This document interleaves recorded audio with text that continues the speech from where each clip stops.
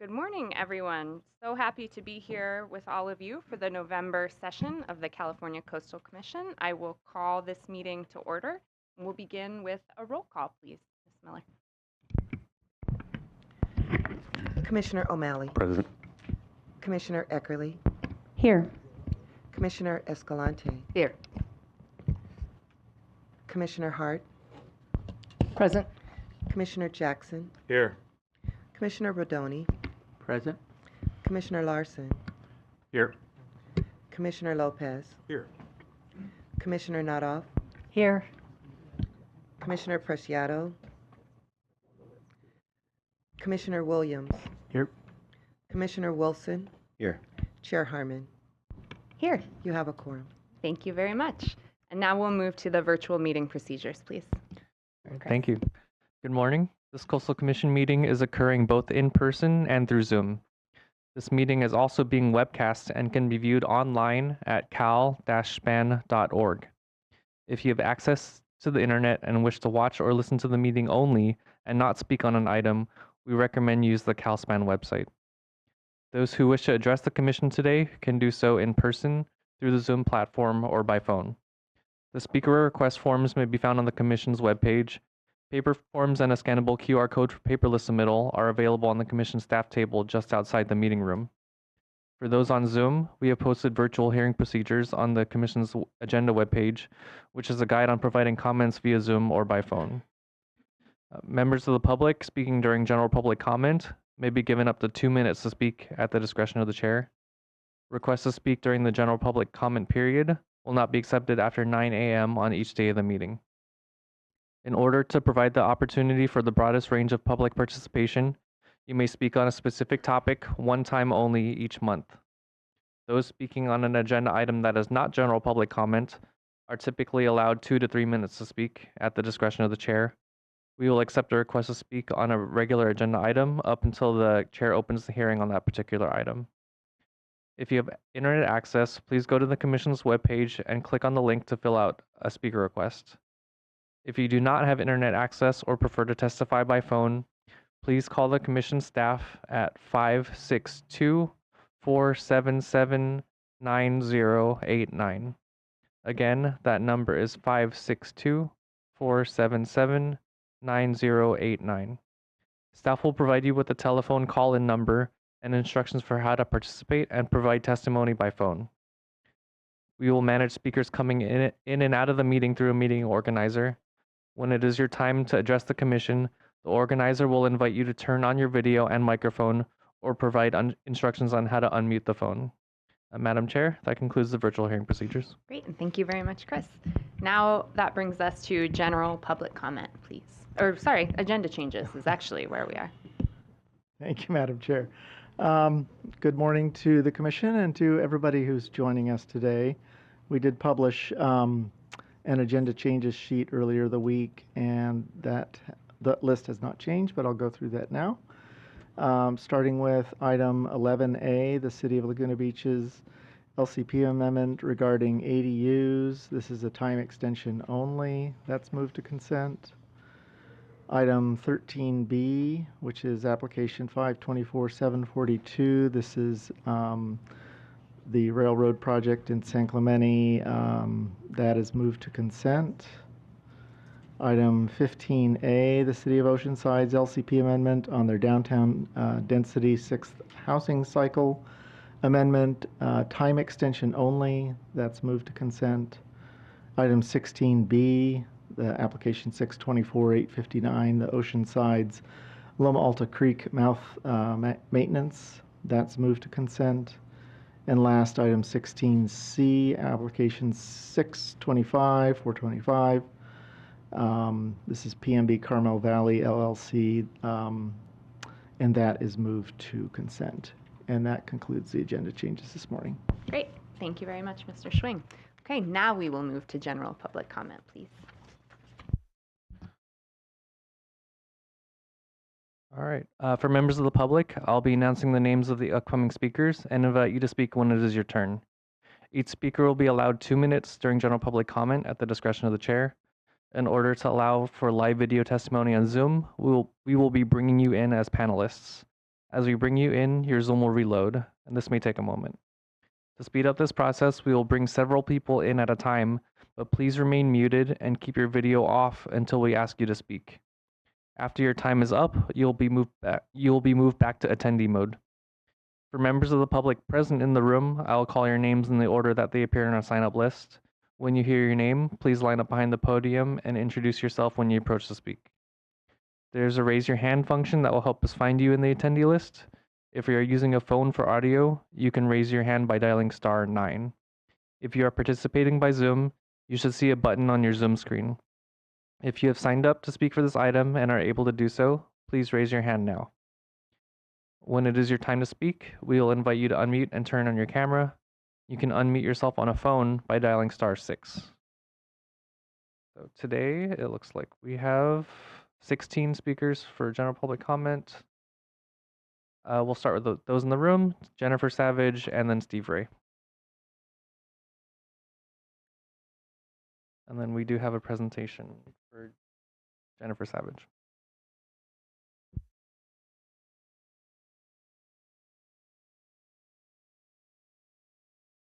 Oh, why don't you turn the mic on? Hello. All right, thank you. Jennifer Savage, California Policy Associate Director for the Surfrider Foundation. I wanted to just talk quickly about California's Marine Protected Area Network. Could I have the next slide, please? So I know that many of you are familiar with California's Marine Protected Area Network, but for anyone who needs a refresher or is somewhat new to it, in 2012, California implemented a world-class system of 124 marine protected areas through this very comprehensive stakeholder-led public process. I was part of that process back on the North Coast. And these are places that are protected similar to how our parks and our wilderness areas are protected, but underwater. And so just as, oh, next slide, please. I wish I could have like one big map, but it won't fit on the screen, so I have it in sections. But just to give you an idea of how many different places there are and where they're located, here you can see the North Coast and the North Central Coast. Next slide, please. And then we have the Central Coast and the and next slide, please. And then we have the South Coast. So as you can see, there's a lot of these places. They are some of the most biodiverse and interesting places along our coast. They are hotbeds of not only marine biodiversity, but also recreation, tourism. They're really important and incredible areas. Next slide, please. And there are tons of resources and organizations that are working to make information about these places widely accessible, to work on doing scientific monitoring. Next slide, please. You'll see signs for them all over the place when you are at the coast, telling you about these really important places. Next slide, please. They are relevant to you, to your permitting authority for coastal development and your mandate to protect coastal waters in the Coastal Act. Next slide, please. And very exciting news that they were just recognized as an international gold standard for marine conservation. And I am hoping that Commissioner Eckerly might elaborate on that further in the meeting. Thank you. Thank you. Steve Ray. And then after Steve, we'll move to our Zoom participants, starting with Jennifer Creston, Peter Kaz, and Adam Leverance. Well, I wish we could still donate time. I'd give my time to Jennifer. I want to hear more about what she's got to say. Well, good morning, Madam Chair, Commissioners, staff, and members of the public. My name is Steve Ray. I'm a coastal activist and citizen, I guess you might say environmentalist. I'm an unpaid volunteer. I do this for now 43 years. And people are always asking me, exactly what do you do? And why are you at the Coast Commission all the time? I have one answer for them. It's because I love the environment, our natural environment, and I love the coast. And I want to do everything I can to save it. And fortunately, I have the time and still have enough voice left to do it. So as long as my voice holds out, you're going to be seeing me. I did want to mention one thing that I'm going to be talking more about with you in future sessions, because you've got issues coming up in the future that relate to cumulative impacts. Cumulative impacts are or what, when you take a whole bunch of projects that are being built in an area, whether it's a city or a county or the entire coast of California, there are impacts from those, and many of those can be overcome with some mitigation or the fact that they're not that serious and they can be let through.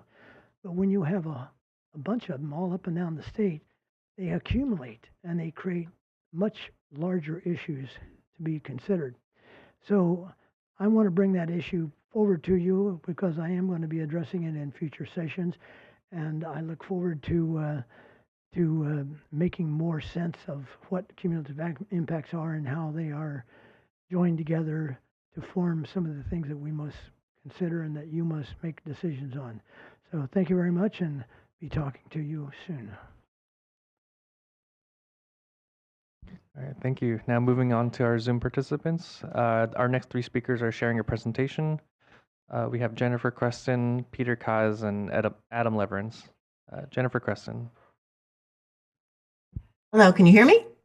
Yes, we can hear you. Thank you. Good morning. I'm Jennifer Creston, and I appreciate very much what you all do for us. Please call up my slides. This is my slide. I shared this historical photo of Newport Harbor last month, and there are various businesses, as you can see, small cottages and boats on moorings, and the moorings continue to offer affordable coastal access, but the quaint cottages are mostly gone, often replaced by multi-million-dollar homes and mansions. Next slide, please. I showed these real estate listings last month too for 14 million, 14.5 million, 18 million, 19.5 million. Next slide, please. This listing was for $29 million. Next slide, please. It comes with a dock to berth vessels in public waters, which you can see can accommodate a decent sized boat. What wine storage looks like in a home of that price is also interesting. Next slide, please. The underlying image here is from the city's website. The yellow arrow points to the subject property's dock, showed in the light blue rectangle, and the annual fee for this dock is around $91. The green arrow shows an adjacent mooring. The city sublets these moorings when they're vacant. Next slide, please. And here's some of the math on those mooring sublet fees. As you can see, they contribute far and above what the owner of the $29 million home pays. Some wealthy enough to own such homes would prefer not to see boats on the public tidelands outside their windows. The harbor's tidelands, though, belong to the citizens of California, not the waterfront homeowners, and neither they nor the city should have the right to exclude others from accessing these places, especially when those they seek to exclude are paying far more towards tideland stewardship than they pay for their docks. Next slide, please. There are many, many people who cannot afford the exclusive level of coastal access that the privilege of having property in Newport Beach offers. This is where preservation of the near 100-year-old mooring permit system comes into play. The local coastal program, Coastal Land Use Plan, even seeks to preserve them as an important source of low-cost public access to the harbor and water.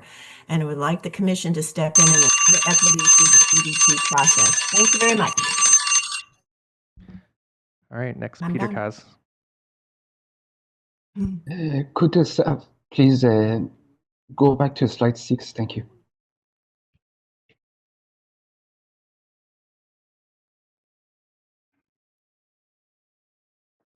Good morning. My name is Peter K.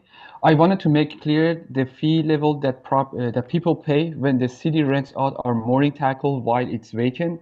Nearly $900 for 15 days, nearly $1,800 per month, over $21,000 annually. If anyone ever were able to stay that long, these monies go to the city and Thailand fund, not to the mooring permit holder. Please go to slide page 8. Thank you. On September 1st, the owner of a $20 million emailed the harbor master citing something he calls a 2-week but forever liveaboard.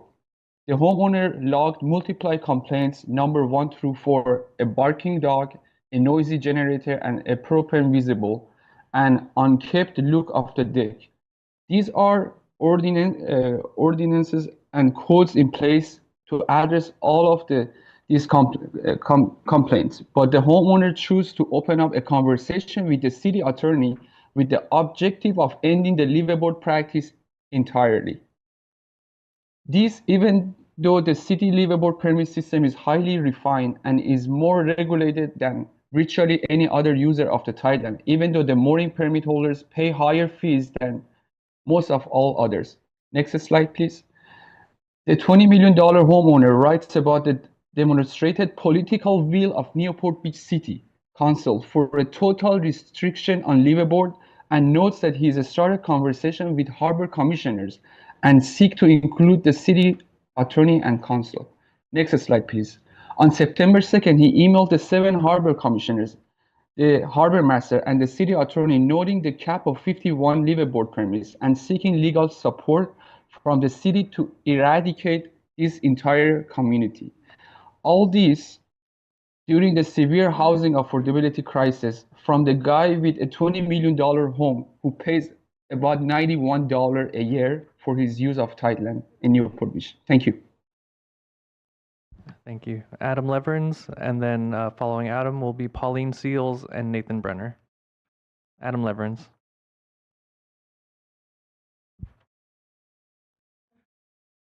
Oh, good morning. Am I coming in? Yes, we can hear and see you. Okay, could you go to the next slide, please?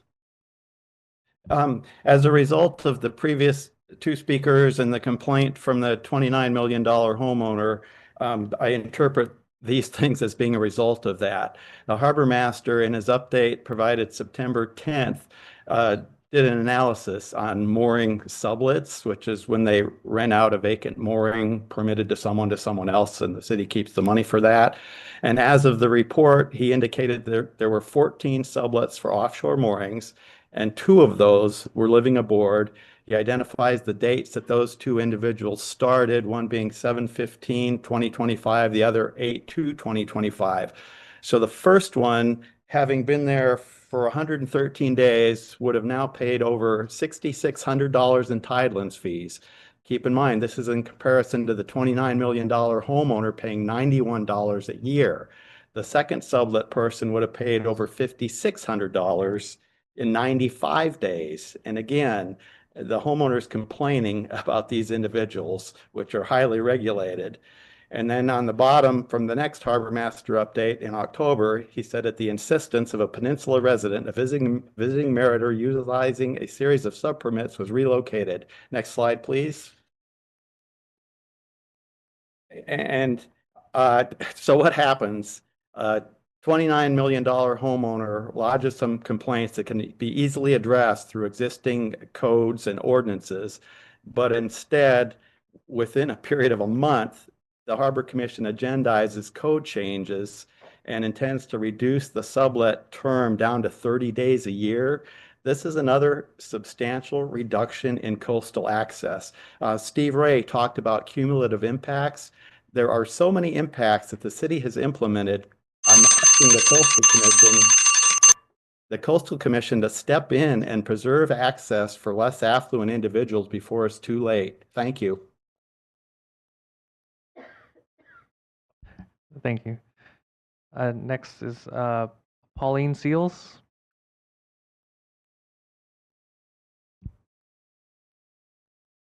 Can you hear me?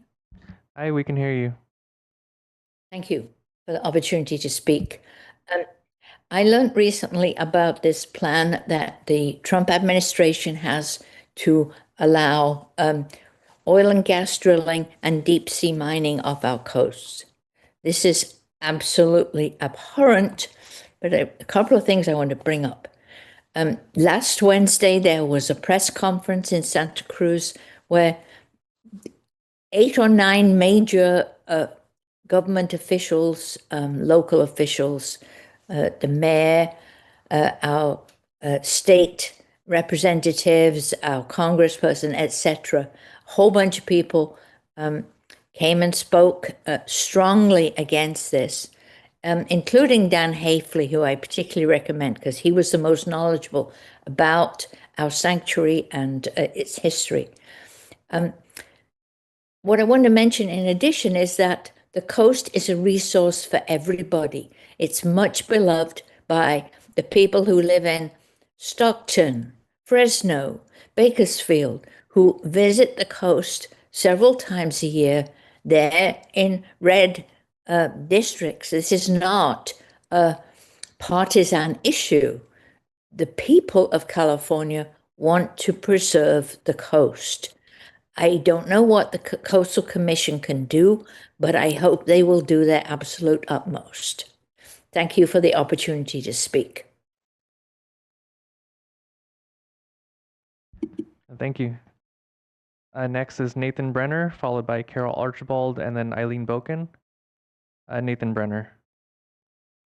Good morning, Commissioners. I'm Nathan Brenner here on behalf of the Sierra Club Seal Society.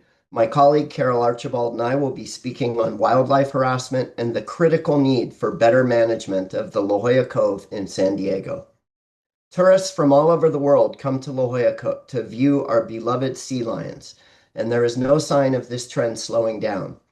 The sea lion pupping season begins in 6 months. Accordingly, we feel it is necessary to report to this commission regularly so you can understand the crisis at La Jolla Cove looks like, and more importantly, to determine what steps can and must be taken to better manage the area.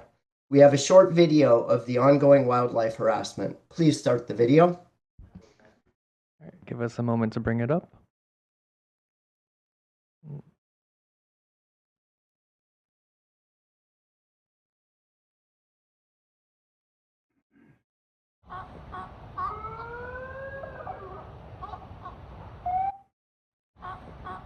The harassment of wildlife is constant, day and night, day after day. There are no rangers on the beach.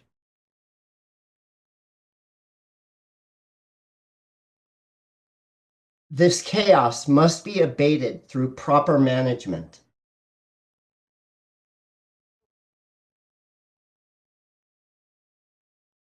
The Sierra Club docents often serve as de facto crowd control instead of being able to focus on educating the public. The Sierra Club docents are trained to educate and foster empathy so that visitors to the area learn to respect the wildlife.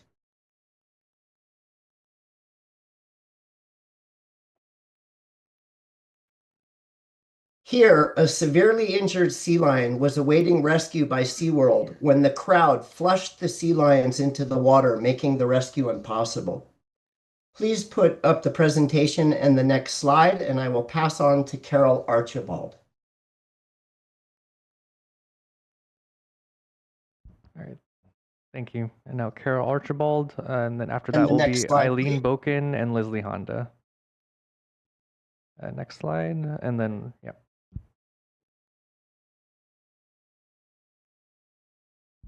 And go ahead.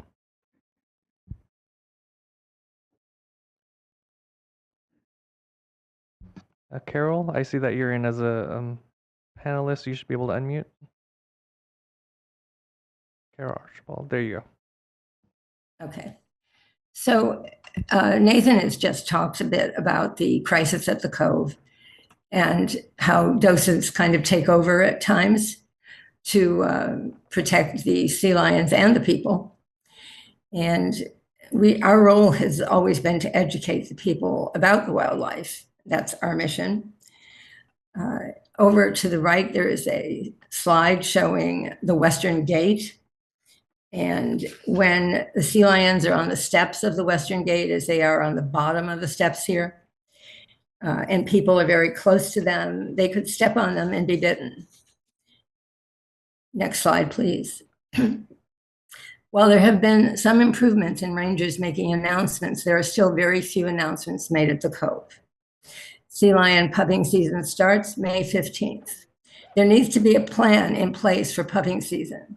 Rangers patrolling every 30 minutes using bullhorns, cones and tape put around newborns and injured sea lions so people won't get close to them. The Western Gate is what we just talked about. It needs to be closed or taped so that people don't get close again to the sea lions. Signs placed on the beach telling people to stay back. And these signs should be in universal languages so everyone understands not to get closer than the 20 feet. This is done all along the California coast, just not in La Jolla. Next slide, please.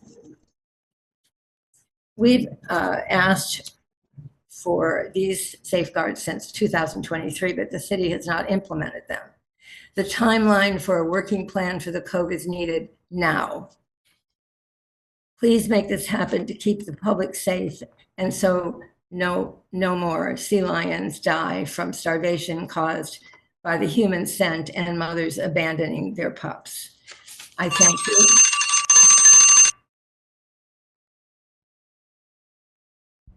Thank you.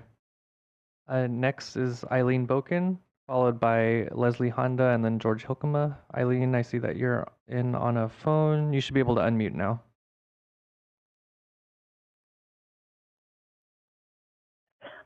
Eileen Boken, Coalition for San Francisco Neighborhoods, speaking on my own behalf. San Francisco's former planning director, Rich Hillis, once commented to the North Central Coast District management that the department believed Coastal Commission requirements were bureaucratic and a waste of time. However, the new director of citywide planning, Rachel Tanner, has stated from the dais that San Francisco's planning department no longer believes this. That being said, the provisions for the coastal zone in San Francisco's proposed upzoning plan call this change of heart into question. The upzoning plan proposes extreme changes to the city's local coastal program that could even be seen as cynical. Proposed local legislation misquotes the state Public Resources Code 30604G, attempting to obscure the requirement to preserve existing low to moderate income housing in the coastal zone.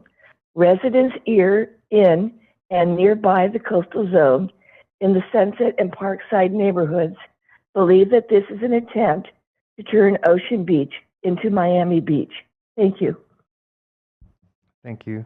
Next is Leslie Honda, followed by George Hilkema and then Sheila Hilkema. Leslie Honda. Give us a second as we bring your presentation up.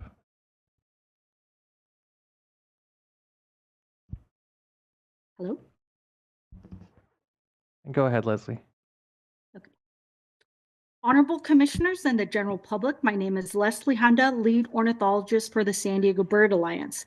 Thank you to Surfrider for your timely presentation about marine protected areas, and we support the comments from the Sierra Club Seal Society today. I'd like to raise concerns about the City of San Diego resuming spraying the biocac directly over the Motlahile State Marine Reserve in an attempt to treat the odors on the bluff at La Jolla. In the absence of the oversight from the San Diego Water Resources Control Board, I strongly urge the Coastal Commission to step in and take action, as chemical exposure and surfactant from the spray are harmful to wildlife in the ecologically sensitive marine area that the state actively set aside to conserve as a marine protected area. We are concerned with the lack of oversight of the current practices of the City of San Diego and the lack of public disclosure of the amount of chemicals released into the environment. At the end of August, the city sprayed right before it rained, with the marine reserve vulnerable to runoff from the spray. To remind you, the previous biocac material safety data sheet specified do not use in waterways, and this is the second time the City of San Diego has sprayed before it rained. Next slide, please. Last week during monitoring, formerly endangered California brown pelican were roosting in the area the City of San Diego treats with the spray, with the majority of them first-year birds. As California brown pelican have a 30% survival rate past the first year, the species faces challenges with resource variability with climate change from the ocean, like other marine wildlife. Human impacts on the species from practices that degrade habitat should be eliminated. If these marine species are to be here in La Jolla in the future, the time to plan for marine conservation is now. I strongly urge the Commission to take action, as we should be making things easier for marine wildlife, not more difficult. Thank you for your time and consideration. Thank you. Next is George Hilkema, followed by Sheila Hilkema, and then James Royer. George, go ahead. My name is George Hilkema. I'm a mooring permit holder in Newport Harbor, and I've been a board member of the Newport Mooring Association for 35 years. The city of Newport Beach has threatened to revoke mooring permit, mooring transferability again. It is singling us out given that the city has always and will always allow transferability of permits for homeowner stocks and permits given to marina owners. Huge efforts were made in the past to address the city's issue with transferability. I served on the Mooring Master Plan Subcommittee to address concerns of the Orange County Grand Jury. Mooring boundary lines were reestablished, derelict boats were removed, and the transfer process was improved to stop the buying and selling of moorings for profit. Our good work was disregarded by then City Manager Dave Kiff. Permit fees were raised and transferability was ended. After much outcry, new council members asked the Harbor Commission to reevaluate mooring fees and transferability. I served on yet another subcommittee, and in 2017, fees were lowered and mooring transferability was restored. An important fact about the long history of mooring permit transferability is that the process has been condoned, regulated, and participated in by the city. Government staff told us how to get permits, and many of us paid tens of thousands of dollars for them. The process was so legitimized that we were led to believe that we'd recoup what we had paid. If the city ends mooring permit transferability, it will ruin our ability to recoup some of the money, and if it raises our mooring rates in amounts that are unaffordable for most, will make selling our boat nearly impossible. This discrimination will surely hurt us in our retirement. Thank you. Thank you. Now, Sheila Hilkema. Hi there. My name is Sheila Hilkema. I want to thank you for your good work. There's a negative narrative about Newport Harbor mooring permit holders, and in part it insinuates that we make huge profits when we transfer our mooring permits. Though untrue, it has been perpetuated by past and present members of the Newport Beach Harbor Commission, and it finds its way into the public realm during Harbor Commission meetings, City Council meetings, and through sources like the Newport Harbor Foundation, where well-connected past city policymakers sit as board members and share their opinions on its website and at pricey luncheons. The telling of the tale is used to denigrate us, which in my opinion must be a profitable tactic for those who want to move forward with some unknown to us future plan for Newport Harbor. Recently, a current foundation board member, Skip Kenny, spread his derogatory opinions in a local newsletter to the editor about a presentation given by Newport Mooring Association President Ann Stanton, who was invited to speak at the September 10th Harbor Commission meeting. I was present. She politely shared some of the history of moorings in Newport Harbor, along with some current concerns of mooring permit holders. She expressed her goals to advocate for fair policies for all mooring permittees as equal tidelands users and move toward a more constructive dialogue with the harbor commissioners. But Mr. Kenny suggests that she was impertinent because she failed to show, quote, appreciation for those who serve voluntarily, and instead spent time enumerating the long lists of grievances. In Kenny's views, Ms. Stanton's accurate description of broken promises, shifting policies, and surprise changes endured by mooring permit holders was incorrect. After Ann spoke, commissioners were invited to respond. I'm seeing my time's running out. I was thinking, do they really expect us to be grateful for their efforts to raise our mooring fees 300 to 500% and end mooring transferability again? But I'm speaking here because of an outburst by Commissioner Gary Williams. Please look at the video. There's a link at the NMA website. It was unconscionable. Thank you for your help. Didn't get through it. Thank you. Next is James Royer, followed by Timothy Morrison, and then Chris Goldblatt. James Royer. Good morning. My name is James Royer. I'm a 12-year resident of San Diego and a member of the San Diego Bird Alliance Conservation Committee volunteer. I visit the Matlahual State Marine Reserve multiple times per week, and like many others, have a deep appreciation for the uniquely dense ecological diversity found in this small area of the coast. I was disturbed to learn of the city's attempts to reduce the odors along the bluffs of La Jolla Cove. The disturbance of nesting birds, resting sea lions, and the impacts to all aquatic life beneath the bluffs are factors that the city has not considered closely enough. The city is taking the chemical manufacturer's label at face value without consulting expertise on short and long-term impacts to wildlife. As a regular scuba diver and surfer, I frequently observe the stressors impacting the plants, animals, and our sensitive algae, including giant kelp. And biocac should not be one of them. Even with best management practices, wind drift and runoff from these steep bluffs can carry chemicals directly into sensitive bird nesting, sea lion pupping, and popular snorkeling areas. There's been no public disclosure of monitoring data, residue testing, or cumulative impact assessment. I respectfully urge the Commission to deny the city's authorization to continue the spraying process. Alternative solutions that utilize non-harmful, non-intrusive methods of managing the odor must be considered so that the city can continue to tout the integrity of this beautiful marine reserve area. Thank you for your time. Thank you. Next is Timothy Morrison, followed by Chris Goldblatt. We on? Yes. Good morning. Okay, good morning. My name is Tim Morrison, and I'm representing the owner of 711 Sandpoint Road, which is a 6-acre parcel extending into this wetland salt marsh behind Sandpoint Road. I'm an architect that's been working on plans for new residents at 711 Sandpoint for over 7 years. And obviously, the changes of all the sea level rise and the different criteria associated has been part of that delay. The owners of 711 Sandpoint Road have a vested interest in the wetlands because their lot extends several acres into the wetlands. And they have concerns about a proposed development project at 501 Sandpoint Road, which is at the end of the road at the opening of the estuary to the sea. Based upon the report submitted by Jonah Engel, the homeowners do not see how development will comply with conclusions made in the report. The 501 property appears to be primarily as dune habitat protected from development based on the conclusion in this report. Any approval of development on this property that does not meet the 100-foot wetland setback established as a criteria for building on Sandpoint Road has been applied to many buildings on Sandpoint Road, including the 711 property. And any building that does not comply, that would be in violation of this established criteria.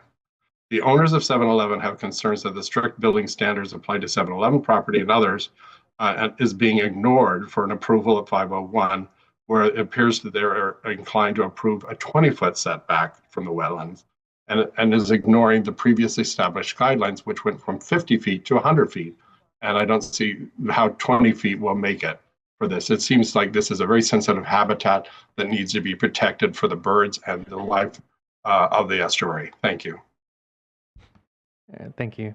And then our last speaker is Chris Goldblatt.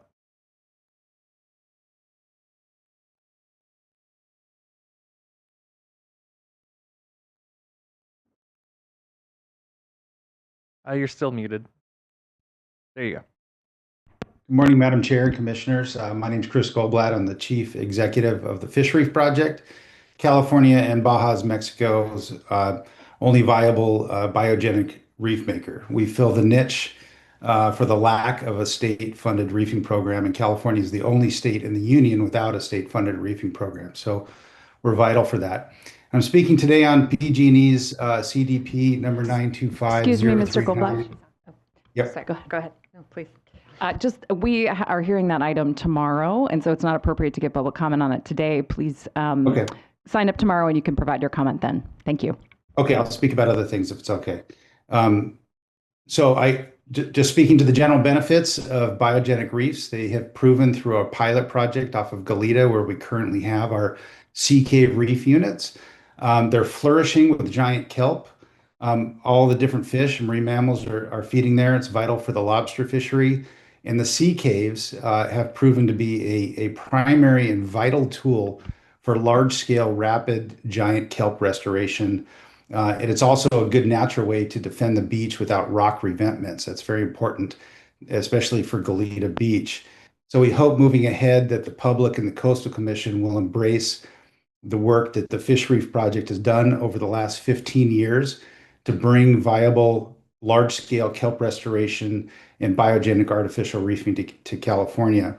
And I just want to reiterate that we fill the gap for a lack of a state-funded reefing program, and we do so with our own resources through independent private donors. with very little public monies available to us. So if there's anybody out there that likes to support large-scale kelp restoration, please reach out to us. And we look forward to partnering with all interested parties. Please have a look at our website at fishreef.org. That's FISHREEF.org. And of course, reefs are a viable form of mitigation, in lieu fee mitigation for all sorts of marine impacts. Thank you. We have no more speakers, Madam Chair. Great. Thank you, Chris, and thank you very much to the public for giving your testimony. I'll bring it back to the commission and see if there are any comments or questions. Commissioner Eckerly. Thank you, Chair. I first want to thank Jen Savage for being here today to talk about our Marine Protected Area Network. If I may just share briefly about my experience a couple of weeks ago. With the generosity of philanthropic funds, I was able to attend the International Union for Conservation of Nature's World Conservation Congress. If those of you are not familiar with the IUCN, they are a global environmental network. There's over 1,400 members around the world, a network of 18,000 scientists, everyone aligned on helping protect nature around the globe.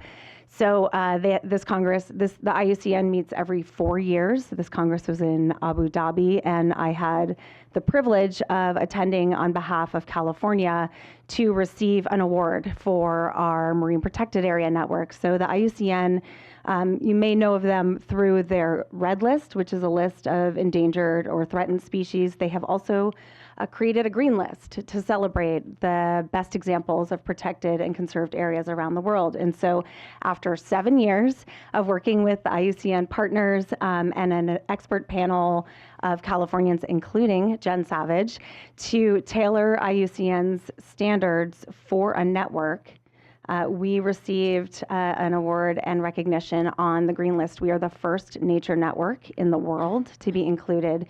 And this is such a huge honor for us to be recognized as the international gold standard for marine conservation. So I was really proud to be there representing California. The governor also announced California's intent to join IUCN as a member. So we will be joining with other national and subnational governments, indigenous peoples, and local communities to help drive conservation globally now and into the future. So really excited to share that update. I also just wanted to address the comments from Chris Goldblatt around kelp and highlight that the state is really committed to addressing the catastrophic loss of kelp across California.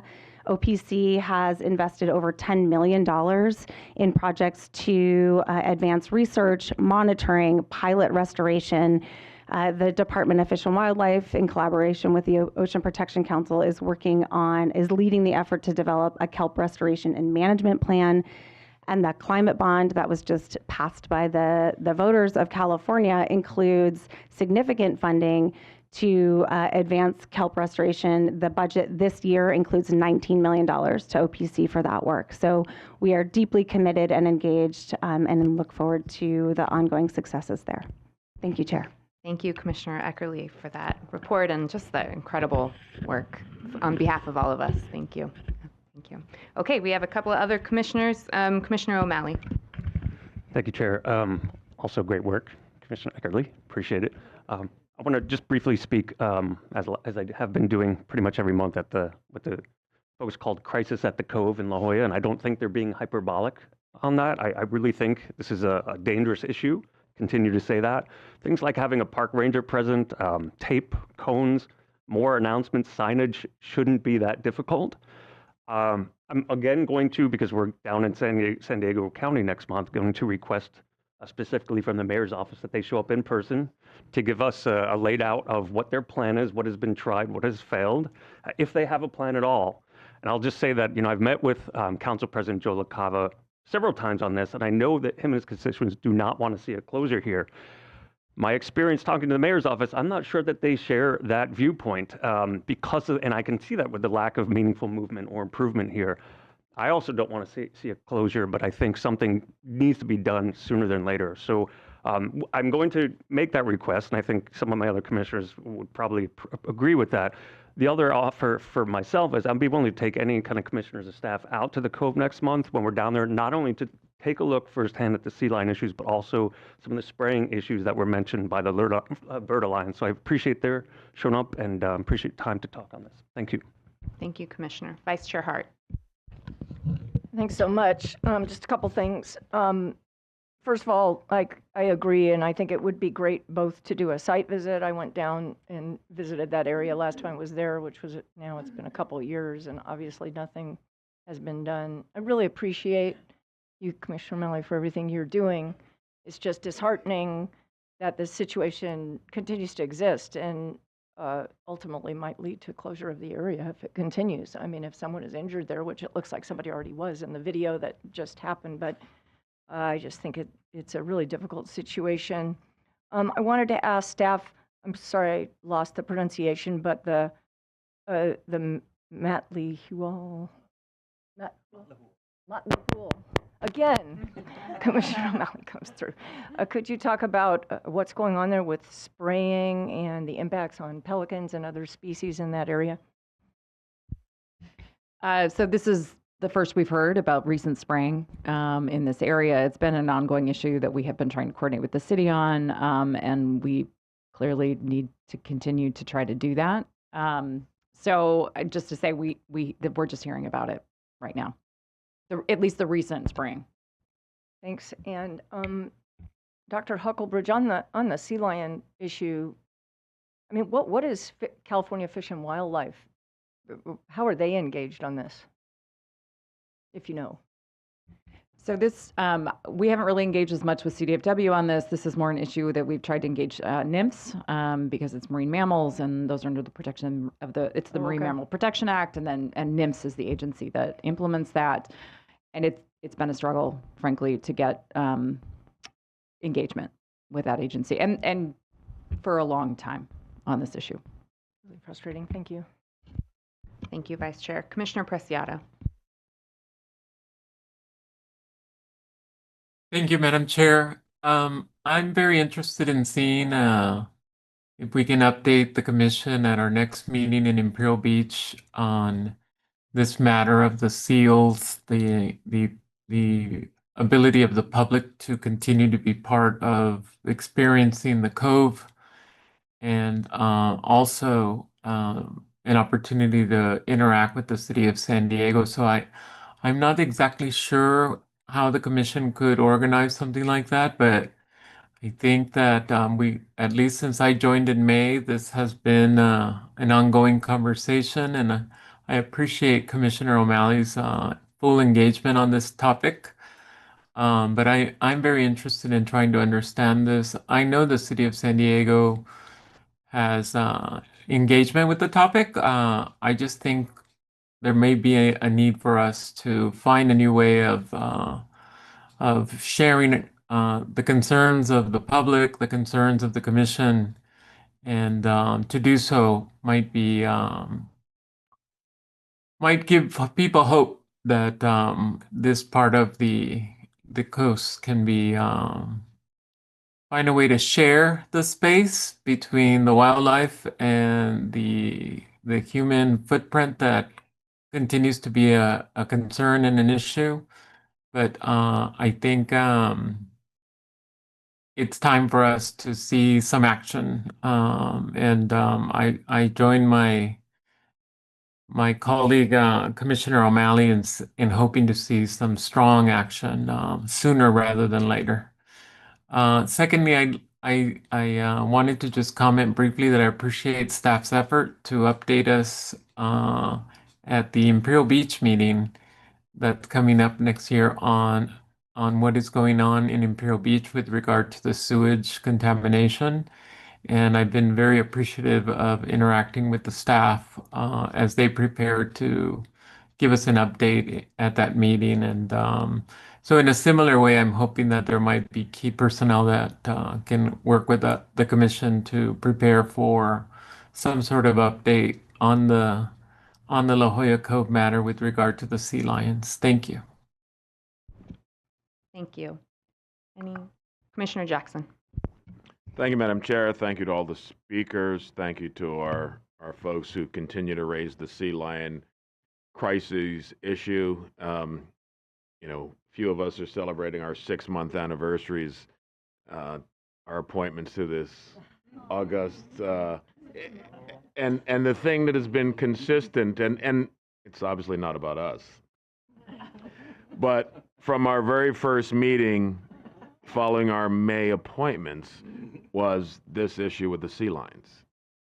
And every month since then, this has been a constant issue. And clearly, nothing is happening. And in my humble estimation, it defies logic.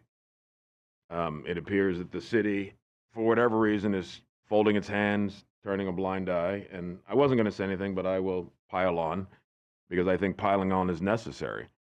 Because at what point is the city going to do something? Are they going to wait till they're sued?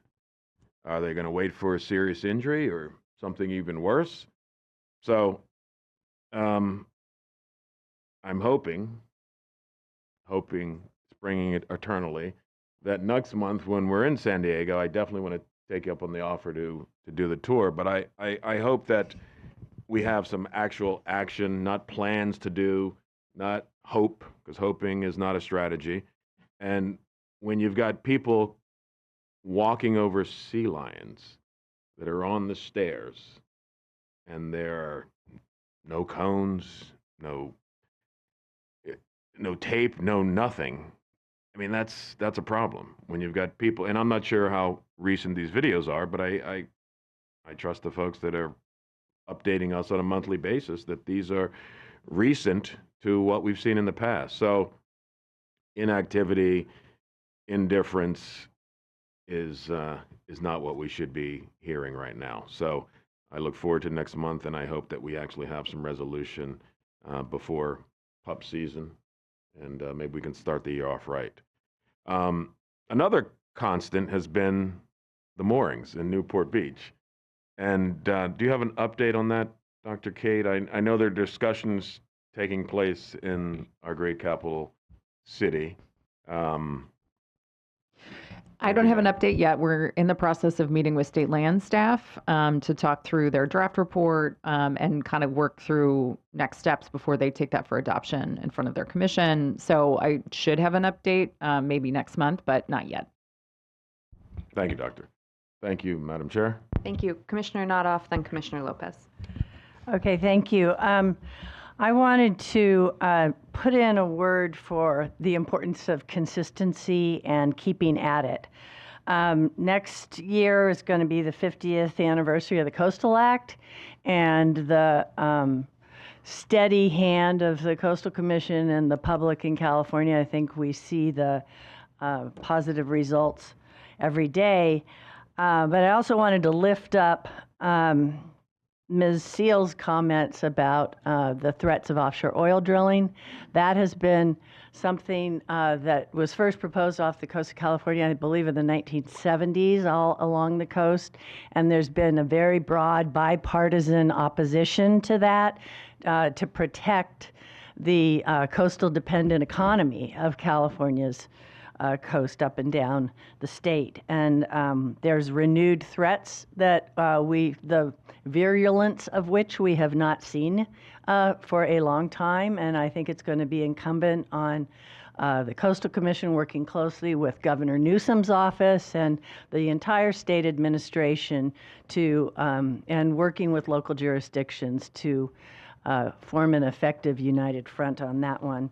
And then finally, on the point of consistency, it was, I think it was in 1998 that myself and a colleague first heard about marine protected areas through the Goldman Prize.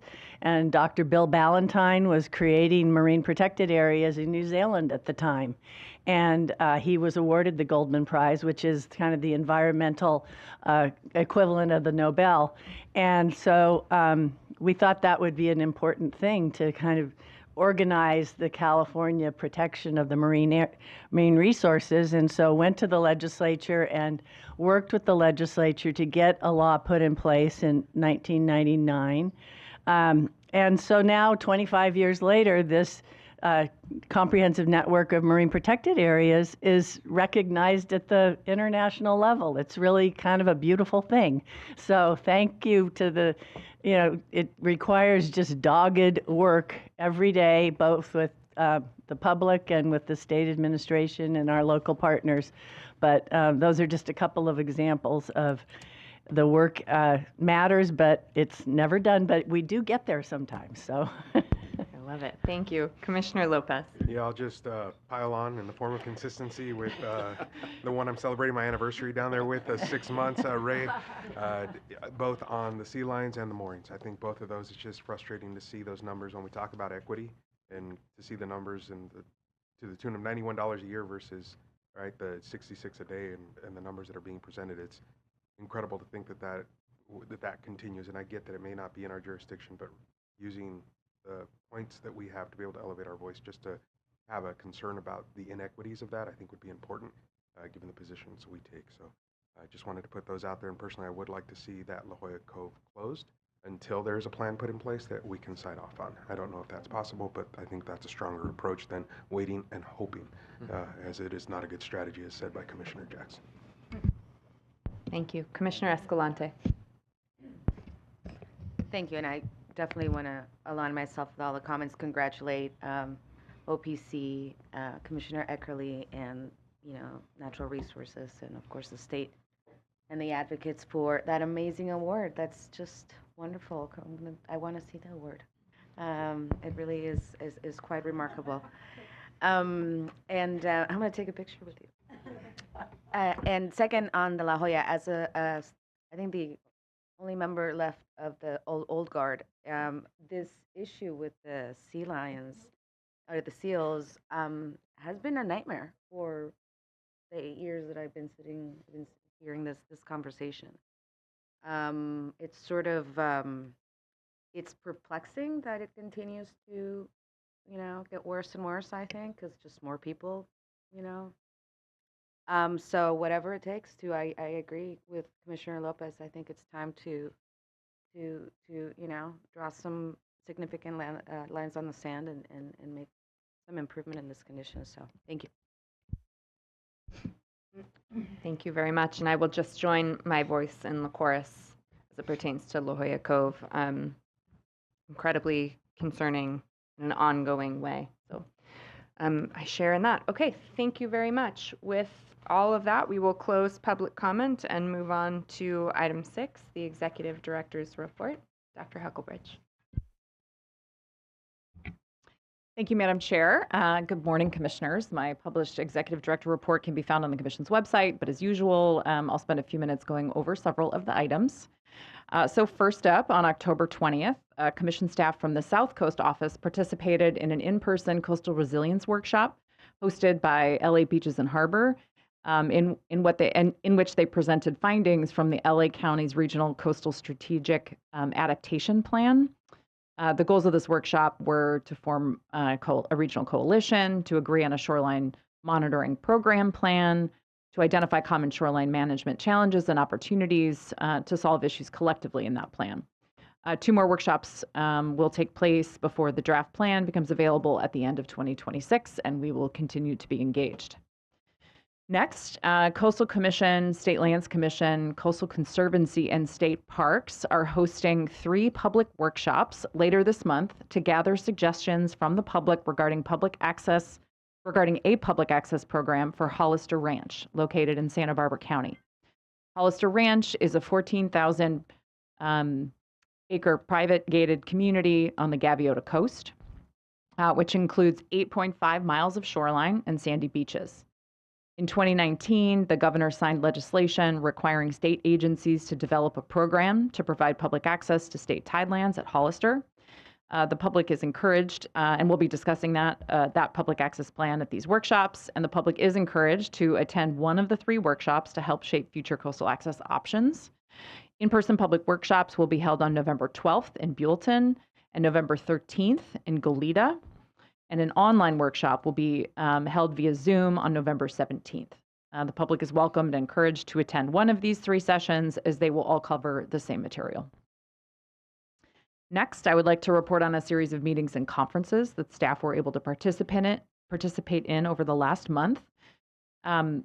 First, as part of their participation in the Caltrans Environmental Training Academy, hosted by Caltrans District 7, Commission staff from the Transportation Program participated in a site tour of the construction of the Annenberg Wildlife Crossing over Highway 101 in Agora Hills in Los Angeles County.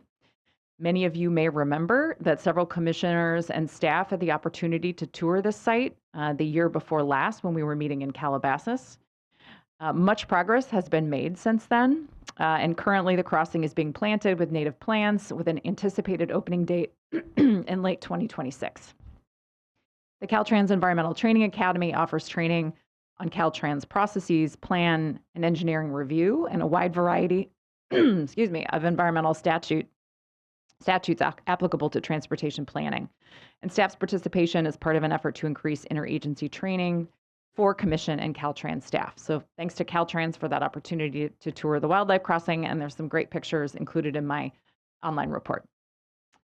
Second, Coastal Commission staff were invited to join a California Association of Resource Conservation Districts meeting for the Central Coast region in San Luis Obispo on October 23rd.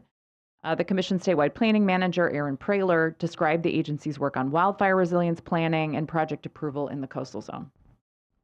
Next, several coastal staff members were able to participate in 2 important conferences in the past month. The first was the American Shore and Beach Preservation Association's National Coastal Conference in Long Beach. The Commission's coastal engineer, Jeremy Smith, participated in a plenary panel along with staff from our sister agency at BCDC and partners in Hawaii's coastal program on the biggest challenges facing coastal management programs. Staff in attendance heard about the latest in nature-based adaptation strategies, beach resilience, and financing of sea level rise adaptation projects. We were happy to see a large portion of the projects that were presented at the conference included work, at least in part, funded by the Commission's LCP grant program. The second conference was the annual Smart Coast Policy Summit. I participated and presented at this conference along with Brittany Cozzolino and Kelsey Ducklow from our statewide planning unit. In my talk, I reflected on the 50th anniversary of the California Coastal Act, discussing the agency's past successes and looking ahead to the challenges and opportunities of the future. Brittany and Kelsey discussed current agency efforts on sea level rise adaptation planning, including next steps on implementing SB 272 and work on a NOAA-funded beach resilience project of special merit. A number of other speakers throughout the day provided perspectives on the state of sea level rise planning and other issues facing coastal communities. And again, this included several local government stakeholders with projects funded, at least in part, by the Coastal Commission's LCP grant program. Before I close, I wanted to remind everyone, public and Commission, that the Commission's draft strategic plan is currently out for public comment. I presented on it last month, and the public comment period is open for the next 5 days and will close on November 10th. We will be bringing back a final version for potential adoption next month at our December hearing in Imperial Beach. So, Madam Chair, with that, I will conclude my Executive Director's report, and I'm happy to answer any questions. Thank you, Dr. Huckelbridge. Are there any public comments on the Executive Director's report? There are no speakers for this item. Great, thank you, Chris. Any comments or questions from the Commission? Okay, seeing none, thank you very much, Dr. Huckelbridge. We're going to move to item 6B, please, Commission Correspondence, and I think Vice Chair Hart, to you. Thank you. Thanks so much, Chair. I just wanted to let everyone know that a few of us went to see a movie that is really relevant to the work of this commission, and I just wanted to let everyone know about it. By a reporter that often covers the commission and wrote an excellent book about the commission, Rosanna Sheila. And the name of the movie is Out of Plain Sight, and it's a feature-length documentary covering the dumping off of the San Clemente coast of what she was key in discovering I believe it's over 500,000 barrels of what at the time was thought to be DDT, and since it has been discovered to be low-level radioactive waste. The DDT was dumped directly from the boats without any barrels during this period of time. off the coast. And the movie is just so important because it really identifies impacts on everyone, of course, from the smallest creature in the ocean all the way up to what the impacts are on humans. But as relevant to this discussion today, one of the main, principal impacts is on sea lions in that area. It's often easy to think about sea lions, oh, they're everywhere, there's tons of them, there's no risk. But with situations like this off the California coast that will remain unremediated, there really is nothing that can be done given the magnitude of this. There's a huge impact on sea lions and other wildlife.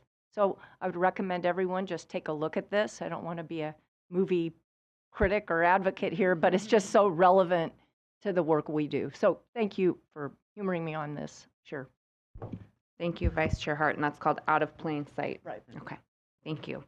All right, with that, we will move on to item 6D, I believe. Yes, that's right. 6D is our public education program annual update, and I will turn it over to Annie Frankel and the rest of the public education team. All right, so we do have slides.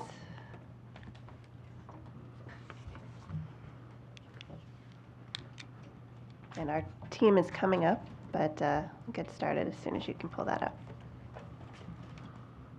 Thank you. So good morning, Chair Harmon and Commissioners. I'm Annie Kohut-Frankel, Public Education Program Manager. I'm glad to be here along with some of our other staff members from your Public Ed unit to share with you highlights of our work in 2025. So please do see the written staff report for more details on all of our programs. Next slide, please. The public education program is established in the Coastal Act, which highlights the importance of an educated and informed citizenry. This section goes on to set forth the parameters and components of the Commission's education program. The Public Education Unit is responsible for many long-running programs such as Coastal Cleanup Day, the King Tides Project, Boating Clean and Green, Whale Tail Grants, and several others that you will hear about today. We work closely with the environmental justice, public access, enforcement, mapping units, as well as district staff and our communications team to increase public awareness of Commission's actions and opportunities to participate in the important work of the Commission and sister agencies. Now I'll pass the mic to Eben Schwartz, who will begin sharing this year's highlights. Thank you, Annie, and good morning, Commissioners. Next slide, please. I'd like to start with our cleanup programs. We have several different cleanup programs that encourage coastal stewardship among as broad an audience as possible.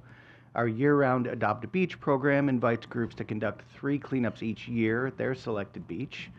And then each September, we host California Coastal Cleanup Day, which is the largest annual volunteer event, not just in our state, but in the entire country.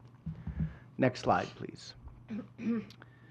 On Saturday, September 20th, our cleanup program partners hosted over 775 cleanup sites around the state, with more than 35,000 volunteers turning out on that day alone, which included yet another great turnout from the boating community. Oh my God. For the first time ever, local cleanups took place in all 58 California counties. Shout out to these folks in Trinity County for bringing this home. This really brought home the message that we are all connected to the coast, no matter where we live. We worked with our pro bono ad agency, Barrett Hoffer, to turn Coastal Cleanup Day into the world's largest scavenger hunt. Dubbed the Trasher Hunt, volunteers across the state searched for special items of trash hidden by organizers at multiple sites. The volunteers could then redeem those items for prizes, including tickets to theme parks and baseball games, sporting equipment, and even an e-bike, among many other prizes. We also continued to encourage self-guided cleanups throughout the month, and thousands more volunteers participated on their own. So on Coastal Cleanup Day and throughout the month of September, volunteers cleaned not just beaches, but rivers, creeks, and streams across California, collecting data on everything they picked up, and more details on that are available in our annual report. As always, there were some unusual finds, like this emotional support pickle found along Santa Rosa Creek in Sonoma County. Next slide, please. By the end of September, over 37,000 volunteers have participated, And with almost 1,400 cleanups around the state, California was once again the single largest participant in the International Coastal Cleanup. Next slide. We're already busily preparing for next year's cleanup, so please mark your calendars now for Saturday, September 19th, 2026. Next slide. Now I'd like to turn to the Kids Ocean Day Cleanup Program, which is one of our many Whaletail grant-funded programs. Next slide. Kids Ocean Day is an opportunity for students in San Diego, Orange County, Los Angeles, San Francisco, Humboldt, and Kern counties to learn about the coast and how we can all help protect it. Next slide. For many of these students, this program is their very first opportunity to visit the beach, and they have an awful lot of fun. Next slide. The program begins with a school assembly where students learn about the ocean, marine life, and how trash in our neighborhoods can travel to the coast. Next slide. Then the students go and enjoy a day at the beach and participate in a beach cleanup. Next slide. At the end of the cleanup, the students sit in formation to create a work of aerial art, sending a conservation message to the world.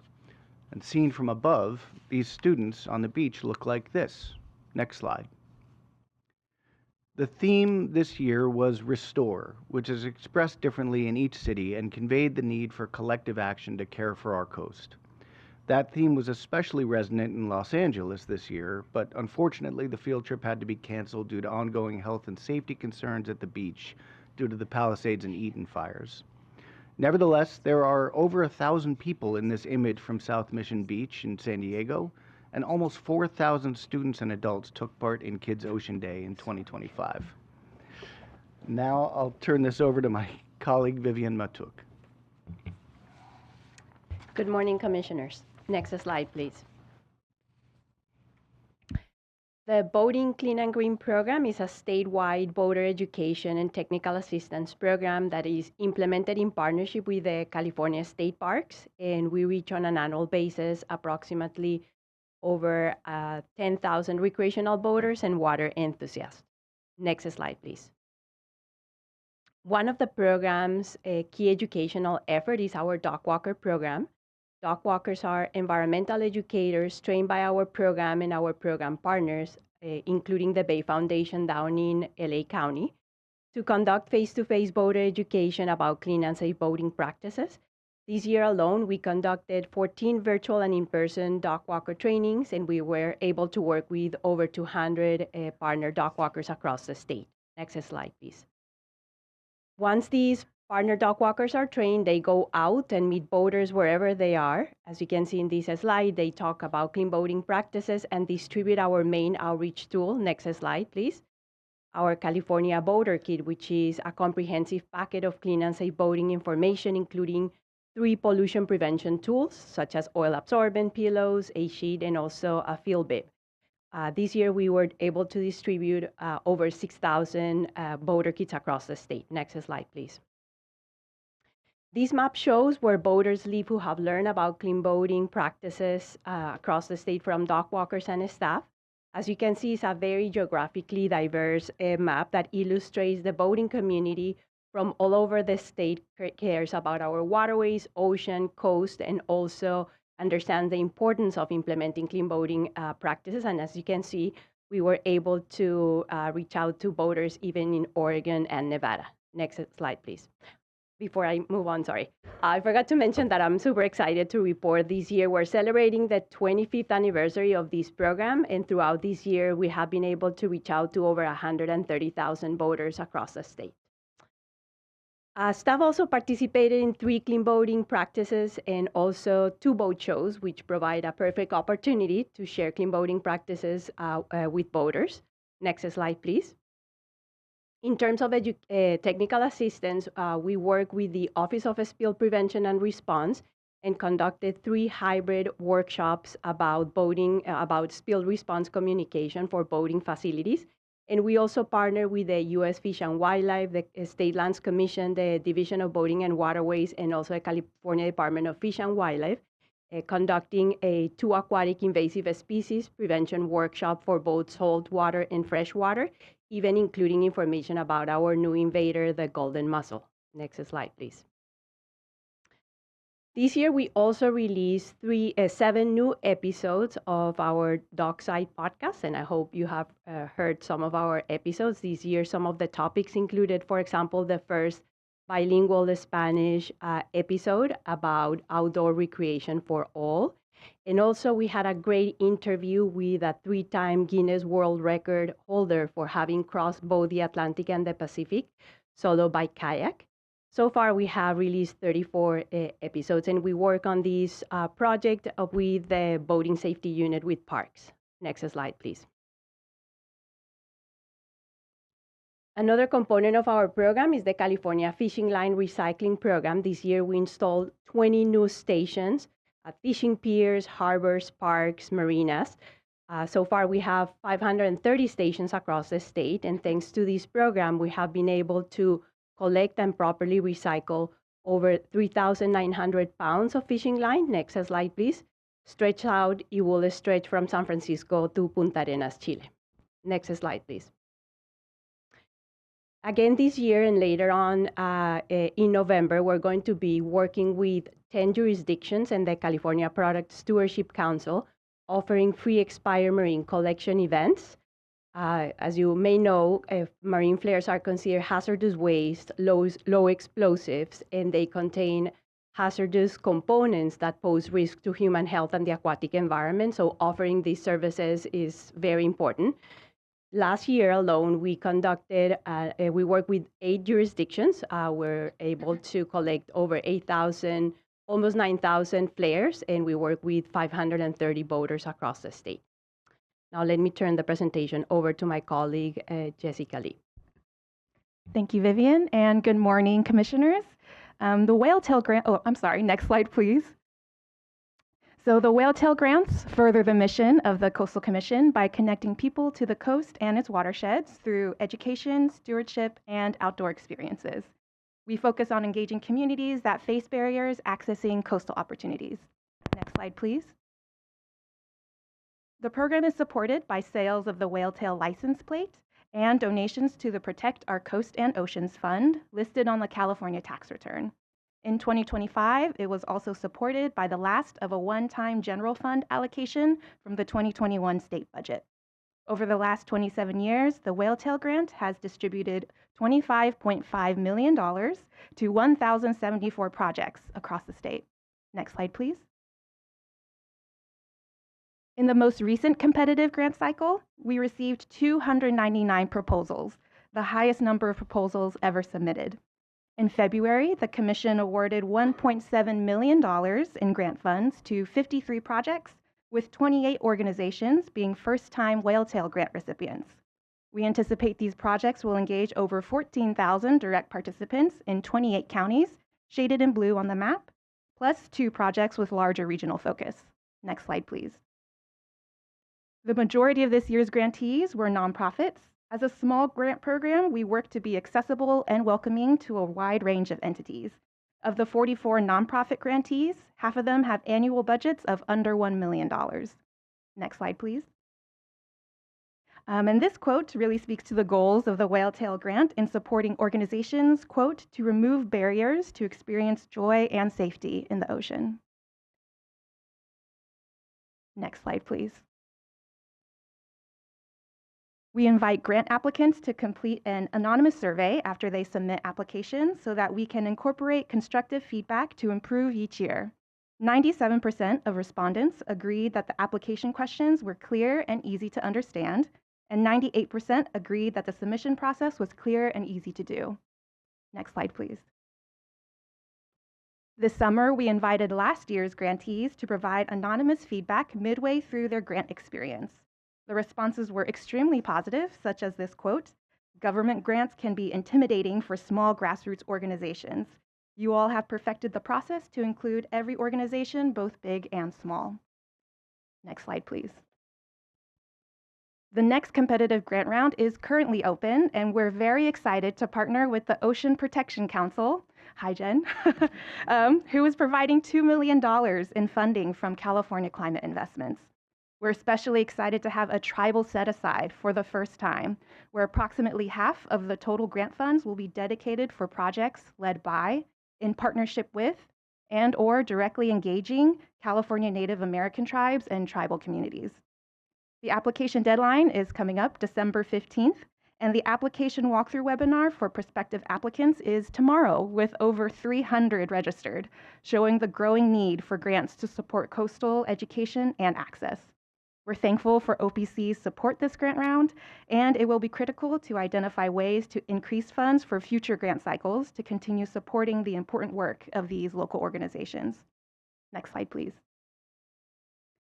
Public ed staff maintain a beach well chair page on our website with a map of where people can borrow chairs for free, helping to increase accessibility to our coast. Many chairs were purchased through the whale tail grants. If you know of a chair that's not included on the page or an organization that would like to host a chair, please let us know. And now I'll pass it back to Annie.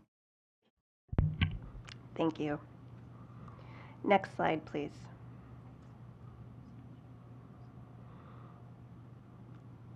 So on behalf of our colleagues Lauren Dung and Luna Taylor, who couldn't be here today, I'll share some of the public contests that were organized this year. This summer, we announced the winners of our climate storytelling contest for middle and high school students, and we were honored by the level of reflection from students throughout California who chose to create a podcast, a photo essay, or a narrative essay that answered the prompt, what are your feelings toward climate change? How can those feelings be turned into action? Winners were chosen from each medium, and they can be viewed on the contest webpage. Today, we'd like to share a very brief clip of the winning podcast to provide a preview of how important storytelling is. Next slide, please. I have moments where I feel like I'm not doing enough. Me too, but change is a journey, not a competition. And every step, even the small ones, counts. What's important is that we keep moving forward. So if you're out there and you're feeling overwhelmed or guilty or even numb, we get it. But don't let it stop you and let it fool you instead. Let it guide you towards something better. So the next contest is accepting entries until the end of May, so please help us spread the word. Next slide, please. Also, earlier this year, we held the annual California Coastal Art and Poetry Contest for kindergarten through 12th grade students, and you're seeing a small selection of the recognized 2025 artwork. The winners and honorable mentions were featured on our website and social media, and they were also part of a traveling exhibit at multiple locations throughout the state. And this is also a poetry contest. The poems were published in Chapman University's Poetry Journal, and as part of that, the poets are invited to record themselves reading their poetry. As you advance the next slide, you may need to turn up the volume, please. So next slide, please. Coastal Wonders. The lighthouse stands large and tall, watching over waves big and small. The mighty Pacific sings all through the day, through the voices of seagulls and seals at play. The tide pools hold a lot of surprises, fishes, crabs, and octopi and We may have lost it. It's just as cute, the rest of it. That was Ashwat Narayana Ganesh, one of our third grade honorable mentions. So this contest deadline, the next contest deadline is coming up soon, January 29th. Next slide, please. disguises. Yes. So the Coastal Commission is the lead for California's King Tides project, with public education and mapping unit staff supporting. King tides are annual extreme tides, which are predicted based on the cycles of the Earth, the Moon, and the Sun. Next slide, please. These high tides give us an idea of what the shoreline will look like on an average day within a few decades. The King Tides project is a community science project that asks the public to take photos of these tides to help us visualize and plan for future sea level rise. Next slide, please. These photos are publicly available on our website and are very widely used by many public agencies and private stakeholders. Next slide. During the most recent season, partner organizations led dozens of local community King Tides events throughout the state, and the project was featured in over 50 articles and TV segments. Next slide. We have a dedicated community of participants, many who return to the same spot each year to document the changes they see and share what they observe with their friends and neighbors. Next slide. So you can find your local high tide times and learn how to upload your photos on our website. Please join us to photograph the upcoming King Tides.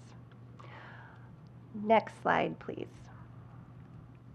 So you've just heard about just some of the many projects accomplished by this unit in 2025. I don't know what's happening.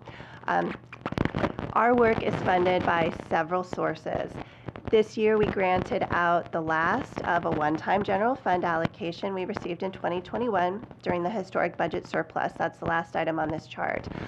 Over the last 4 years, this generous appropriation by the legislature allowed us to award the largest grant rounds in the history of the Whale Tail Grant. That funding is now fully spent. Next slide, please. Our primary source of ongoing revenue is the Whale Tail license plate. In addition to the Whale Tail grants, the plate has provided our core program funding since 1998 and is central to our stability and success. Our program receives about 1/4 of the revenue generated from license plate sales, which is a smaller proportion than sponsors of many of the other specialty plates receive. The remainder of Whale Tail license plate revenue goes to the Environmental License Plate Fund. This year, our program received about $1 million in Whale Tail plate funds. Next slide, please.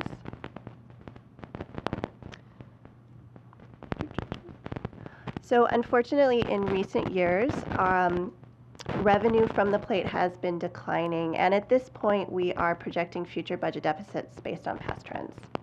So an urgent priority for the public education program is to secure increased and new funding sources.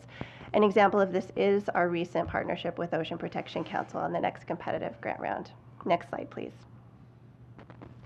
So funding is also provided through voluntary contributions to the Protect Our Coast and Ocean Fund on the California income tax form, and that fund can also receive donations by check. 100% of these funds go to support Whale Tail grants. So far this year, we've raised just over $200,000, but since LA's filing deadline was October 15th, we do expect the final 2025 donation amount to increase. Next slide, please. Sponsorships, direct donations, and sales of promotional items and art prints provide a nominal revenue stream that helps offset Coastal Cleanup Day expenses and is also used to support contest prizes. If anyone watching would like to support our programs by purchasing Coastal Cleanup Day or Coastal Access clothing as modeled by Commissioner Jackson, or prints of art or photography from our contests, you can find that on our website. Next slide, please. And finally, we invite everyone to join us on these social media platforms. A huge thank you to everyone who supports the Coast and Coastal Commission public education programs. That concludes our presentation. Thank you. Great, thank you very much. Okay, is there any public comment on this item? We have no public comment. Okay, I'll return to the commissioners. Commissioner Lopez. I'm just curious. I know we said there's declining revenue on the plate, and how long has that plate been the design? And is there the opportunity to redesign it, have a competition to renew interest in it, and help elevate its profile throughout the state, and maybe get some additional artists engaged and come up with something that folks want to see on their car? Sure. I think 2012, if I'm not mistaken, has been that design. So it's certainly something to consider. There is quite a process to go through for that. We did, the current design was part of, was done after a contest process. So, so thank you for that. It certainly does generate more interest when you have something new, for sure. Thank you. Any further comments? Okay, Commissioner Jackson, then Commissioner Wilson. Oh, thank you, Madam Chair. I just want to pause to thank you all for what you do.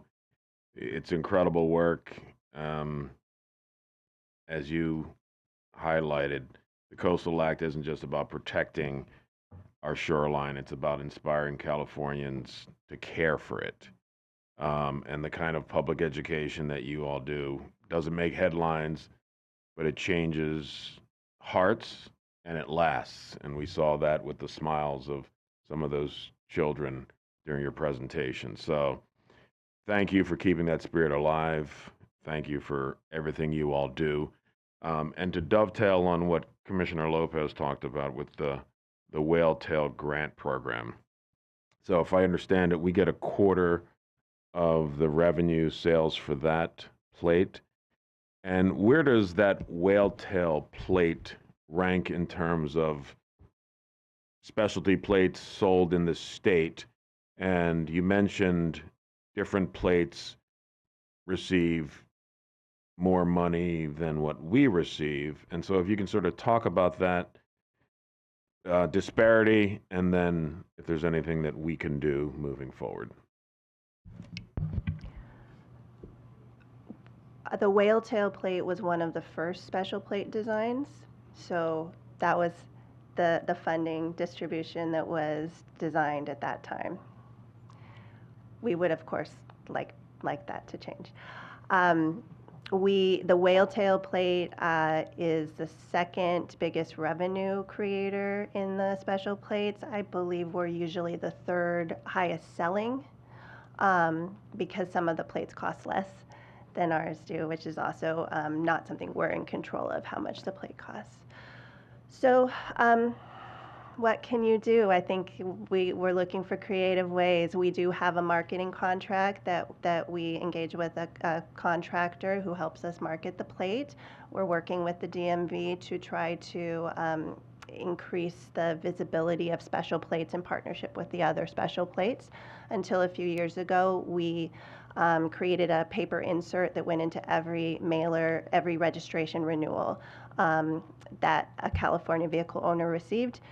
DMV moved to digital, so we lost that opportunity. So we're looking for ways to build that back in, let people know this is a beautiful product and it does really important work, as do the other special plates. They are all funding really, really valuable work in California.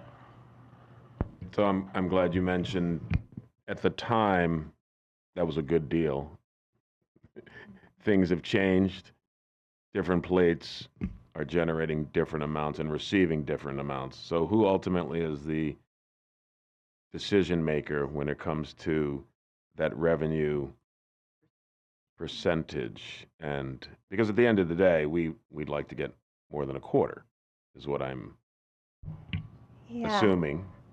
I'm not 100% sure who the final decision maker is, and we would love to talk to you further about that. Whether it's legislation, maybe. Oh, Sarah's coming and she may know. Sarah knows everything. Maybe it's something we can do to celebrate the 50th anniversary. Yes, that'd be a great, brilliant. Tie that into the 50th anniversary celebration with the new percentage. Thank you. Thank you for the support and thank you for the suggestion, Commissioner Jackson. Any changes to the allocation percentages from the whale tail plate would require a legislative change. So that would be either a bill or it could be established through the budget if the legislature and the administration wanted to make that a priority. And I did just want to take a moment, Commissioner Lopez, to respond to your question about a new image for the plate. The law has since changed in the last few years in terms of the process for creating plate images. And so the only images that are allowed on plates now are just a little basically bigger than a postage stamp image in the corner of the plate. They don't allow for full plate images anymore. So if we were to give up the full plate whale tail image, we wouldn't be able to replace it with a different full plate image. It would just be a little drawing in the corner, which probably would generate less interest than more.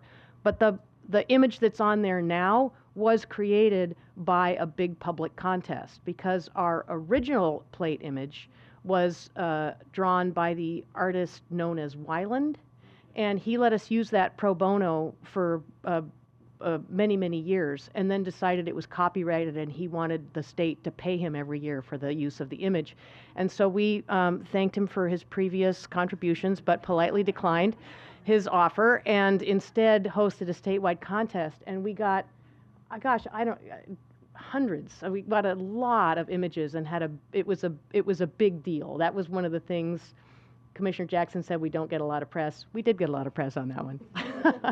And this was the image that was selected, and it did contribute to a spike in the sales, all of the publicity around the time. So it's a great idea. We'd love to follow up on it, but unfortunately I think it would send things in the wrong direction.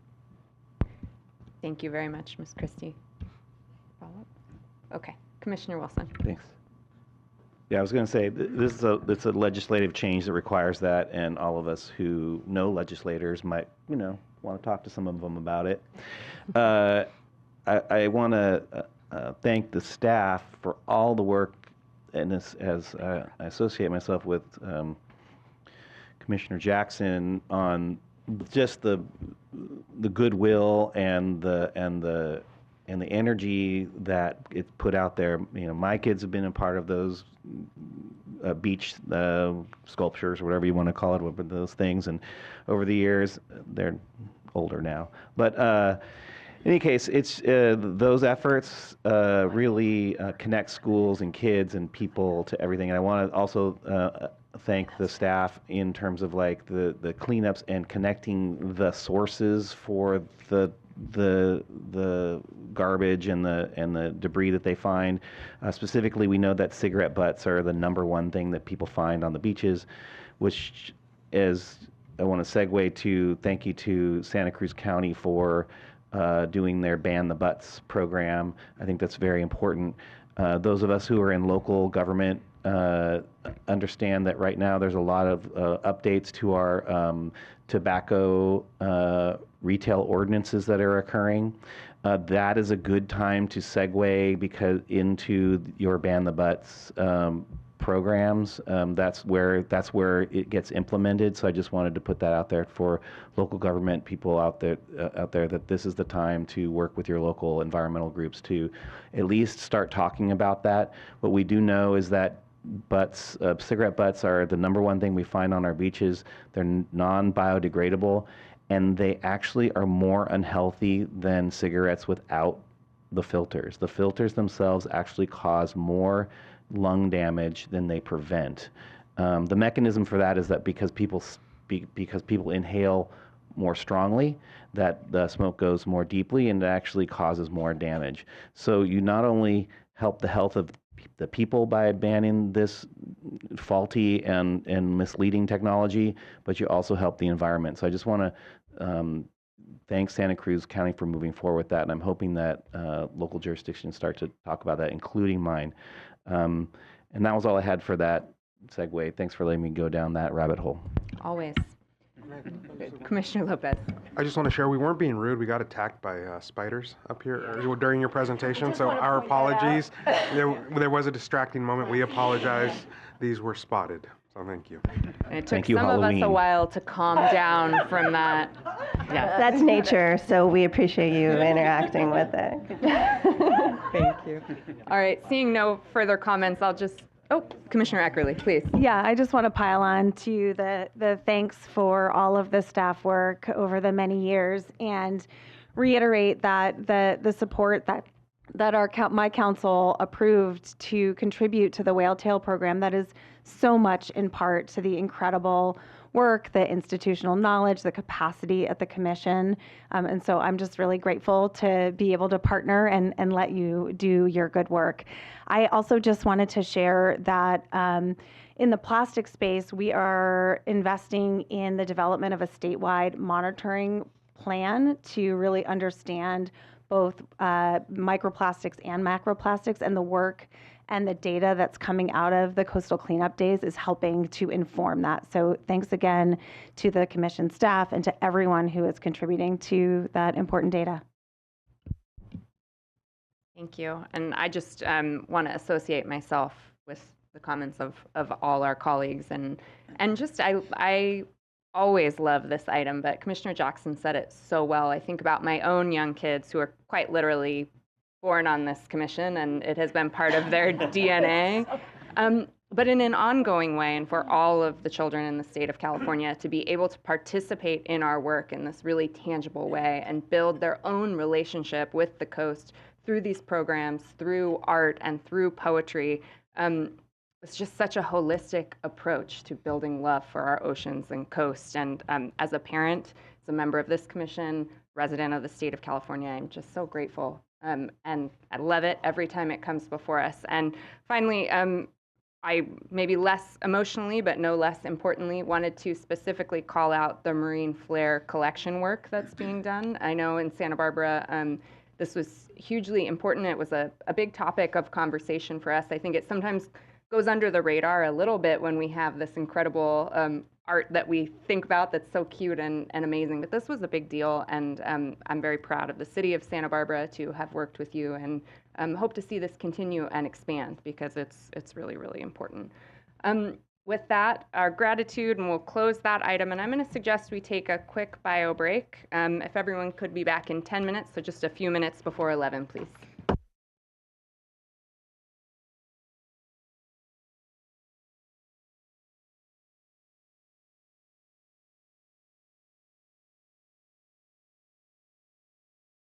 Items E and F for the moment, and move to item 6G, changes to commission regulations. Thank you. Good morning, Chair and Commissioners. This next item is a proposal to extend the length of time for an affordable housing project to break ground or vest its coastal development permit. The current time frame for vesting, which applies across the board to all types of development, is 2 years from the issuance of the CDP, with the option for annual one-year extensions if construction has not yet begun. This reg change would extend those timeframes for 100% affordable housing projects to 5 years from permit approval, with the option to request 2-year extensions if needed. Robin Mayer from our legal team will get into the details in a minute. But first, we wanted to give you a little context on why and how this is before you today. This idea was proposed by affordable housing developers and advocates as part of a broader conversation about how to increase affordable housing in the coastal zone without sacrificing coastal protections. As you know, this is a high priority for the Commission. So when they explained how challenging their funding process is and proposed this as a way to increase certainty in that process, we immediately agreed and suggested that it could be accomplished through a simple reg change. But importantly, regulations can only provide specificity for how to implement existing law. The Coastal Act section that will be furthered by this reg change is Section 30604F, which directs the Commission to encourage housing opportunities for persons of low and moderate income. The proposed change is a tangible expression of that general mandate. But that mandate used to be much stronger. And for the benefit of new commissioners and the public, I'd like to briefly touch on that history. The 1976 Coastal Act originally contained a much stronger policy that treated affordable housing as a coastal resource under Chapter 3 and charged the Commission with, quote, protecting and providing for it. This gave the Commission the same level of legal authority over affordable housing as we currently have over public access, wetlands, sensitive habitats, and other coastal resources and priority uses. In the first 5 years of the program, the Commission prevented the demolition of over 1,100 existing affordable units, required the construction of about 5,000 new deed-restricted units, and collected $2 million in lieu fees. Unfortunately, the legislature repealed this policy in 1981, and we've been unable to participate in a meaningful way in the affordable housing space ever since. Nevertheless, we're listening closely to affordable housing developers and advocates to find ways to encourage and streamline affordable coastal housing. The Commission's work on SB 484 last session is just one example of how we're thinking creatively about ways to improve our process without weakening Coastal Act policies. This proposed reg change is another. And we're continuing to talk internally and with affordable housing and NGO stakeholders about smart ways to further our mutual goal of increasing affordable housing in the coastal zone. Now I'm going to turn it over to Robin Mayer. Thank you, Sarah. Thank you, Sarah. Good morning, Chair Harmon and Commissioners. Staff is proposing changes to the Commission regulations in Title 14 of the California Code of Regulations. The purpose of the amendments, as Sarah touched on, is to promote the development of affordable housing by expanding the current periods for vesting permits and for extensions. The notice of the proposed rulemaking was published in the California Regulatory Notice Register on September 19, 2025. Publication began a 45-day public comment period, which ended this past Monday. Simultaneous with publication, all materials were posted on the Commission's rulemaking page, including the notice, the text, and the rationale for each change, known as the initial statement of reasons. These same materials are also supplied as exhibits to the staff report. The proposed amendments affect sections 13156 subdivision G and 13169 subdivision A. The amendments to section 13156 expand the time for 100% affordable housing projects to vest from 2 years to 5 years. The amendments to section 13169 expand the time for the extension of permits, basically extending the vesting period for 100% affordable housing projects from 1 year to 2 years. The proposal makes other minor clarifying changes in the same regulations. 2 comments were received during the formal comment period. Comments are posted on the correspondence section for this item, and an addendum has been distributed under the addendum tab that responds to the comments. A late comment came this morning from the Venice Community Housing Group that expressed support for the staff recommendation. Under rulemaking law, substantive changes to the proposed amendments, the text, required an additional round of noticing with an additional comment period. That process, if it happens, would delay adoption by perhaps a few months. Assuming adoption by the Commission, legal staff will submit the administrative record and other materials to the Office of Administrative Law, OAL. The final rulemaking package, including any changes to the text and to the final statement of reasons, will be posted to the Commission's rulemaking webpage. OAL will review the proposed changes according to 6 standards, including the standards of necessity and clarity.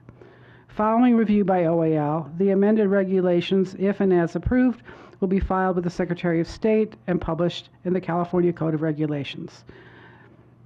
Staff anticipates that the regulation changes will be effective by April 1st, 2026. Staff recommends adoption of the proposed amendments to Commission regulations. The motion is on page 3 of the staff report, and I'm available to answer any questions.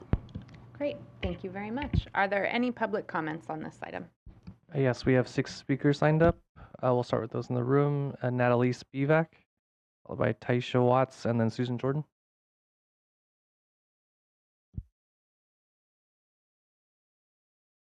Got it. Thank you. Good morning, Commissioners. My name is Natalie Spivak, and I'm the Senior Policy Manager at Housing California, a statewide nonprofit organization focused on producing and preserving affordable housing, ending homelessness, and protecting renters. I want to start by thanking Coastal Commission leadership, in particular Director Huckelbridge, Sarah Christie, and Sean Drake, for their dedication and partnership over the last year to making it easier to build affordable housing in the coastal zone. The proposed regulatory change before you is just one example of the Commission's proactive and self-imposed work to make sure that low-income people can afford to live in our state's coastal communities. We wholeheartedly support the regulation amendments, which would lengthen the time for Coastal Commission approvals of 100% affordable housing projects to vest and be extended. We worked closely with our nonprofit developer members to validate the need for this change.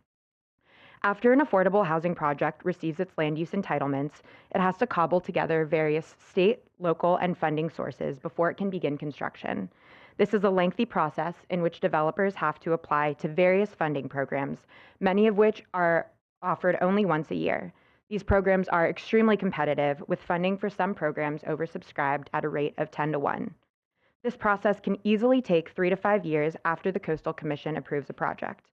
And if there's any uncertainty as to whether or not a coastal development permit will be extended, state housing agencies can deem a project ineligible for funding because the entitlement must remain in place through construction closing, which is typically 6 months after the final funding award is received. Because it's nearly impossible to secure financing and reach construction closing within 2 years, issuing CDPs with an initial 5-year duration will resolve uncertainty and better align with the affordable housing development process. Thank you, and we urge you to accept this important regulatory change.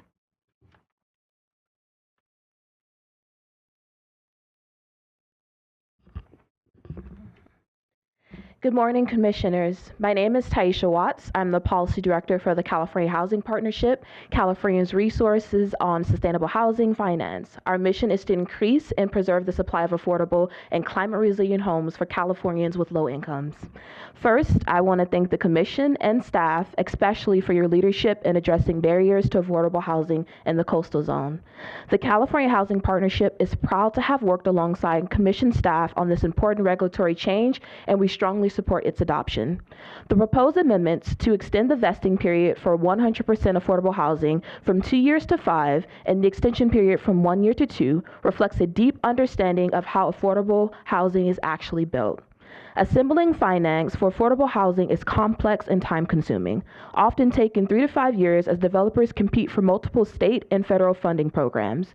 These programs are highly competitive and typically open once per year, with demand outpacing available funds by ratios 10 to 1. Because of this, the 2-year vesting period under the current regulation creates an impractical and costly cycle of extensions and reapplications. Developers can't even apply for critical funding until a coastal development permit is issued and all special conditions are met. By the time financing is assembled, the permit is often at risk of expiring. Because of this, the 2-year vesting period under the current regulation creates an impractical, costly cycle. In state and federal funding competitions, readiness is a key scoring criterion.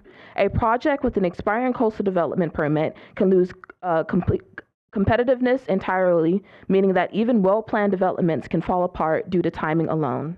These proposed changes will give developers a realistic window to complete financing and move construction without unnecessary administrative delays. Thank you again for your leadership, collaboration, commitment to ensuring that low-income Californians can live and thrive in our coastal communities. We look forward to continuing to partner with you all in making this vision a reality. Thank you. And Susan Jordan, and then after Susan will be Becky Dennison, Linda Lux, Casey Olson. Susan Jordan, Director of the California Coastal Protection Network. For several years, a number of environmental justice groups, including CCPN, Surfrider, Azul, and EAC Marin, have been working to develop strategies to advance affordable housing in the coastal zone. Just over a year ago, we were very lucky that the Resources Legacy Fund hosted a series of formal meetings that brought together both our groups with the affordable housing activists and developers, 2 of which just testified in front of you, and including the next speaker, Becky Dennison, who at the time was with the Venistel Project. The goal was to develop common ground and strategies to increase affordable housing in the coastal zone. Early on, the affordable housing members made it clear to us that it would be extremely helpful if the terms for coastal development permits were extended to provide them with greater flexibility as they navigated the often complex funding deadlines they face. After a quick call, of which then it turned over to those folks and staff immediately jumped into action and worked with these groups to craft a solution that works for all parties. That solution, as you've heard, which is the recommended regulatory change before you, which extends the permit from 2 years to 5 years, and the extension from 2 years, from 1 year to 2 years. I should mention that making a regulatory change, I mean, this was one way we felt that we could move this forward and support it that would not require legislation, which hits many roadblocks during its way through the legislature and is, we thought, a little bit risky and actually not needed in this particular case. But that said, there's a lot of work that goes into changing your regulations, and your staff really deserves a commendation for sticking with it. You don't see regulatory changes very often, but this is an extremely important one, and I think it's going to have a real life change in how these things move forward. Thank you. Thank you. We did get an additional sign up, so we have 4 left. Becky Dennison, Linda Lux, Casey Olson, and then Adam Leverins. Becky Dennison, go ahead. Good morning. I'm Becky Dennison with Legal Aid Foundation of Los Angeles. We've worked on the Coastal Commission policy issues for more than 20 years, representing low-income communities in a variety of coastal access issues. I also, as Susan mentioned, worked at Venice Community Housing for many years. Prior to this role, we completed 3 projects in the coastal zone during my time there. But this occurred after a 20-year period with no 100% affordable housing developments in that community. I was also part of the working group that was mentioned, and we are really encouraged to see our work lead to informing this important regulatory change. The proposed changes are critical for the Coastal Commission in facilitating more affordable housing development, which I know is a goal for many of you. The financing system, as has been mentioned, for affordable housing is incredibly complex and often requires multiple applications over many years. Delays are common despite the best efforts of affordable housing developers. Having the certainty of a timeframe that allows for these unique challenges is critical to increasing affordable housing in the coastal zone. Otherwise, the potential or perceived risks of developing in the coastal zone will continue to discourage developers from pursuing these important sites. We know that most housing in coastal communities has become completely out of reach for low and moderate income people. And so by creating regulations like these that account for the time needed to move affordable housing from concept to construction, we can begin to change that. We hope that you will agree and vote to approve this item, and Legal Aid would be happy to work with staff and others and our colleagues in the working group to ensure that implementation of the new regulation achieves its goals. Thank you. Thank you. Next, Linda Lux, Casey Olson, Adam Leverance. Linda Lux. Dear Commissioners. Yes, hello. Hi, we can hear you. Oh, you can? Okay. Venice Community Housing is very much appreciates the work that has been done on this item and the staff recommendation. As an affordable housing developer committed to expanding access to housing opportunities, we strongly support this proposal. There's a critical need for more affordable housing, particularly within the coastal zone, where high land and development costs have long limited opportunities for lower and moderate income households. The proposed change will help remove barriers and create a more feasible path to delivering much needed affordable homes in this area. We urge your support to advance policies that make inclusive coastal communities possible. Thank you so much. Thank you. Next, Casey Olson or Casey Denson. You have a couple names, I think. And then Adam Leverance. Casey, go ahead. Commissioners, my name is Casey Olson, and I am the Legal and Policy Fellow with the Environmental Action Committee of West Marin, or EAC. Our mission is to protect and sustain unique lands, waters, and biodiversity of West Marin. We support the staff's recommendation to adopt the proposed amendments to Commission regulations for the extension of 100% affordable housing permits from 2 years to 5 years, as this would make affordable housing projects more feasible and efficient without eroding protections for coastal resources. We are based in Marin County, which, like many places in California, faces an affordable housing crisis. Many of our beloved community members who work here cannot even afford to live here, and many who do are being priced out. As an environmental organization that is also invested in the well-being of our communities, we are excited to see meaningful and collaborative efforts from the Commission to advance affordable housing projects. And we are deeply appreciative of the work the Commission has done and continues to do so on this important issue. Thank you. Thank you. And then Adam Leverance. Hello again. Am I coming in? Yes, we can hear and see you. Okay. I'm really encouraged by this. The first time I spoke before this commission was in April of last year, and I shared the anguish of the commission of having the scope and authority over affordable housing in the coastal zone having been limited. I don't know if I have my video on, but behind me used to be a manufactured home park with about 55 units. The city acquired that and turned it into a very nice park, but that came at the loss of 55 units of affordable housing, which even when they were here, there was still coastal access. In process right now, the city purchased like a 100-year-old triplex affordable housing due to its age, right on the coast, or right on the beach, actually. And they're going to bulldoze it and make a parking lot. And the staff materials I've seen at the city level for that make it sound like if they wait out a long enough time period, they don't have to replace the affordable housing they're destroying with additional affordable housing. I don't know if that's the intent, but it's such a crisis, particularly in Newport Beach. And as you've heard, for nearly 2 years, is affordable housing here in the form of the mooring permits. And I contend that Coastal does have authority to do something about that now. State lands seems to be buying into the city's plan to eliminate this form of highly regulated housing. And affordable housing is a crisis all over the Western US. Anywhere desirable, people have the means now to move to those places. And I'm sure everybody is aware of the problem. So I really hope this is a way Coastal can get its hands back into this issue. Thank you. Thank you. There are no more speakers. Great, thank you very much. With that, I will return to the commission, and I'll begin with Commissioner Escalante, please. Thank you, Madam Chair, and I'll be quick.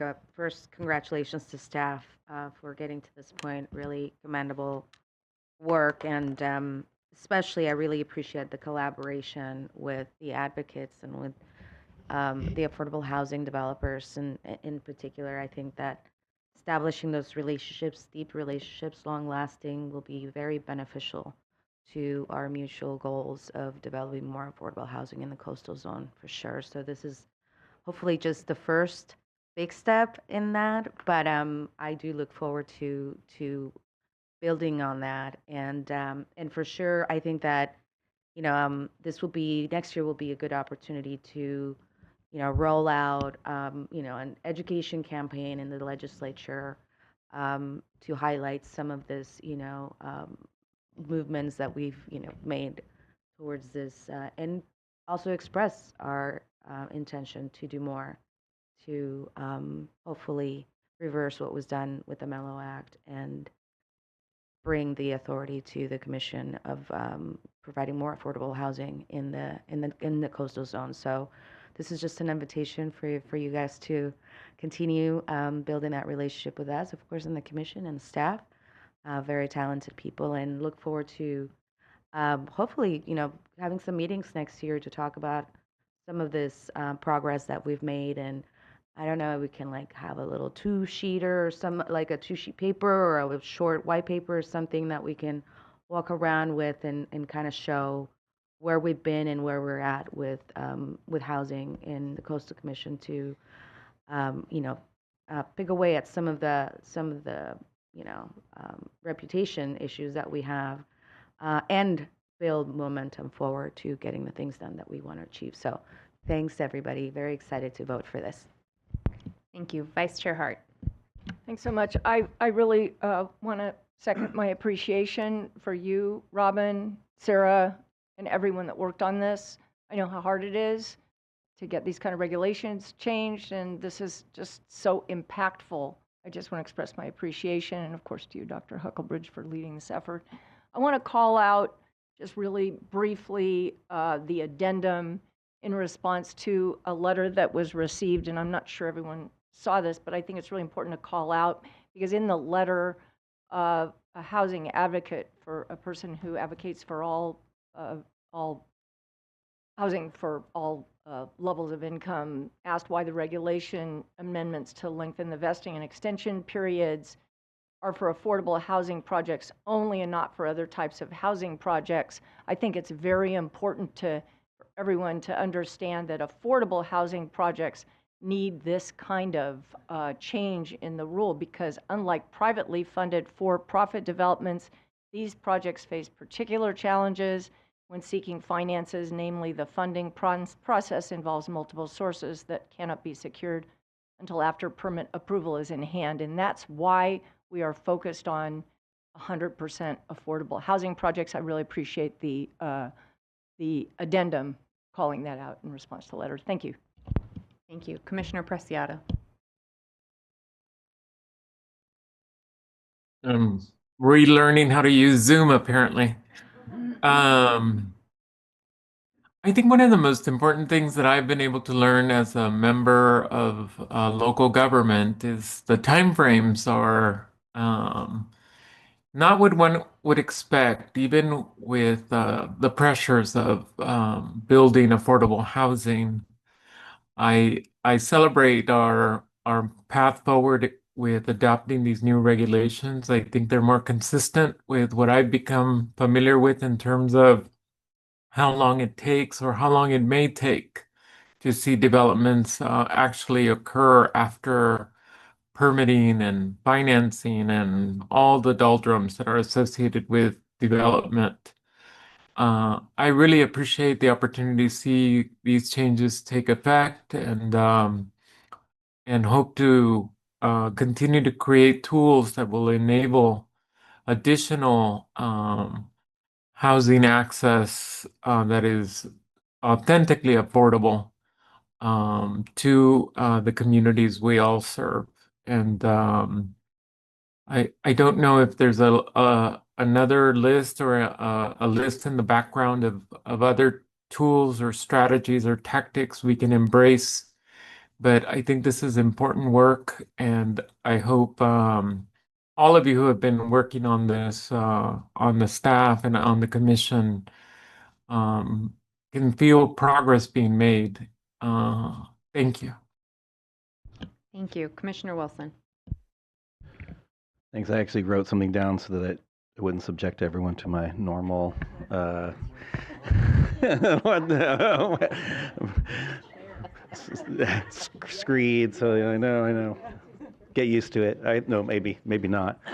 Okay. I just want to say that the Coastal Commission has a long and consistent record of supporting affordable multifamily and workforce housing in our coastal communities. And it's certainly an arc that, since I've been on this commission, we've been working on very hard.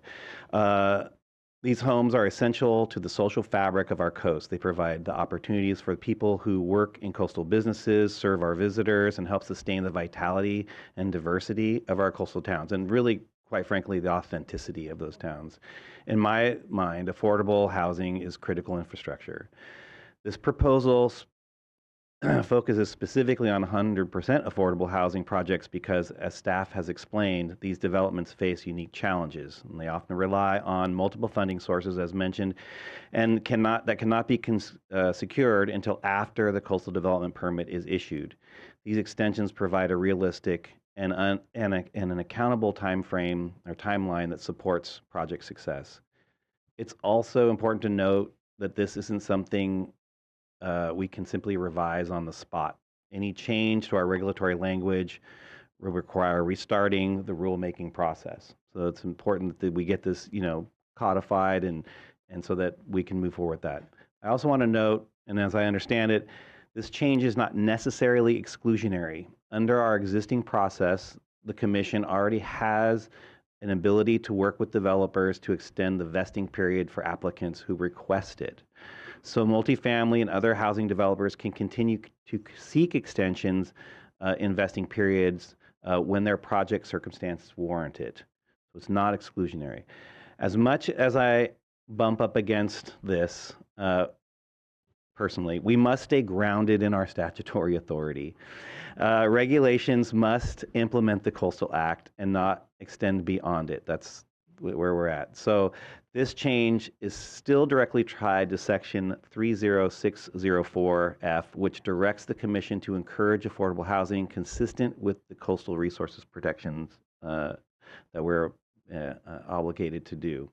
So bottom line, affordable housing builders have told us they need this practical step to remove specific barrier to developing affordable housing in the coastal zone, and it reflects the Commission's continued commitment to ensuring that our coastal communities remain inclusive, livable, and economically sustainable for all. I'm willing to make the motion if that's the time to do that. Thank you. I'll come back to you. Thanks. Commissioner Lopez.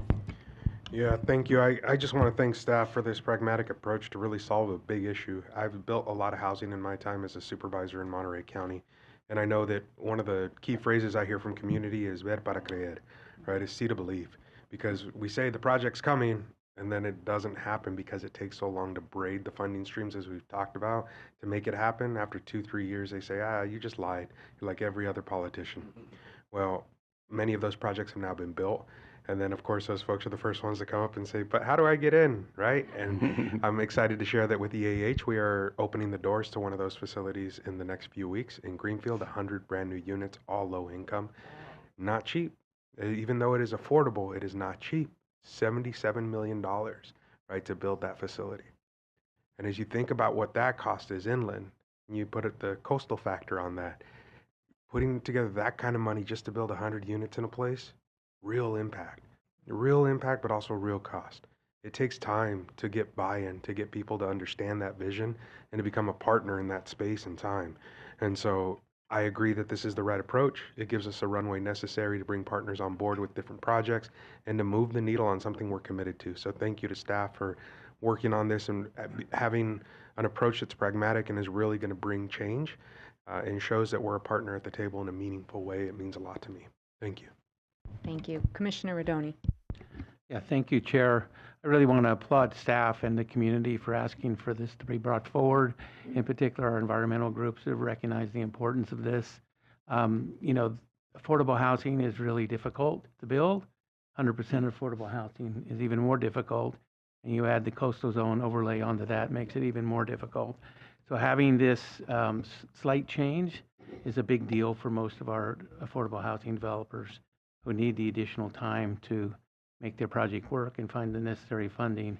So I really applaud this, and I'm happy to support this today. Thank you. With that, I'll turn it over to Commissioner Wilson. Thanks. And before I make this motion, I want to emphasize that this is about the development of affordable housing. I really feel like, and we heard a little bit today from folks who also talk about preserving affordable housing in the coastal zone. And I have to say that is a nut that's hard for us to crack. And anyone who watches the projects move through this organization can see that in an aggregated sense, we are losing affordable housing in the coastal zone through all kinds of projects and development. So I'm hoping that we can work together to do that as well, or address that as well. With that, I move that the Commission adopt the proposed amendments to the Commission regulations in accordance with staff recommendation, and I recommend a yes vote. Second. Okay, we have a motion by Commissioner Wilson, a second by Commissioner Escalante. They're asking for a yes vote. May we have a roll call vote, please? Commissioner O'Malley. Yes. O'Malley, yes. Commissioner Escalante. Yes. Escalante, yes. Commissioner Hart. Yes. Hart, yes. Commissioner Jackson. Aye. Jackson, yes. Commissioner Rodoni. Yes. Rodoni, yes. Commissioner Lopez. Yes. Lopez, yes. Commissioner Nadoff. Aye. Nadoff, yes. Commissioner Preciado. Yes. Preciado, yes. Commissioner Wilson. Yes. Wilson, yes. Chair Harmon. Yes. Harmon, yes. The vote is unanimous. Thank you. The motion passes. Thank you very much for your good work. Okay, with that, we will move back in time to item 6E, please. Thank you. 6E is the interagency agreements for our CZMA grant award, and I'll turn it over to Megan Hall on Zoom for the staff presentation. Megan. Good morning. Good morning, Chair Harmon and Commissioners. Item 6E seeks the Commission's authorization to enter into 2 interagency agreements to pass through portions of California's annual Coastal Zone Management Award dollars to the Bay Conservation and Development Commission, or BCDC, and the State Coastal Conservancy to implement the state's federally approved coastal management program. This is a routine item that comes before you each year. As you know, California's coastal management program is administered by 3 state agencies: the Coastal Commission, BCDC, and the Coastal Conservancy. The Commission is the primary recipient of all federal funds, and then we pass the other 2 agencies' shares to them by means of an interagency agreement. For the fiscal year 25 to 26 Coastal Zone Management Grant Cycle, California will receive $3,137,000. Of this, BCDC will receive $390,950. The Coastal Conservancy will receive $393,000, and the Commission will retain the remaining $2,352,750. The three executive directors agreed upon this distribution of funds. The majority of our federal funds will support our core program activities for regulation, planning, and enforcement. A subset of these funds, about $386,000, is directed towards projects that seek to enhance our program in the areas of coastal hazards, sustainable development, wildfire resilience, public access vulnerability, and marine debris reduction. Today, I seek your approval of the two interagency agreements. There are two motions of approval that can be found starting on page 1 of the staff report. This concludes my remarks, and I'm happy to answer any questions. Thank you very much. Are there any public comments on this item? There are no public comments. Thank you, Chris. I'll return to the commission for comments, questions, or the motions. They're on page 1. Please, I'm ready to make a motion, but where is the Page 1 of the staff report, please. Oh, there it is. Okay. I move that the commission authorize the executive director to enter into an interagency agreement to pass through $390,950 of federal funds to the San Francisco Bay Conservation and Development Commission for the purpose of implementing the California Coastal Management Program for fiscal year 2025-26, and recommend a yes vote. Second. It's a motion by Commissioner Nodoff, a second by Commissioner O'Malley, and they're asking for a yes vote. May we have a roll call, please?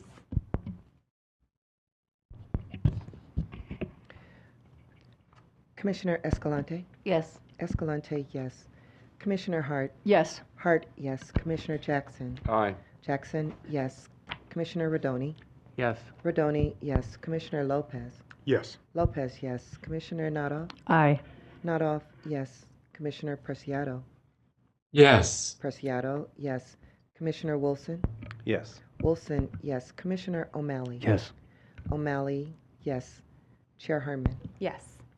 Harmon, yes. The vote is unanimous. The motion carries. Thank you. Now to the second motion. Second motion is I move that the commission authorize the executive director to enter into an interagency agreement to pass through $393,300 of federal funds to the State Coastal Conservancy for the purpose of implementing of the California Coastal Management Program for fiscal year 2025-26, and request a yes vote. Second.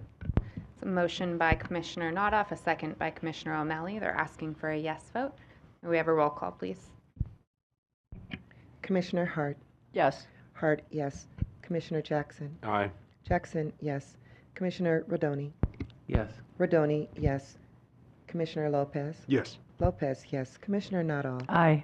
Nodoff, yes. Commissioner Preciado? Yes. Preciado, yes. Commissioner Wilson? Yes. Wilson, yes. Commissioner O'Malley? Yes. O'Malley, yes. Commissioner Escalante? Yes. Escalante, yes. Chair Hart? Yes. I'm sorry, Harmon. Correct. Yes. Harmon, yes. The vote is unanimous. Great. Thank you. The motion carries. Thank you very much. Thank you, Ms. Hall. Okay, now we will move on to item 6F, the plastic pollution reduction guidelines, please. Yes, thank you. This next item is consideration of the plastic pollution reduction guidance, and I will turn it over to Eben Schwartz for the staff presentation. Thank you, and good morning again, Commissioners. We have slides for this item, please. It is rare that I get to speak with you all even once, much less twice in one meeting, so I know you're all feeling like, how can we miss you if you won't go away? But I am quite excited to be here to present the Commission's new guidance on preventing plastic pollution in coastal development permits and local coastal programs. Next slide. The Coastal Commission, as you know, has a long history of addressing plastic pollution in the coastal zone, starting with Coastal Cleanup Day.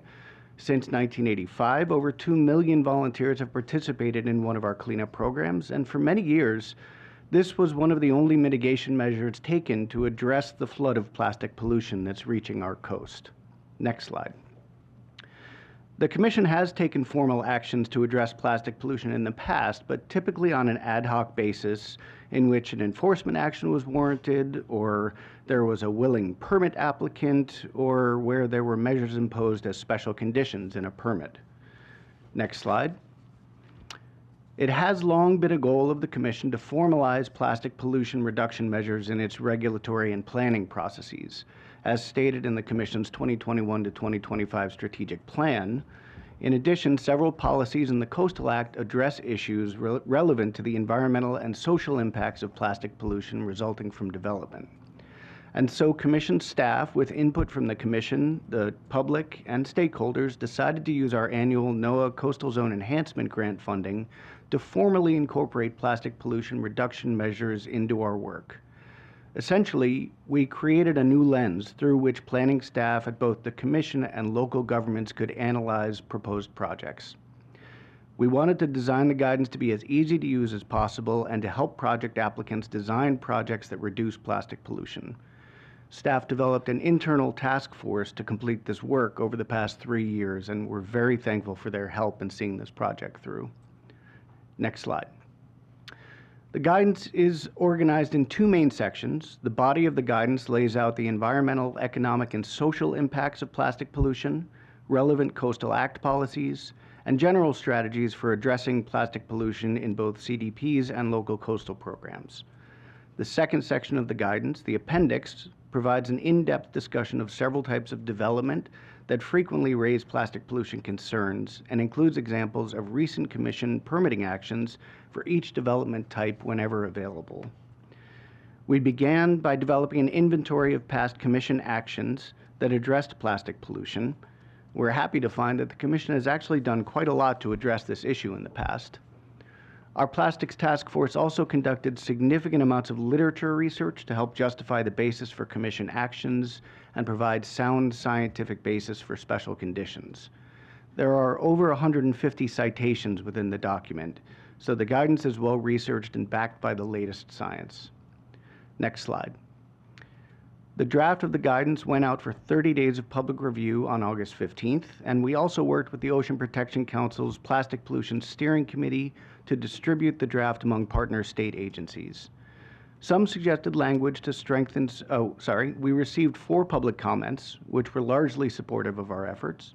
Some suggested language to strengthen certain sections of the guidance, especially within the tobacco products category. Typically, as Commissioner Wilson pointed out, our most collected item during cleanups, illustrated by these volunteers and their bucket of cigarette filters. We also received suggestions about efforts to ensure that the process for incorporating reduction measures is as inclusive as possible, especially in those communities most impacted by pollution. And these changes were incorporated wherever possible. And now I'd like to turn the presentation over to Dr. Vanessa Metz. Dr. Metz, who is a senior environmental scientist in the Commission's Water Quality Program, wrote the majority of this guidance document.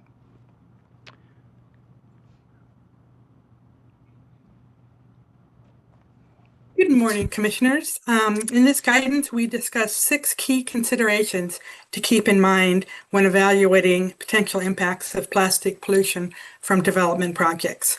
Next slide, please. Plastic pollution impacts ecosystems throughout the coastal zone. Microplastics, which are smaller than a pencil eraser, are of particular concern as they are readily ingested and inhaled, leading to adverse impacts from both the plastic itself and toxic chemicals that may leach from the plastic. For example, microplastics in the brain of honeybees impair their learning and memory, disrupting their foraging and pollination effectiveness. Proposed uses of plastic should be identified, but they may not always be readily apparent. For example, this poured-in-place rubber playground may be called recycled rubber, but it's made entirely from synthetic rubbers, which are plastics, including a base layer of shredded recycled tires. The impacts of plastics used during construction phase of projects should also be evaluated, as well as long-term uses. For example, plastic netting is commonly used in construction phase erosion and sediment control products such as fiber rolls, and it can also trap wildlife. Next slide, please. The likelihood that materials will used during development projects will shed plastics into the environment should also be evaluated. For example, artificial turf fields, shown here, have thin plastic blades and usually a granular fill, often made of ground tire rubber. Both these materials shed a lot of plastic pollution into the environment. The upper photo shows tire rubber microplastics shed from this artificial turf field entering the storm drain system, which discharges into coastal waters without any treatment. The toxicity of plastics proposed for development projects should also be evaluated. Plastics often contain many hazardous chemicals that can leak into water or into organisms. Tires and recycled tire rubber used to make products such as playgrounds are of particular concern as they contain many toxic chemical additives. For example, the chemical 6-PPDQ that leaches from car tires has been found to be responsible for pre-spawn mortality of up to 90% of adult coho salmon in Puget Sound streams over the last 25 years. Stormwater runoff transports tire wear particles and their chemicals from roadways into waterways. Plastic pollution source control and treatment best management practices, BMPs, should also be evaluated. For example, the vinyl wrap on this dock pile has degraded and released plastic pieces into the water. Monitoring and replacement could prevent this. Also, a treatment BMP, such as this rain garden, can often remove microplastics and their chemicals from stormwater runoff. Next slide, please.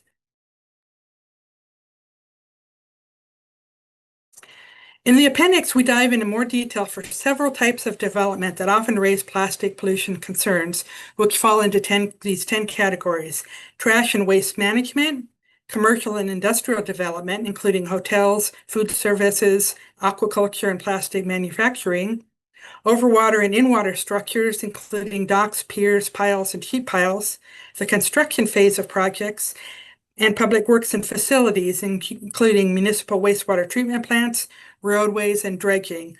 This photo is of a beach outfall pipe to dispose of dredged sediment from a harbor.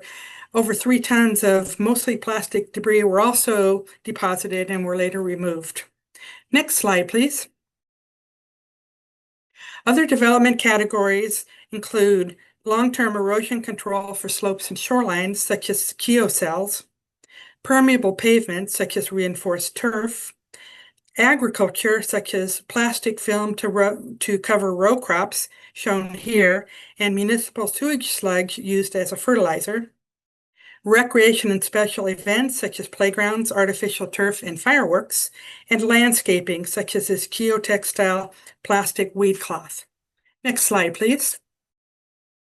For each development type in the appendix, we discussed common uses for plastics to be on the lookout for, non-plastic alternatives to consider, such as this playground made of natural cork, plastic products that have lower toxicity and are less likely to shed plastics, and also plastic pollution source control and treatment control BMPs to consider. Finally, we also included summaries of recent commission permit and LCP actions that addressed plastic pollution for each development type if available, with a link to the staff report and the special condition number to make it easy to find the permit requirements. Now I'll turn the presentation back over to Eben Schwartz. Thank you, Dr. Metz. Next slide, please. So our plastics team has attempted to make the guidance document as comprehensive as possible, given our current state of knowledge. But research into plastic pollution is still relatively new, and the state of knowledge has been growing exponentially over these past 2 decades. Similarly, the portfolio of actions that the Commission could take to achieve further reductions continues to grow, along with our understanding about where best to intervene. For these reasons, we intend that this guidance will be a living document, and our plan is to continue to track Commission actions for plastic pollution prevention measures and incorporate new actions into the guidance whenever possible. We'll also add additional development types to the appendix as our knowledge and time allows, and we'll bring any significant changes back to you for approval. Finally, we want to encourage planners, both within the Commission and local governments, to think creatively about ways in which plastic pollution can be reduced, if not eliminated. As the first half of the guidance document shows clearly, plastic pollution is a real and growing threat to our coastal environment. It's incumbent upon all of us to do whatever we can to prevent this flow of plastic to our coast so that hopefully one day we can let our Coastal Cleanup Day volunteers work themselves out of a job. Next slide, please. Thank you very much, and the text of the motion for approval can be found on page 2 of your staff report. Great, thank you very much. Are there any public comments for this item? Yes, we have 3 people signed up versus Jennifer Savage in person.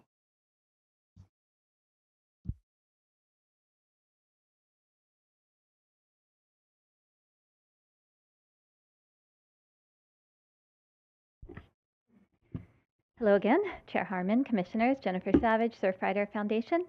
On behalf of our statewide network of volunteer activist chapters, student clubs, and business supporters, we support advancing these guidelines for addressing plastic pollution in coastal development permits and local coastal programs. We also submitted several recommendations in advance to strengthen the draft so that it will drive real enforceable change, and we thank your staff for considering them. Specifically, we appreciate the replacing of avoidance with prevention. We must not just avoid plastics, but prevent pollution at the source, and the stronger language acknowledging the full life cycle harm of plastic on California's environment, communities, and wildlife from extraction to disposal. In Section 9, we support requiring local jurisdictions to integrate prevention into their local coastal programs and appreciate the effort to ensure accountability through timelines, monitoring, and measurable goals. We also appreciate in the food service and hospitality the references to Surfrider's ocean-friendly restaurants and ocean-friendly hotels programs as compliance benchmarks. These proven models provide clear criteria for eliminating single-use plastics, requiring reusables, and installing refill systems. In closing, we thank the Commission for its leadership in tackling plastic pollution and for decades of partnership through California Coastal Cleanup Day. Surfrider looks forward to supporting you in finalizing and implementing this vital policy. Thank you. Thank you. Next is Lisa Gilfillan. Thank you so much. Good afternoon, commissioners and all of you in the room. I'm Lisa Gilfillan, and I'm the California Field Representative with Oceana. I'm assuming you've heard of the organization, but just to give you some background, Oceana seeks to phase out the production and use of unnecessary single-use plastics and move to non-toxic reusables and refillable products and packaging. Elimination of these single-use plastics is critical for coastal and human health. And we truly appreciate that the Coastal Commission's put in this effort to build on this past work and to address the plastic pollution issue by preparing this guidance. Fully admitting that we are late to giving these comments. We weren't there for the original public comment window of opportunity, so maybe this can go on Evan's rolling list of suggestions for future versions of this. But we just wanted to call out a few key things. We support the efforts, and in finalizing the guidance, we hope that you can continue to prioritize source reductions over efforts related to the waste stream. So to that end, we have a few specific recommendations. We like the general strategies for addressing plastic pollution, and that you've started with the use of non-plastic materials. But as the Commission points out in its summary of plastic use alternatives, many of those alternatives, although they're still better than plastic, many times they fail to meet their promises if the exact disposal instructions are not followed. So for this reason, we believe that Commission should start its general strategies with a category to avoid single-use products entirely, with a focus instead on reuse systems for any relevant development. The Commission can provide examples of this, as it does with its example of avoiding plastic takeout foodware. One example should be carrying only reusable serviceware on site. Although the Commission encourages restaurants to participate in Surfrider's Ocean-Friendly Restaurants program in Appendix A, that guidance would be even stronger by including some of that ocean-friendly restaurant requirements directly into the guidance. Additionally, I know I'm at 8 seconds, just recommending that water bottle refill stations could be clearly called out as well. So thank you for your time. Really appreciate this document. Looking forward to where it goes. Thank you. And then we had one other speaker, Chloe Paravicini. We're not able to find them on Zoom. Chloe, if you are on Zoom, please raise your hand. Chloe is my colleague, and she was covering for me while I was in another meeting, so you can pass on Chloe. Okay, thank you. Sounds great. No more speakers. Great. Thank you very much. I'll turn it back. Are there any closing comments? Just to say, I just want to appreciate both Eben and Vanessa for their incredible work. I think it's been, sitting in these commission hearings, you've seen elements of this in different permits and LCP policies, but it has been such an opportunity really to bring that all together into this guidance document. I'm really excited. Appreciate the suggestions that we heard today. We'll take those into consideration moving forward, and just really look forward to the vote. Thank you. All right, I'll return to the commission. Commissioner Escalante. Thank you, Madam Chair, and thank you, staff, for bringing this to us. I'm thinking of former Commissioner Amanzada and a few others, Commissioner Roberto Uranga, who were such staunch advocates of us staying on top of this issue. I thought that was a very thorough analysis of why we need this guidance. And I think Commissioner Hart understands that, her and I might be some of the most hated people in the state by the plastics industry. So, dedicated at least a good part of my environmental career to fight this type of pollution throughout its entire life cycle. And I can tell you that the way things are moving, or at least powers that be, or they're trying to sort of shift more of the fossil fuels into the production of plastics, and as a solution to flooding the zone with so much plastic, single-use plastic, the solution is to chemically recycle, incinerate, burn, create enormous environmental justice issues in the communities that live around that, aside from just general environmental, problems. So I appreciate this under that context where everything else is trying to push us towards that direction, despite significant fights and the advocacy from groups like Surfrider and Oceana. So thank you for this, and I would be happy to move this whenever we're ready. Thank you. Commissioner O'Malley. Yeah, thanks. I'll be brief. Just want to give my heartfelt thanks to staff, Evan and Vanessa, for working on this. I haven't seen a document like this. I love how comprehensive it's all in one place. I'm digging that. I think that, by the way, also kudos to my fellow commissioners Escalante and Hart for being the most hated people in the state by the plastic industry. Congratulations.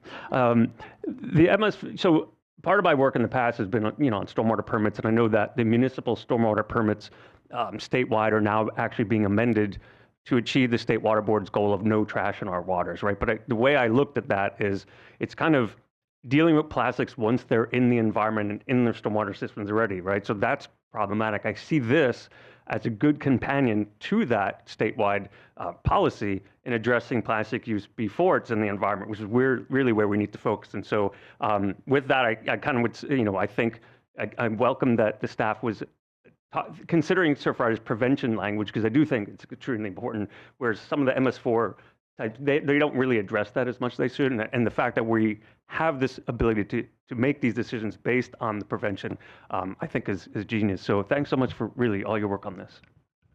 Thank you. Commissioner Wilson. All right, back to my unprepared stream of consciousness comment. You guys love it. So no, I want to emphasize. I'm going to take just a small sliver because of an interest that impacts my community in terms of marine plastics. And during certain times of the year, we actually get a certain kind of marine plastic where it'll be more common in areas than cigarette butts, and that is shotgun wads. And if people don't know what a shotgun wad is when people shoot a shotgun into the in their environment, hunting or otherwise. People imagine the shotgun has a shell and the stuff comes out the front. But what holds in the shot is what's called the wad. And typically that wad was paper for many years, and then sometime in the last few decades it's turned into plastic. And so that plastic shoots out the end of a shotgun every time a shotgun is shot. It's practically unretrievable, and it's about the amount of plastic as a shopping bag. And so and it looks like a squid, and it typically floats because it's plastic. And so on many of the beaches in my community, it can be, in certain times of the year, can be one of the main pieces of plastic people find. It's also in the top 10 pieces of plastic that people find in Marin and San Mateo and San Francisco County beaches during certain times of the year as well, probably having to do with hunting activities in the valley. So what I'm just saying is, what I'm emphasizing is that there are alternatives to this. There are biodegradable alternatives to this, because there really isn't a practical way to retrieve that piece of plastic. It just shoots out the end of a gun, and it can't be found. Unlike the shell, which can be found just right next to you when you pick it up off the ground. So there is a way forward for this, and I just wanted to emphasize that this is a particular piece of plastic pollution that we deal with in some more rural areas, but nonetheless, the overwhelming amount of plastic pollution that we see and is discussed in this document, I support this strategy. I just wanted to highlight there is a piece of this that I've been approached by an advocate on this issue, and she wants to bring a presentation to the board, and I think we'll probably see that in the next few months. So thanks. Very interesting. And I support this document. Thanks. Thank you. Vice Chair Hart. Thanks so much. I just want to appreciate Commissioner Escalante and the other commissioners that have spoken on this issue. Commissioner Escalante and I, along with another individual, were the proponents of an initiative on the plastics issue, which ultimately was put aside in favor of legislation, which I think has had sort of a medium, I guess, at best level of results. I'm looking at Jen Savage from Surfrider. I want to appreciate you too for all your work on that. But the thing about plastics, it just goes hand in hand with what I talked about earlier in terms of the dumping. Once humans are stupid enough, frankly, to do the kinds of things that humans have done, whether it's dumping DDT into the oceans or filling up barrels with radioactive material, you can't take it back. And with microplastics, you can't take it back. I mean, they're in the brain of bees, and they're in the brains of our children, everywhere. I don't need to talk to this group about that. And that's why I'm so happy to see these efforts on prevention. And we have to continue this fight. I know we get pushback on, for example, on alternative to grass fields, going back to grass. We've had that, and that has various problems. But the plastics issue is just so critically important. I want to express my gratitude to the commissioners that all work on that, as well as to our staff and to our NGO partners. Thank you so much for all your work on this, and thank you for this guidance. Thank you. I fully align myself with those comments and those of the other commissioners. Commissioner Escalante. Thank you, Chair. I move that the commission adopt the guide. Oh, I'm sorry. I'm sorry. Oh, no, I didn't mean to I'm interrupt. sorry. Commissioner Jackson. I should speak up louder. Appreciate all the hard work from staff. I'm, as the new guy up here, one of the new guys, and from a coastal city that has some pretty strict regulations about plastics, I've always scratched my head and wondered why California, who has led on so many environmental issues throughout its history, has not led when it comes to, single-use plastics. And I would certainly like to join my colleagues on being on the list of most hated by the plastic industry. And I think every California should strive for that. I mean, if you walk anywhere, I love Costco, right? I go to Costco when people have a party. What do? They buy that big box of plasticware. Well, right next to that is a big box of wooden cutlery. They've got the styrofoam clamshells, but they also have the compostable clamshells. You go to Chipotle in my city, we have compostable bowls with the aluminum foil lids, wood fork spoons, paper bags. You go to the city next door, plastic bags, styrofoam clamshells, and single-use plastic knives, forks, and spoons. I certainly appreciate what we try to do within our authority, but unless we get help at the top, and if as California goes, so does the nation and oftentimes the world.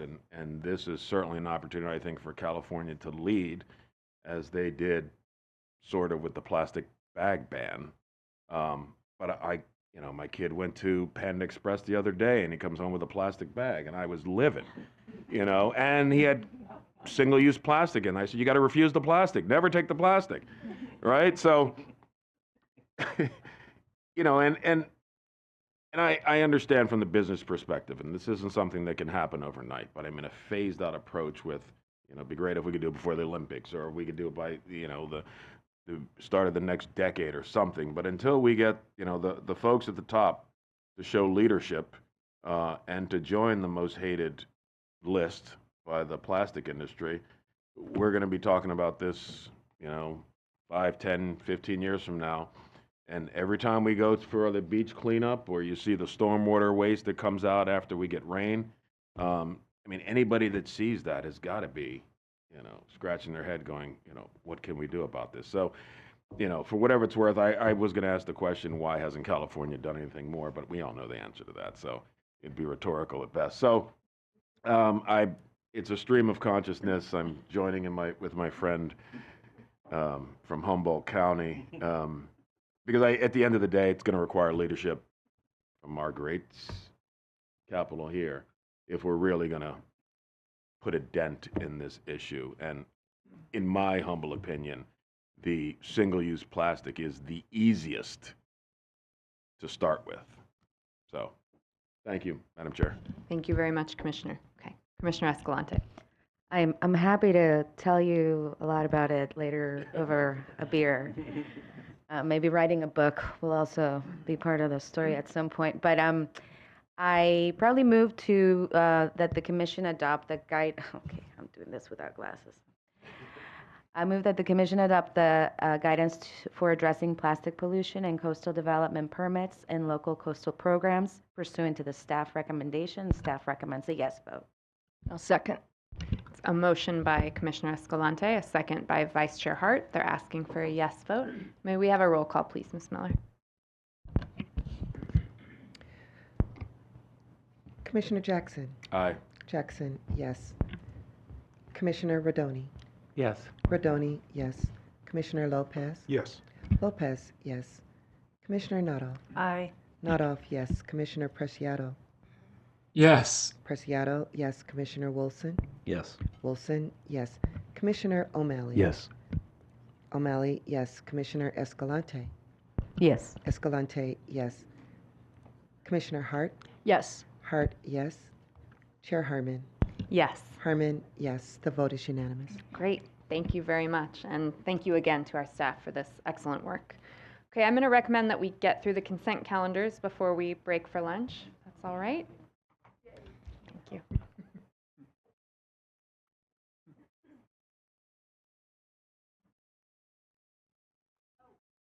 That's right. We actually have one more item under the statewide items before we do consent calendar. So we have the Caltrans Asset Management and Silverized Adaptation Planning presentation. So I that will. is happening. Apologies. Yes. Sorry. So I will turn it over to Peter Allen to introduce our guest. Thank you. And I had some quick slides, Chris. Good morning, Chair Harmon and Commissioners, or good afternoon, rather. W6H is an informational briefing by Caltrans on their asset management program. And in a moment, you will hear from Mike Johnson, the head of asset management at Caltrans. But I thought I could start with a quick introduction. You, of course, see us coming to you regularly with regular CDP applications for Caltrans projects. But actually, a lot of our work now is behind the scenes in planning activity. And we thought, given the location here in Sacramento, this was a good opportunity to highlight that broader work that we're doing. Overall, I think our philosophy is to try and leverage our partnership to shift from being a sort of a reactive body waiting for applications to come in to a proactive partner trying to influence and frame out the future projects that eventually will come before you as applications. And a good example of this is our work around the State Highway System Management Plan, SHSMP, which is currently nearing conclusion for its 2-year update. Next slide, please. In the 2023 SHSMP, Caltrans invested, and for the first time, an historic $1.6 billion into sea level rise adaptation a real model for the nation, I think. This investment became the basis for a climate adaptation and resilience SHOP program, and you're going to hear more about SHOP in a moment, but it's essentially the main funding program for transportation projects in the state. Commission staff worked extensively with Caltrans staff over multiple years to help develop the program and work together as we guided the program to be centered around investments in long-term strategies that prioritize nature-based solutions and managed retreat, as you can see emphasized in the language on this slide. And working together, we used the projected vulnerabilities shown in the image on the left. Next slide, please. We used those vulnerabilities to identify some 17 of the highest priority projects along our coast for climate adaptation the Climate Adaptation SHOP program. And these projects are now in all various states of adaptation planning and eventually, hopefully, funding for implementation, and hopefully one day, projects that will be before you for approval. And you're seeing here just one example on Bolinas Lagoon in Marin County, but the program extends across the length of the entire state. Next slide, please. You're also going to hear more in a minute. The 2025 SHSMP, the new one, is being finalized, and it continues these historic investments in climate change and sea level rise adaptation. But at the same time, as we know, the state is facing increasing budget constraints, and many of our priority projects are losing expected federal funds that were cut or suspended by the current administration. And you're going to see in the Caltrans presentation upcoming how, because of these constraints, the Climate SHOP program is currently reshuffling and sorting some of our projects into different tiers for prioritization. But you're also going to hear about the growing cost of simply responding to the ever-increasing emergencies along our coast, exemplified by the images shown at right here. These costs now run over $1 billion a year for Caltrans. And in other words, we're spending so much money on emergency repairs that there's less money left over to do what we need to do, which is address the problem up front with these projects, thereby limiting the repair bill, saving money in the long run, and all while best protecting and enhancing our precious coastal resources. Next slide, please. And against all of this is the looming backdrop of the enormous challenge before us. These are the draft projections for costs from the 2025 SHSMP based on a simple analysis of sea level rise risk along our state highway system. And, it's our belief that these numbers underestimate the problem. So all of this is to highlight as an introduction to the presentation ahead. The biggest challenge before both our agencies is how to address sea level rise for so much of our critical transportation infrastructure on the coast, and to do so in a constrained budgetary situation when we all know the enormous rising costs of emergency repairs will only continue to grow if we don't proactively address the problems. So for one, we need to creatively work on solutions to streamline and reduce the cost of bringing these climate adaptation projects before you, including around things I think like mitigation. But we also all need to continue to strongly advocate together for state investments in this resiliency and adaptation work so that we continue to better protect our safe coastal access network while preserving the coast that we all love. And so with that, I'm going to turn it over to Mike Johnson, the head of Caltrans Asset Management, for his presentation. Thanks. Good morning, Commission, and I apologize for standing between you and lunch. I do have a presentation, if we could cue it up. But as Peter mentioned, my name is Michael Johnson. I'm the State Asset Management Engineer for Caltrans. And in my role, I'm responsible for implementing asset management and guiding the development of our State Highway Operation and Protection Program, which is our largest funding program for rehabilitation on the state highway system. Next slide, please. Just a quick intro to the state highway system. We have in California the most heavily used transportation system in the United States. That may surprise some people, but realistically, there are more vehicles traveling per mile on California roadways than any other transportation system in the country, and it's not even close. We're about 4 times the next closest state. So our system is very heavily used, and that system comprises about 52,000 lane miles of pavement, one lane width wide by a mile, about 13,000 bridges, over 200,000 culverts, 500 plus buildings, and over 20,000 signal and traffic management systems, and that's just scratching the surface of what we have to manage. Next slide. We manage all of this through a series of work. And the main products of our work are up here. It starts on the very left with the California Transportation Asset Management Plan. This plan is required under federal regulation to cover the national highway system, which is a portion of what Caltrans is responsible for and a portion of important local roads.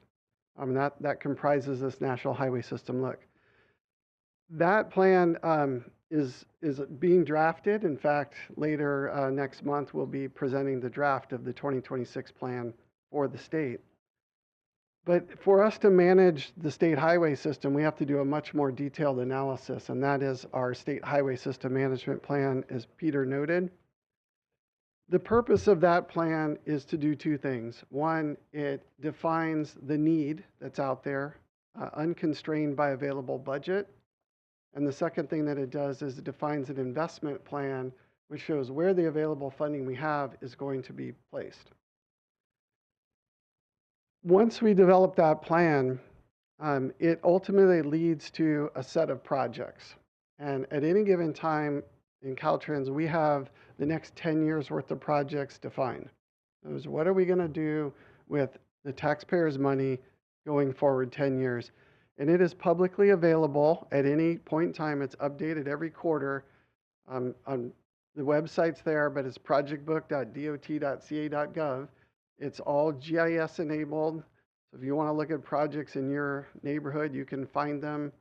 You can search through them. And in fact, you can download the entire set of projects into Excel if you wish to do that. So very transparent presentation of where the taxpayers' money is going for transportation projects. Of that 10-year set of work, the first 4 years of it is what we take to our Transportation Commission for funding authorization. And so I'm going to pivot from this to some of the programs that are within the State Highway Operation Protection Program that are very germane, or I believe are germane to this commission. Next slide. So within our plan, we have 32 different performance objectives that we are trying to achieve simultaneously. We have about $4.5 billion a year to try to do that. And so a big part of my job is figuring out where does the $4.5 billion a year go, given all of the various constraints that we have. Of the programs that may be of significant interest to this commission, we have emission reduction efforts, which primarily are zero emission vehicle charging facilities and zero emission modes of transportation, primarily bicycle and pedestrian. And we are now entering into an area where we will be doing more to try to facilitate use of transit. Caltrans doesn't own or operate a transit service, but we have an opportunity to facilitate that, and we will be doing that as we go forward. Peter kind of mentioned a little bit about damage, and I'll talk a little bit more about that, but that's one of our programs. We have to fund all of the emergencies that happen, whether they're vehicles running into things or things like earthquakes and fires and floods. We have stood up, as was mentioned, a climate adaptation and resiliency program, and I'll talk a little bit about the motivation for that. And then we have ongoing, fairly mature programs now in fish passage mitigation to facilitate the migration of fish up to spawn up in our coastal rivers and streams. And we are expanding under new legislation our wildlife crossing programs. And you've probably seen a number of those or are aware of some of those. There are more in the works. And I mentioned active transportation already. Next slide. So one of the federal requirements that we have when we produce our transportation asset management plan is to review transportation infrastructure that has been damaged in the past and specifically look for infrastructure that's been repeatedly damaged. And that is defined by any asset or any location that has received emergency funding in the prior 10 years 2 or more times. And so the map that is that I'm showing there is the map that is in our draft transportation asset management plan that we're going to daylight next month. But All those little dots and lines, those are locations along the state that have seen damage more than once in a 10-year period. And you could see that there's a significant number of them along the coast, and particularly along the Big Sur coast, and frankly, the Marin and Sonoma coast. Next slide. So that leads to damage, one of our big programs. In fact, this is the second largest program that we have in our plan. It represents between 20 and 25% of every available transportation dollar collected in both state and federal gas tax. I'll say that again. 20 to 25% of every dollar collected in state and federal gas tax is now going to repair damage to the transportation system. We have 3 consecutive years in excess of $1 billion. The year before last, we were at $1.6 billion, which is a tremendous expenditure to fix damage. A lot of the damage is on the coast. I won't say all of it is, but there is a considerable amount. We are seeing slides, mini slides that are bearing our highways, other slides that are taking the material underneath our highways and sending it down to the ocean typically. And then mini wildfires. And we're seeing a lot of coastal wildfires as well as inland wildfires. So we don't really have a whole lot of choice when things like this happen, particularly in areas like the Big Sur coast, which everyone's probably very familiar with. These cut off communities, they have no way in and out, or if they do have a way in and out, it's quite a significant detour to get around to where they need to be. And in some cases, we're cutting people off from schools, from jobs, from emergency services, and other things. So when we have damage like this, it becomes essentially a top priority for us in terms of our funding to try to restore the system. This is all reactionary. The damage has happened. We're going out to clean it up and try to restore service. At the same time, this is not really a sustainable level of funding. We cannot continue to put this much money of our transportation dollars to fixing damage. And so we want to get out in front of it and go on the offensive, and that is where our climate adaptation and resiliency program comes in. Next slide. So as Peter mentioned, in 2023, we put out our plan. We were fresh from a robust investment from the Infrastructure Investment and Jobs Act, which was passed, which provided specific money for climate adaptation and resiliency. We put additional money out of our own transportation resources on top of what we got from the federal government, and we identified a number of projects. We did a call for projects internally to Caltrans. We had over 100 different candidates come forward for climate adaptation projects. Times have changed, 2 years. Expenses have gone up, but the cost of doing our transportation work has gone up. At the same time, the transportation funding available has gone down. And so the combination of those two things and 3 years of significant damage has caused us to have to rethink what we're doing in some of the climate adaptation and resiliency. In effect, we're not backing away from it, but we are having to prioritize it. And so this slide is showing some of what we call our Tier 1 projects. These are projects that are high on our list to get to and fund. And all of these projects typically have some form of planning that is happening right now to try to come up with solutions. This work is primarily sea level rise and storm surge related and coastal erosion related. There are other interior areas that are climate driven as well, like wildfire, that tends to affect more internal areas, heavily forested areas. But we do have a lot of coastal areas that see a lot of wildfires as well. Next slide.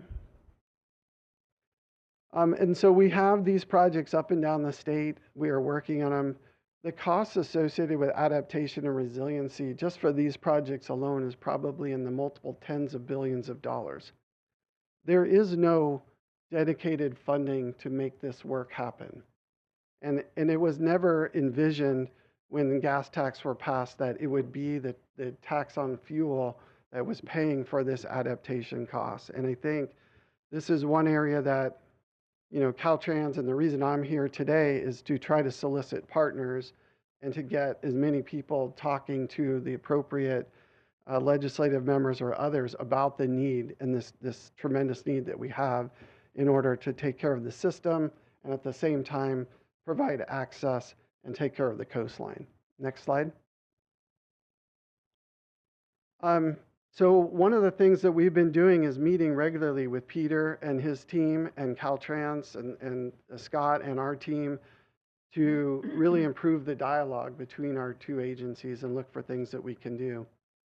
And there are opportunities. So one thing I just wanted to highlight that's underway, there is a group that's looking at bridge rail, and this is a problem in the sense that every time we go to do bridge rail work in Caltrans, and it is critical to our mission, which is the safety of the traveling public. So we need to make sure there are rails on these bridges, primarily, that are going to make sure that if someone hits them, they're going to be redirected back on the roadway and not the alternative. When we do bridge rail projects, we are literally every single time starting over again. It's somewhat like Groundhog Day. What's acceptable? And we're constantly balancing the Caltrans need and our safety mission with the Coastal Commission need for aesthetics from the roadways. And I guess I'm just, there is a team working on it, but I want to just re-emphasize the need to get to a set of, or a suite of rails that are acceptable to the Commission and acceptable to Caltrans that can simply be picked and are available for any location in the state of California. Next slide. I wanted to highlight a couple of successes. We have had great partnership with the Commission in the past. Certainly, Gleason Beach and the Sonoma Coast is a success. This was a highway realignment. We retreated inland and elevated so that we're now at a 100-year sea level rise level. And at the same time, we abandoned the roadway that was closer and provided better coastal access at Gleason Beach. So really a win-win. The project that's next to it is probably less familiar to folks, but it is nonetheless significant. This is a very small bridge. I say small bridge, about 180 feet, that spans over Panther Creek in Humboldt County.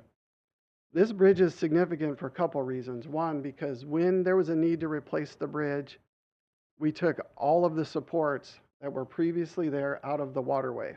And the waterway is significant because this is a feeder and a significant salmon rookery. The bridge that we put in is the first of its kind built in California. It clear spans the entire waterway. And what is also significant is that it was both galvanized steel and then painted on top of the galvanization in an attempt to avoid having to do any work on the coating system for 100 years. And the whole point of all of this work was to not get into that salmon rookery for the foreseeable life of this bridge. Next slide. Other success going down in the Central Coast in San Luis Obispo, Piedras Blancas, again, a very good collaboration. Retreat from a coastal route, we retreated inland. We removed a significant portion of highway in the process, opening up more coastline, and at the same time improving the lagoon and wetlands on the other side. Next slide.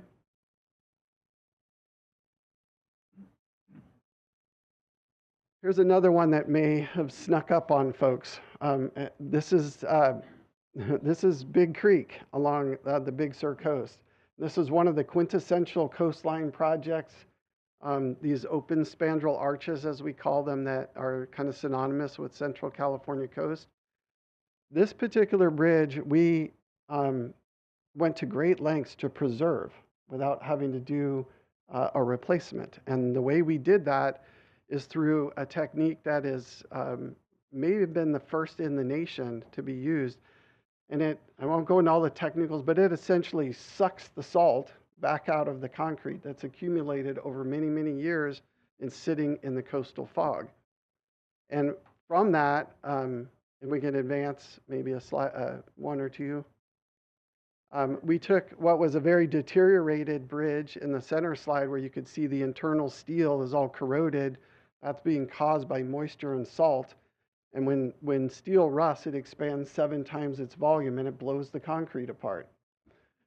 The photo on the very right is after we extracted the salts and restored the concrete, in effect giving this bridge a little bit longer lease on life. It doesn't mean it's inevitable.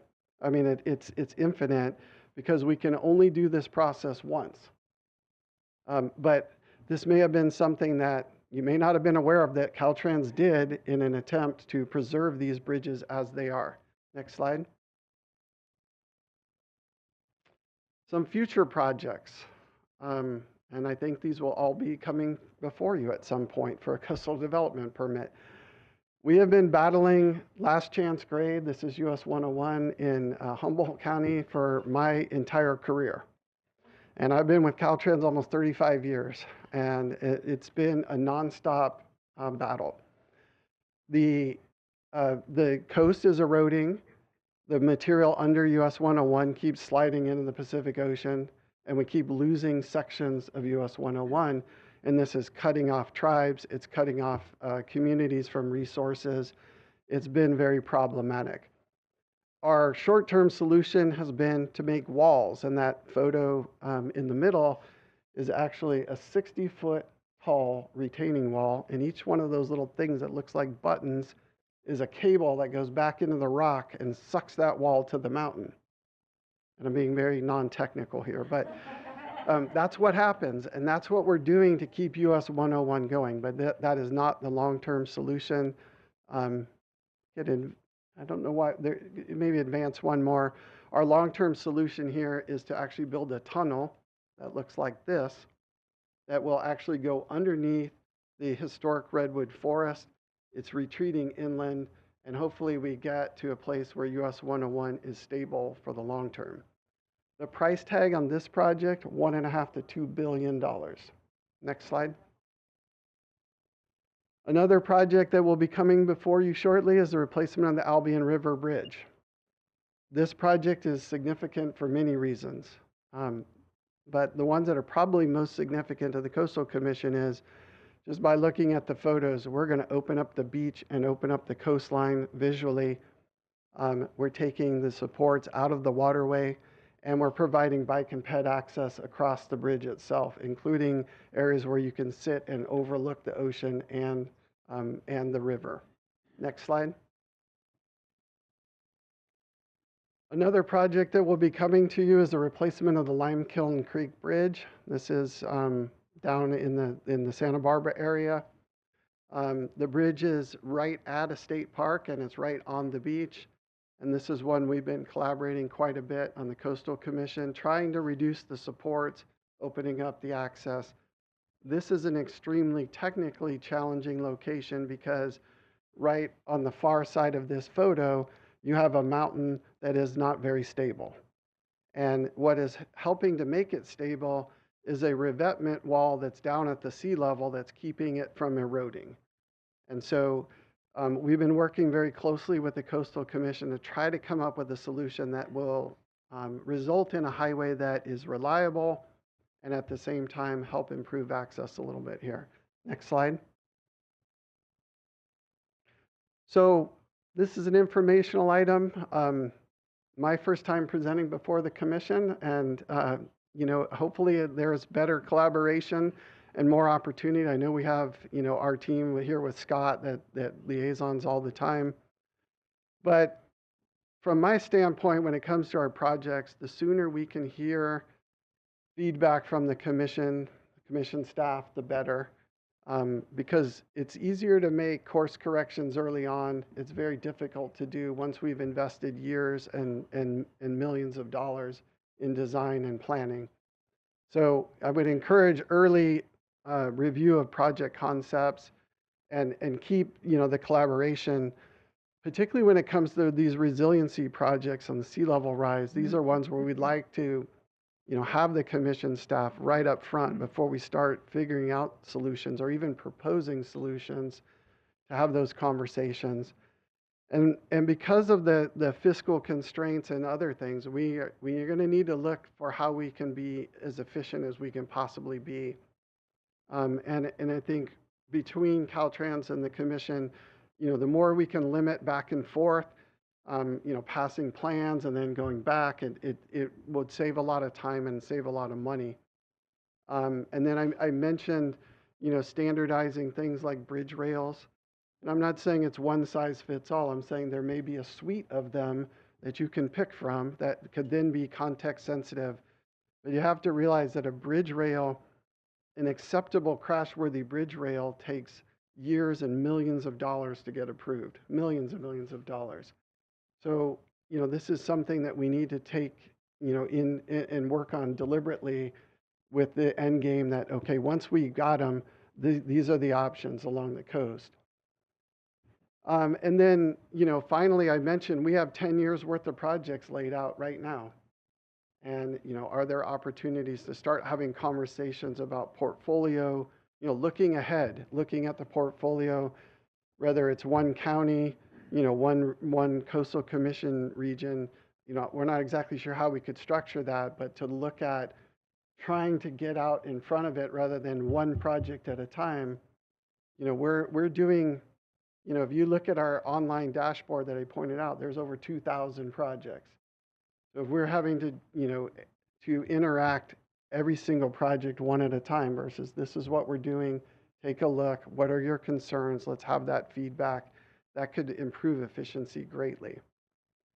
And then, I mentioned the fiscal tightening and, we have mutual goals and Caltrans wants to help, meet our goals, obviously, and also meet those of the commission. And we're having to do that in tighter and tighter budgets. So appreciate your time and hopefully your stomachs aren't growling too much.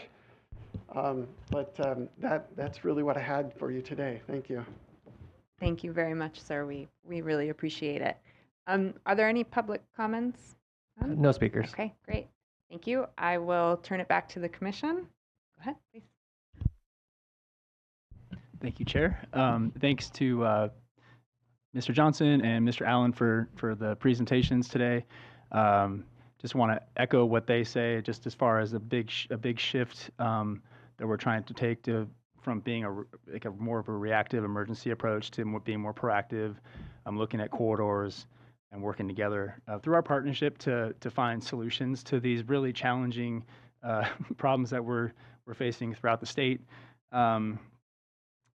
Let's see. I think what we're seeing here also is just actual action that is results from policy at the state level, and these are the boots on the ground, and we're working together to push forward, addressing climate resiliency and whatnot. So I think, I know we're all hungry probably, so I don't want to say too much here, but I do appreciate everybody's time today, and we are all working really closely together between Caltrans and the Coastal Commission, and we look forward to that continuing. Thank you. Thank you, Commissioner Williams. Commissioner Eckerly. Thank you, Chair. I really appreciated that presentation. It's quite sobering to see those photographs. I just had a question about I am grateful and appreciate the ongoing coordination between Caltrans and the Commission, on the Commission and at the staff level.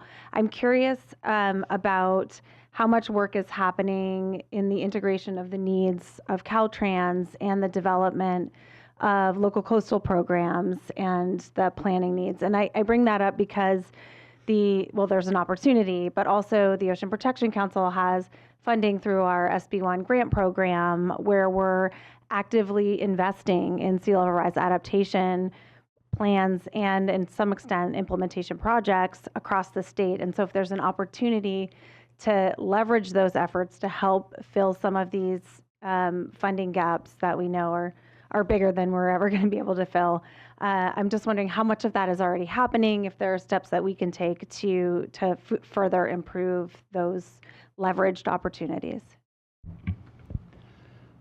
Yeah, the idea of collaborating, using those LCP-related grants to supplement or enhance the transportation work that we're already doing around resiliency is something that we've had for a while and have tried to build on a couple of occasions sort of a collaborative venture between a local government, us, and Caltrans to realize that. But we haven't actually been successful in that one yet. But going forward, I think those opportunities are there that we're going to keep looking for.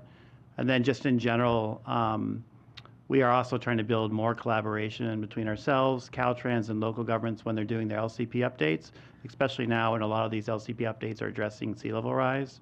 And we all know transportation network is very integrated with the local development, so it's very difficult to plan for one without the other. So we can't just address resiliency for highway in a vacuum. We need to also be working with local government. So those are both things that are ways that we're trying to grow our program and our work together. So yeah. I would just add to thanks, Pete, and I just want to thank Mr. Johnson for coming. It was a pleasure to have you here. And again, I think these are the types of discussions and partnerships that we're trying to push forward. We have a great partnership with Caltrans generally, and we're looking for ways to grow it. And this is a great example. Another one is through LCP planning and making sure that we are moving towards resilient infrastructure, transportation infrastructure, at the same time as we're thinking about communities and how, because as Peter mentioned, they're integrated. You can't think about one without the other. So thanks for it was a great question and something that we are continually working on. And I know we have some of our Caltrans partners here today. This is the work that we're trying to push forward. So thank you. If I might, through the chair, just one quick response. I'm happy to help connect those dots in our program and try to elevate when we see proposals coming through, asking questions about whether they have integrated or even spoken to anyone at Caltrans about this. Thank you. Thank you very much. Commissioner Lopez. Thank you. Yeah, I just wanted to raise that I appreciate the conversation, the desire to get upstream. Obviously, we know that lime kiln piece, as well as Paul's slide and the other slides along the Big Sur coast, are all within Monterey County, places that I'm very lucky to visit often, but feel right now that economic pressure around that lack of access. And the rail conversation, very directly, a conversation that is a hard one to have because the community sees these bridges like characters or personalities, and so any change to them is an emotional and visceral reaction that happens as soon as you propose it. And so I appreciate the desire to try to get upstream and try to create a template, but also acknowledge that in a lot of our communities there's going to be pushback on that concept. And so I just want to be honest about that up front, knowing the experience we've gone through in Monterey County with replacing the rails, understanding that the target is safer bridges, but knowing that the community has a very strong desire to maintain a certain aesthetic. So trying to blend the two, and it can be a very real challenge. But acknowledging those pieces as part of this presentation, looking forward, I think that the collaboration around acknowledging how we pull back in certain communities is also going to create winners and losers, right? And it always happens as you kind of shift where a roadway goes. And so just want to offer my help in anything you need from me as a Monterey County representative, but also as a coastal commissioner to help keep that conversation going. I think it's important. I know that a lot of those conversations have already been sort of touched on within my communities, and folks are very worried, but I think calling them out helps move the needle further. Thank you. Thank you. Commissioner Notoff. Yeah, I too wanted to. I also live on the Central Coast, and certainly we've heard a lot about Big Sur Bridge replacement concerns. And then just recently when we were up in Mendocino, same type of emotional attachment to Bridge in Albion. So if there's, and I've talked to Scott about this, and I think I want to say it's great to have Scott here. He's a great resource. And, I've talked to him about how can we get safety down in Big Sur, but respect the design as much as possible. And that and safety at Point Lobos is also an ongoing concern. So I think that having that collaboration and trying to get up front, in the early parts of the process is important.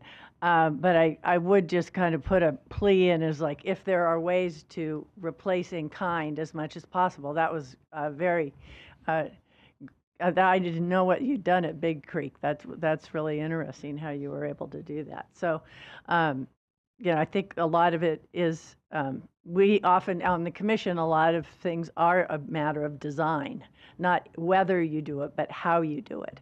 And I think that's the critical lens that the commission hopes to bring to that with our collaboration with you. Thank you. Commissioner. Thanks. I think we've talked about this a little bit before. I mean, so on the North Coast, we have a place called the Lost Coast. And the Lost Coast is there. There were attempts to build roads, and it just didn't happen. And we are very attached to our anthropogenic things that we build, roads and dams and other things like that. And sometimes that infrastructure, I don't know, I'm sure you guys must be having the conversation about when it just the burden of maintaining the thing just becomes too much. The question needs to be asked sometimes, if there wasn't, I guess for Caltrans specific, if there wasn't a road here to begin with, would you build a road? And well, that should inform how you move forward from that decision point, really, because you have an arc in relation to that, and especially when you're talking about sea level rise. And so as Supervisor Lopez was saying, some of those conversations can be very painful discussions because they impact communities for sure. But it is real. Our resources are not infinite, and sea level rise is real, and geology is real, and geomorphology is real. And so we have to make some tough decisions, and we've done so with dams. There were communities that were impacted by the removal of dams, and because those things couldn't sustain themselves anymore. And likewise, I think we need to be really thinking about these other types of infrastructure, and are they really infinite? And do we have the capacity to do that? And it's not just the technology, it's also programmatic as well. And we may need to reorient how we access places or when we access places. And likewise, we have these conversations on Humboldt Bay. It's like if Caltrans will invest many, many millions of dollars to build a causeway, for instance, for 4 lanes, to limit to create it so that we can always access something even when we have sea level rise, which may cause the road to be closed twice a year for 4 hours, for instance. So the question is that infrastructure cost worth the balance between making a programmatic change in our community about whether or not we can access things all the time? Because many communities use ferries to get from one place to another. They actually can schedule. Under COVID, we changed all kinds of functions and how we accessed and got around. So what I'm getting at is we are under this trajectory that is a very rear view mirror perspective on this technology, and I think we're going to have to get real about that moving forward. And I appreciate these conversations, and I appreciate Caltrans being open to those discussions. Thanks. Thank you. Commissioner Escalante. Yes, thank you, Mr. Johnson and Caltrans and Commissioner Williams always for the collaboration. I'm from LA, but so my relationship with Caltrans is complicated. Having grown up in LA, because Caltrans shows up and then everybody's mad. And now that I've been living in Del Norte County, we have developed a whole different appreciation for Caltrans, and Caltrans are our heroes. My son wants to work for Caltrans at this point because they literally keep us connected and keep me moving. So, and I see how hard that fight is. It's a daily battle. I've actually been up and down, the highway the last couple of weeks and seen how much work you guys are doing getting us ready for the atmospheric rivers. So obviously, this relationship is incredibly important to continue fostering. The challenges will only just get bigger, but I'm very excited to see you guys moving in this direction or more comprehensive look at transportation options.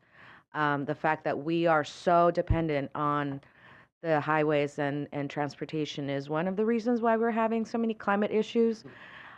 So I do appreciate your leadership in this and moving us towards that direction. So always being the one up, the furthest one north, happy to help in any way possible, or just I like to keep Commissioner Williams informed of how well connected we are so far.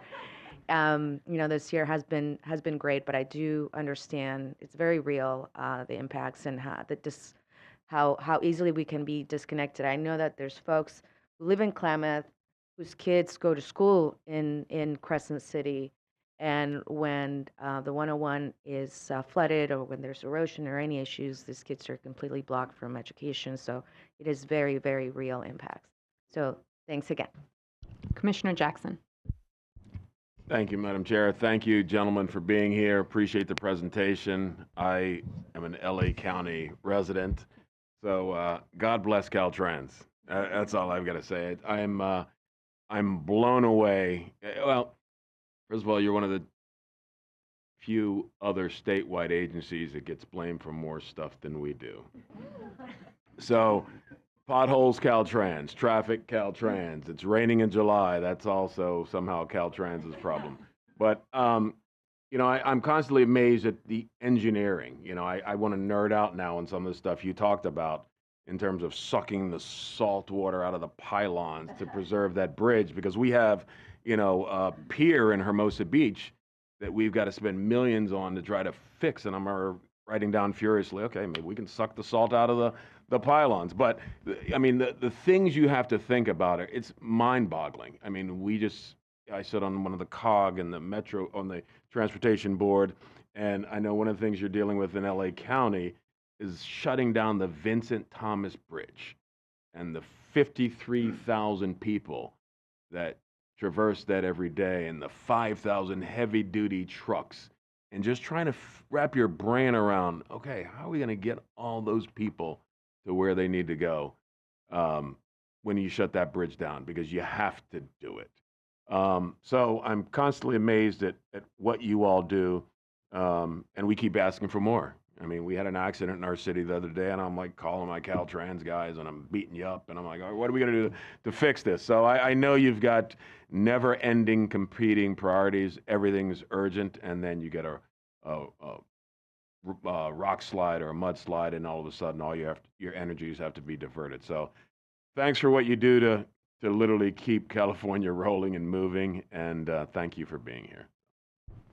Thank you. This is a great conversation and a really excellent presentation. Thank you, Mr. Johnson, your team, Commissioner Williams. Really appreciate this. So I know everyone is hungry, but we have folks in person who are here for consent, and I want to ask my fellow commissioners if we can power through consent. I'm getting nods of yes, so thank you very much. All right.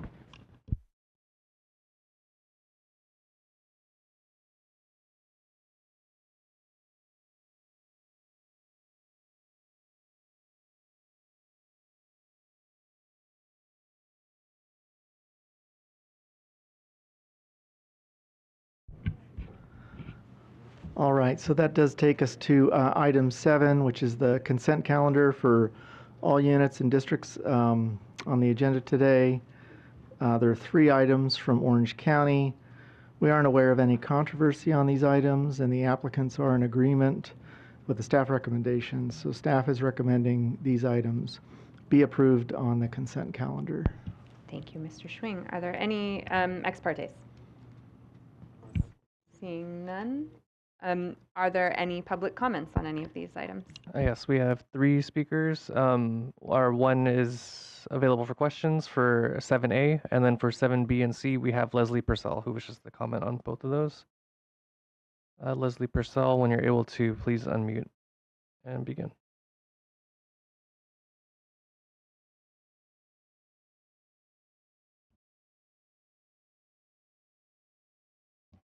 Leslie, you're in as a panelist now. You should be able to unmute.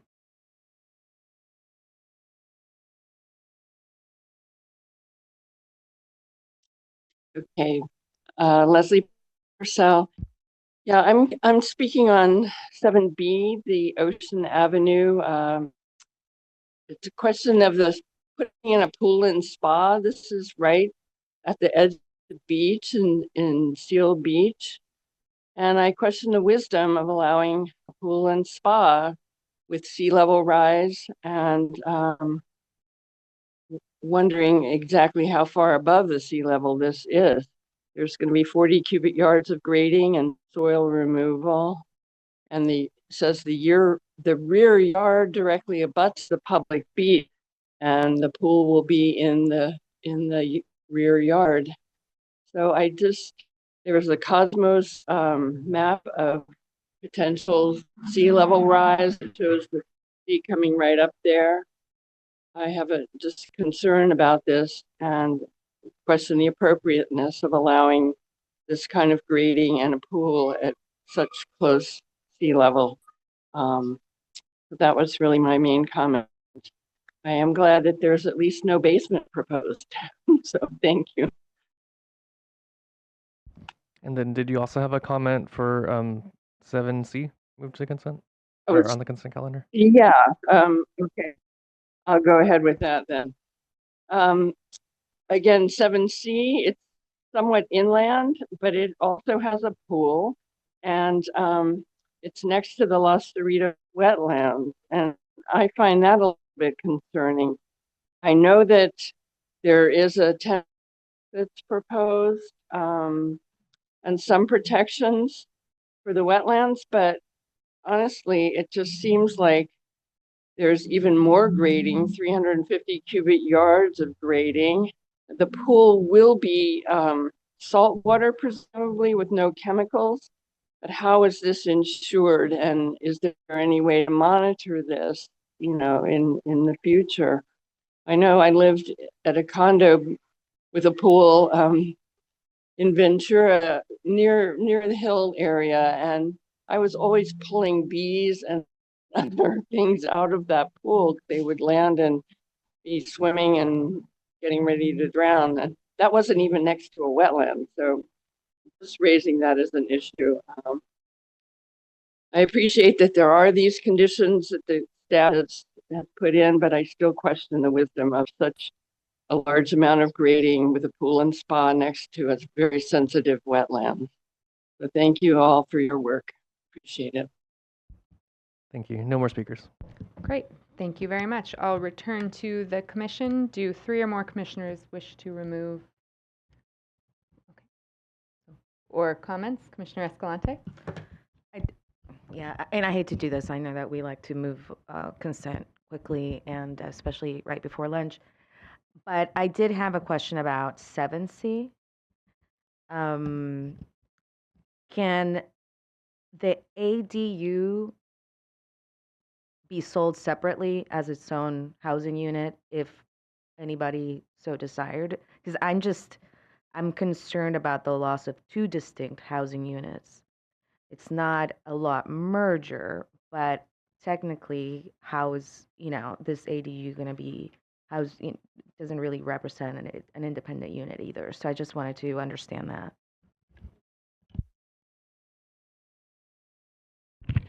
Typically, ADUs cannot be sold separately from the house. There's some exception in the ADU law that does allow it. I highly doubt that this property qualifies for that. So it is unlikely that it could be sold separately.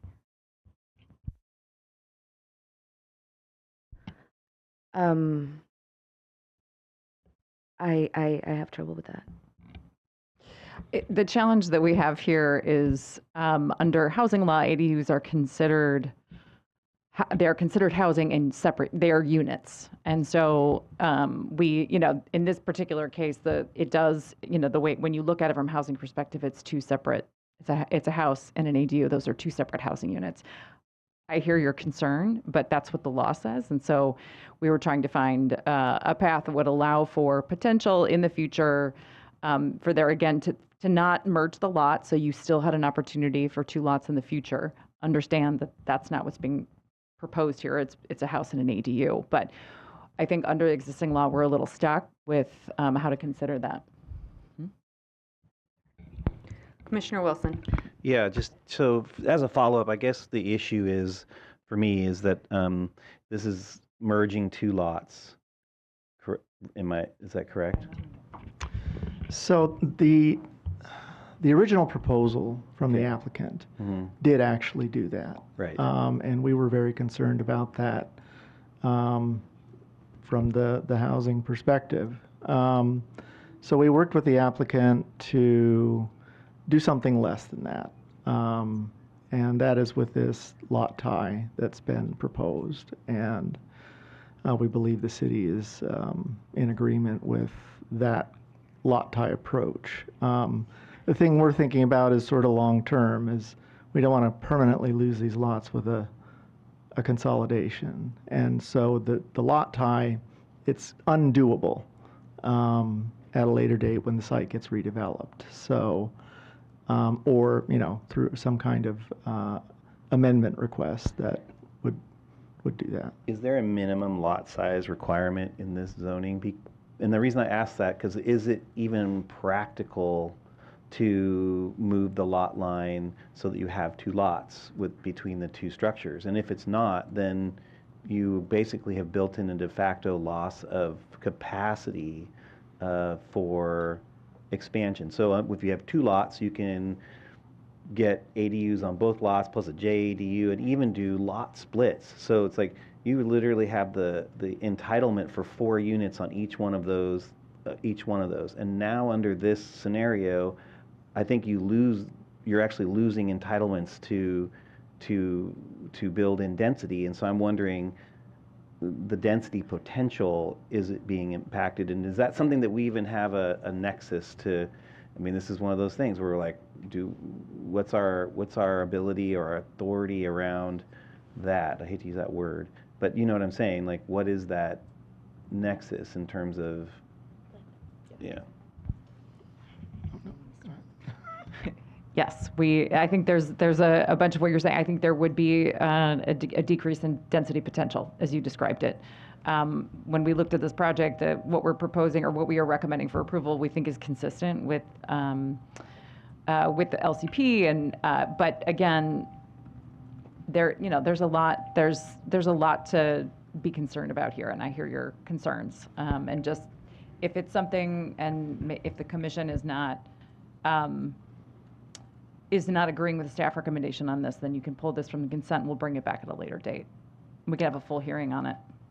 I do want to mention that the city of Seal Beach, they don't currently have an LCP, but they are actively working on one, both the land use plan and the implementation plan. So, I mean, this kind of issue, to the extent we can address it at that level, I think we would seek to do and are seeking to do. Thank you. Commissioner Nada. I was just going to say that my notes on this item is, what about the net loss of a housing unit? And it sounds like there's several commissioners that share that concern. So I would say maybe the way to deal with that is to have it here, pull it off the consent calendar. Is there a second? So are there 3 commissioners who wish to pull the item? Well, question first. Commissioner Jackson. Thank you, Madam Chair. Thank you for the presentation. I share my colleagues' concerns. This is the never-ending list of challenges we have when we have competing policies. This is clearly one where Sacramento has created policies that permit this type of demolishing 2 unique, functional single-family homes and replacing it with one big one and a functional ADU that could act as a single resident, but we know typically how these go. So with that being said, understanding that current policy from our friends in Sacramento permit this. So by pulling this for a future item, are we kicking the can down the road when our hands are essentially tied because we don't have the authority to stop this counterintuitive project? I think I would say that it's staff can spend some more time evaluating it given the commissioner's concerns. I can't guarantee we'll come to the commission with a different recommendation, but given all the concerns raised here today, I think it's worth another look. I would support that then, if that's the case, Madam Chair. Okay. And I just have one follow-up. In terms of timing, if this is indeed pulled and brought back at a future date, will the LCP update have occurred by that point, be simultaneous? I'm assuming it won't be. No, that's a bit of a longer term project. Okay, personally, given that, and given the constraints under which we are working, I don't support removing this, but I'm hearing 3 or more commissioners interested in removing this item from the consent calendar. Please signal with a raised hand. Okay, we have 3, so we will remove item 7C from consent, and that will come back at a future date for us to hear the full item. For now, if we could have a motion for the balance of the regular consent items, items 7A and 7B, or comments. So moved. Second. Motion by Commissioner Wilson, a second by Vice Chair Hart. May I have a roll call vote, please, Ms. Miller?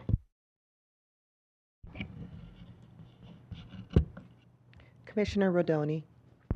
Aye. Rodoni, yes. Commissioner Lopez. Aye. Lopez, yes. Commissioner Notoff. Aye. Notoff, yes. Commissioner Preciado. Yes. Preciado, yes. Commissioner Wilson. Yes. Wilson, yes. Commissioner O'Malley. Yes. O'Malley, yes. Commissioner Escalante. Yes. Escalante, yes. Commissioner Hart. Yes. Hart, yes. Commissioner Jackson. Aye. Jackson, yes. Chair Harmon. Yes. Chair Harmon, yes. The vote is unanimous. Thank you. Those items have been approved. And now we will move quickly to the items that have been pulled from the regular agenda to consent. Thank you, Madam Chair. So that starts with item 11A. This is the City of Laguna Beach's ADU related LCP amendment, LCP time extension only.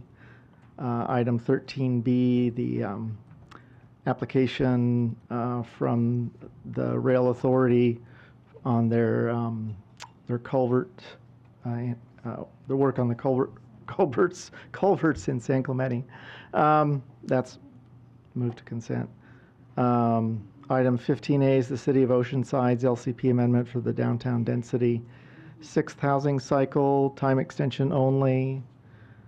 Item 16B, application 624-859 for Oceanside Loma Alta Creek mouth maintenance in Oceanside. Item 16C, this is application 625-425. That's the assisted living project in City of San Diego. There is correspondence on item 13B, Southern California Rail Authority's culvert work and riprap installation expressing support for the staff recommendation. We've also received correspondence on item 16C, which is the assisted living facility on El Camino Real. Comments expressed opposition based on cycling safety and traffic on El Camino Real. It's outlined in our staff report addendum. The applicant submitted traffic studies that demonstrate the proposed project won't substantially lower the level of service on adjacent roads. The opponent also raises concerns about impacts on biological resources and water quality. Both issues are addressed through water quality control measures, a setback from the biological resources, and other provisions to control adverse lighting effects. No additional contrary information was submitted by the opponent to substantiate their claims, so staff continues to recommend this item be approved on the consent calendar. And that completes my comments. Thanks. Thank you. Any ex partes? Seeing none. Any public comments? We have a couple people who wish to speak, Mitch Silverstein and Susie Whitelaw on item 13B. Mitch Silverstein, you're being moved in as a panelist. And then across the other items, we just have those available for questions. So Mitch Silverstein, when you're able to. Thanks. Hello, Commissioners. Mitch Silverstein, California Policy Senior Coordinator at Surfrider Foundation, commenting on W13B regarding after-the-fact authorization of a 95-foot-long rock revetment placed on the beach in San Clemente by the SoCal Regional Rail Authority. I bring this to your attention because large swaths of this stretch of beach, starting just north of the famed Trestle surf break, have been armored with rock revetments to protect railroad assets, much of it via after-the-fact authorization through emergency CDPs, or in the case of this particular revetment, with no permitting whatsoever. This pattern is gravely concerning to Surfrider. The Coastal Act does allow for armoring to protect existing structures, but only when designed to eliminate or mitigate adverse impacts on local shoreline sand supply. San Clemente's LUP has even stronger language. It additionally states that any shoreline armoring device must be the least damaging alternative and must be designed to minimize and mitigate encroachment on the public beach. Therefore, my question is, how can any of these design considerations required to minimize negative impacts to our beaches take place when rail agencies throw boulders on the beach without any prior consultation with the Commission, state parks, or the city of San Clemente? The answer is they cannot. The unpermitted revetment being considered today takes up 17 feet of beach space. In areas further south, revetments take up to 40 feet of beach space. I'm talking vertical beach space onto the, towards the ocean. These revetments aren't being designed to minimize public encroachment on the beach or adverse impacts to sand supply. In many cases, they're being clumsily thrown on narrow beaches with zero consideration of local coastal dynamics. Ironically, waves are now hitting the rocks and scouring the beach, putting the railway in further danger. With that said, I encourage the Commission to demand future mitigation as allowed under Special Condition 6 by requiring the applicant to maintain the pre-revetment beach within that area. Lastly, I urge you to demand increased scrutiny on unpermitted and emergency revetments put on the beach to protect rail access through San Clemente, as well as steep consequences for when rocks are placed illegally, so that nothing happens on that beach without both public and Commission oversight. Thank you. Thank you. Susie Whitelaw. Thank you. I'm Dr. Susie Whitelaw with Save Our Beaches San Clemente. There are two completely separate issues included in this CDP. The main project is a routine maintenance of the culvert going under the railroad, and we have no issue with that.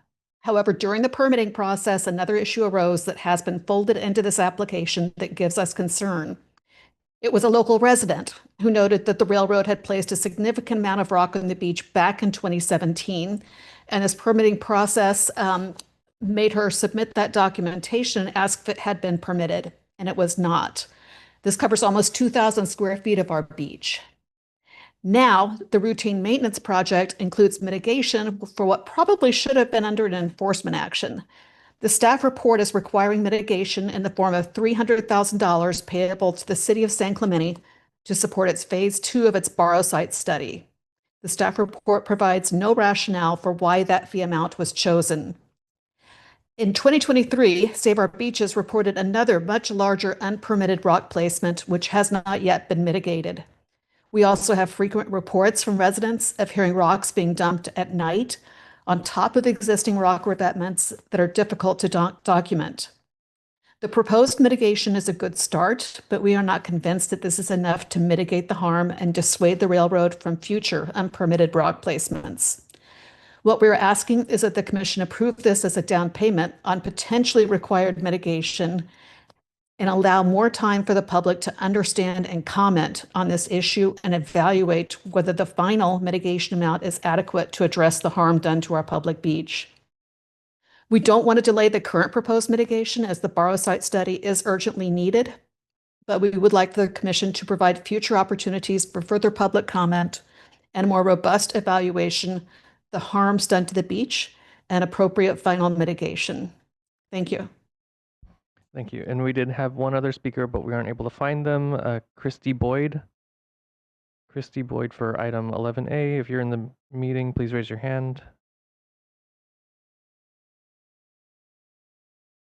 I'm seeing no hands raised. No other speakers.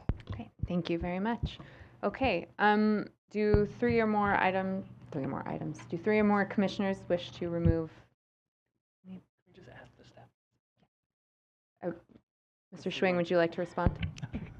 Sure, yes, I can talk briefly just about some of the questions about the revetment itself. We did look at the project as if it was not in place to begin with. That's our usual approach when we're looking at development or approval for development after the fact. And we did conclude that what they're proposing here is the least environmentally damaging alternative, and that it meets all the requirements under 30235. So I wanted to mention that. I would just add too that this is a violation. It's noted as such in your agenda, and as you also know, we have been making efforts when possible to fold in enforcement actions into permit items when we have the opportunity, and that's in part because it's faster. and it's more efficient in a lot of cases, especially when you have a willing applicant, which we did here. So that was why it's not a separate, we could have done it as a separate enforcement item down the line, but then we would have a much longer period of time when we don't have resolution. And as a reminder, there is the resolution of violation here. I think it's $300,000 to go to the sand source study that's being done by the city of San Clemente. So we felt that was an adequate funding for resolution for this violation. And sorry, just one more thing I can add. In terms of the relationship between the proposed project, the work on the culverts and the rock, there is actually a relationship. They have to actually remove some of those rocks and then put them back as in conjunction with that work. So we didn't feel like they really could be pulled apart. Thank you. Commissioners wish to pull an item, make a motion? Move consent. Second. Okay, that's a motion by Vice Chair Hart, a second by Commissioner Wilson. May I have a roll call vote, please?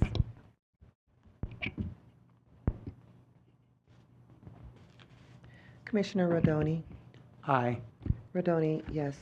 Commissioner Lopez? Yes. Lopez, yes. Commissioner Nadoff? Aye. Nadoff, yes. Commissioner Preciado? Yes. Preciado, yes. Commissioner Wilson? Yes. Wilson, yes. Commissioner O'Malley? Yes. O'Malley, yes. Commissioner Escalante? Yes. Escalante, yes. Commissioner Hart? Yes. Hart, yes. Commissioner Jackson? Aye. Jackson, yes. Chair Harmon? Yes. Harmon, yes. The vote is unanimous. Thank you. That consent calendar has been adopted. So we are going to go to lunch now. If everyone could please be back at 2:20 to resume. Thank you.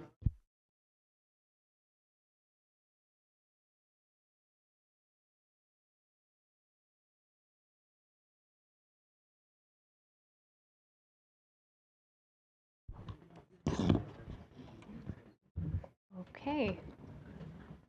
Thank you. I hope everyone had a great lunch. And we are going to reconvene with items 9.1 and 9.2, which share a single combined staff report, including the proposed consent cease and desist order number CCC-25-CD-04 and consent and administrative penalty number CCC-25-AP-05 Sandbourne Hotel. The consent order and consent administrative penalty are proposed to be issued to two LLCs, SCP-1740 Ocean Avenue, LLC, and SCP-1740 Ocean Avenue OPCO, LLC, which are lessees of the Sandbourne Hotel located at 1740 Ocean Avenue in the city of Santa Monica. APN number 4290-019-010. Would the alleged violator and/or its representatives please step to the mic and identify themselves for the record? Or unmute. Yeah, I believe they're on Zoom. We're moving them in as a panelist right now. Thank you. Bill Doak.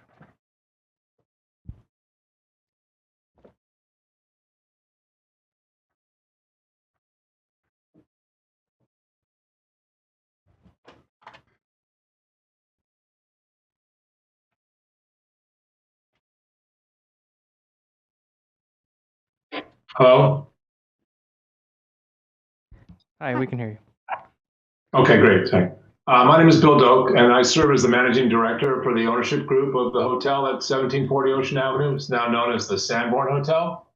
Thank you, sir. And from the time we received the notice, we worked cooperatively. Thank you, sir. Excuse me. I'm still moving through the early stage of this process. Did you say your name was Mr. Oak or Mr. Doak? It's Mr. Doak. Thank you. Thank you very much. Doak. Yeah. Appreciate it. Okay. Staff, can you please identify which items are already part of the record? Yes, thank you, Chair. The record consists of the contents of the staff report and supporting documents, the public documents in the violation file, the addendum, and today's hearing. Okay. Thank you, Ms. Hagee. And how long will you need for your presentation today? We'd like 25 minutes, although we may not use it all. Great. Thank you. There shouldn't be any ex parte communications because this is an enforcement item, but do any commissioners have any such communications that they'd like to report? Okay, seeing none, I'm gonna review the rules for this proceeding.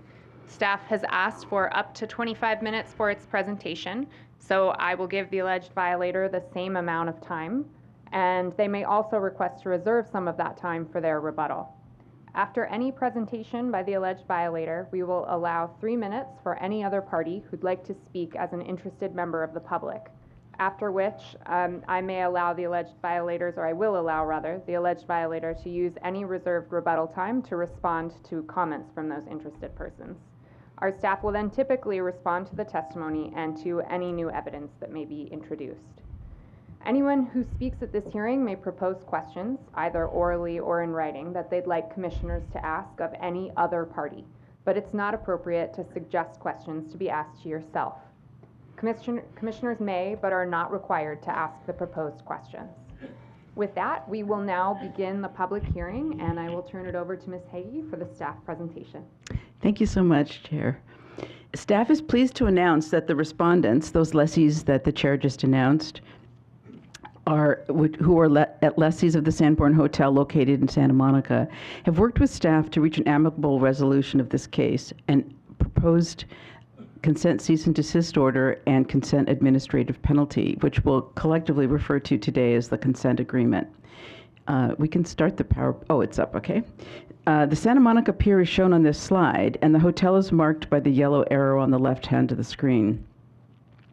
The matter before you today involves the failure to comply with the CDP condition that explicitly required the hotel to implement a public transit program, including reimbursing employees who took public transit to work, providing a public transit, carpool, and bike incentive program, in addition to several other measures designed to both reduce vehicle miles traveled and carbon emissions, as well as increase the availability of public parking in the area.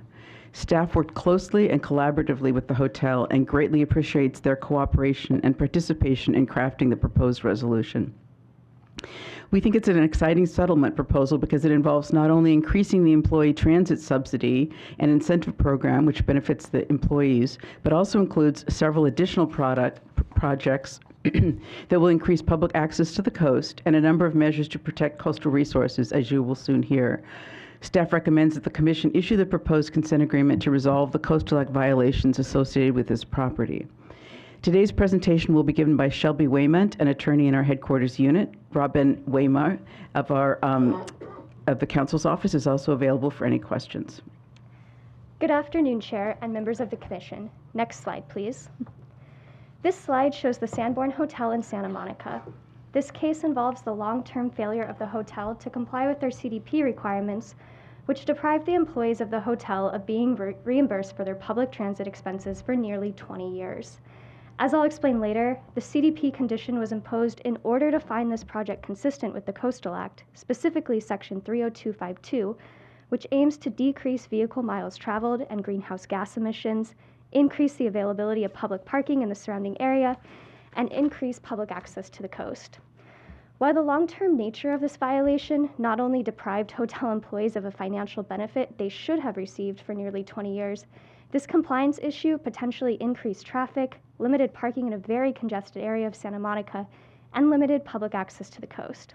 However, through this creative proposed resolution, the hotel has agreed to increase the transit subsidy, increase coastal public access, and implement several measures designed to reduce energy, waste, and water use at the hotel, thereby protecting coastal resources.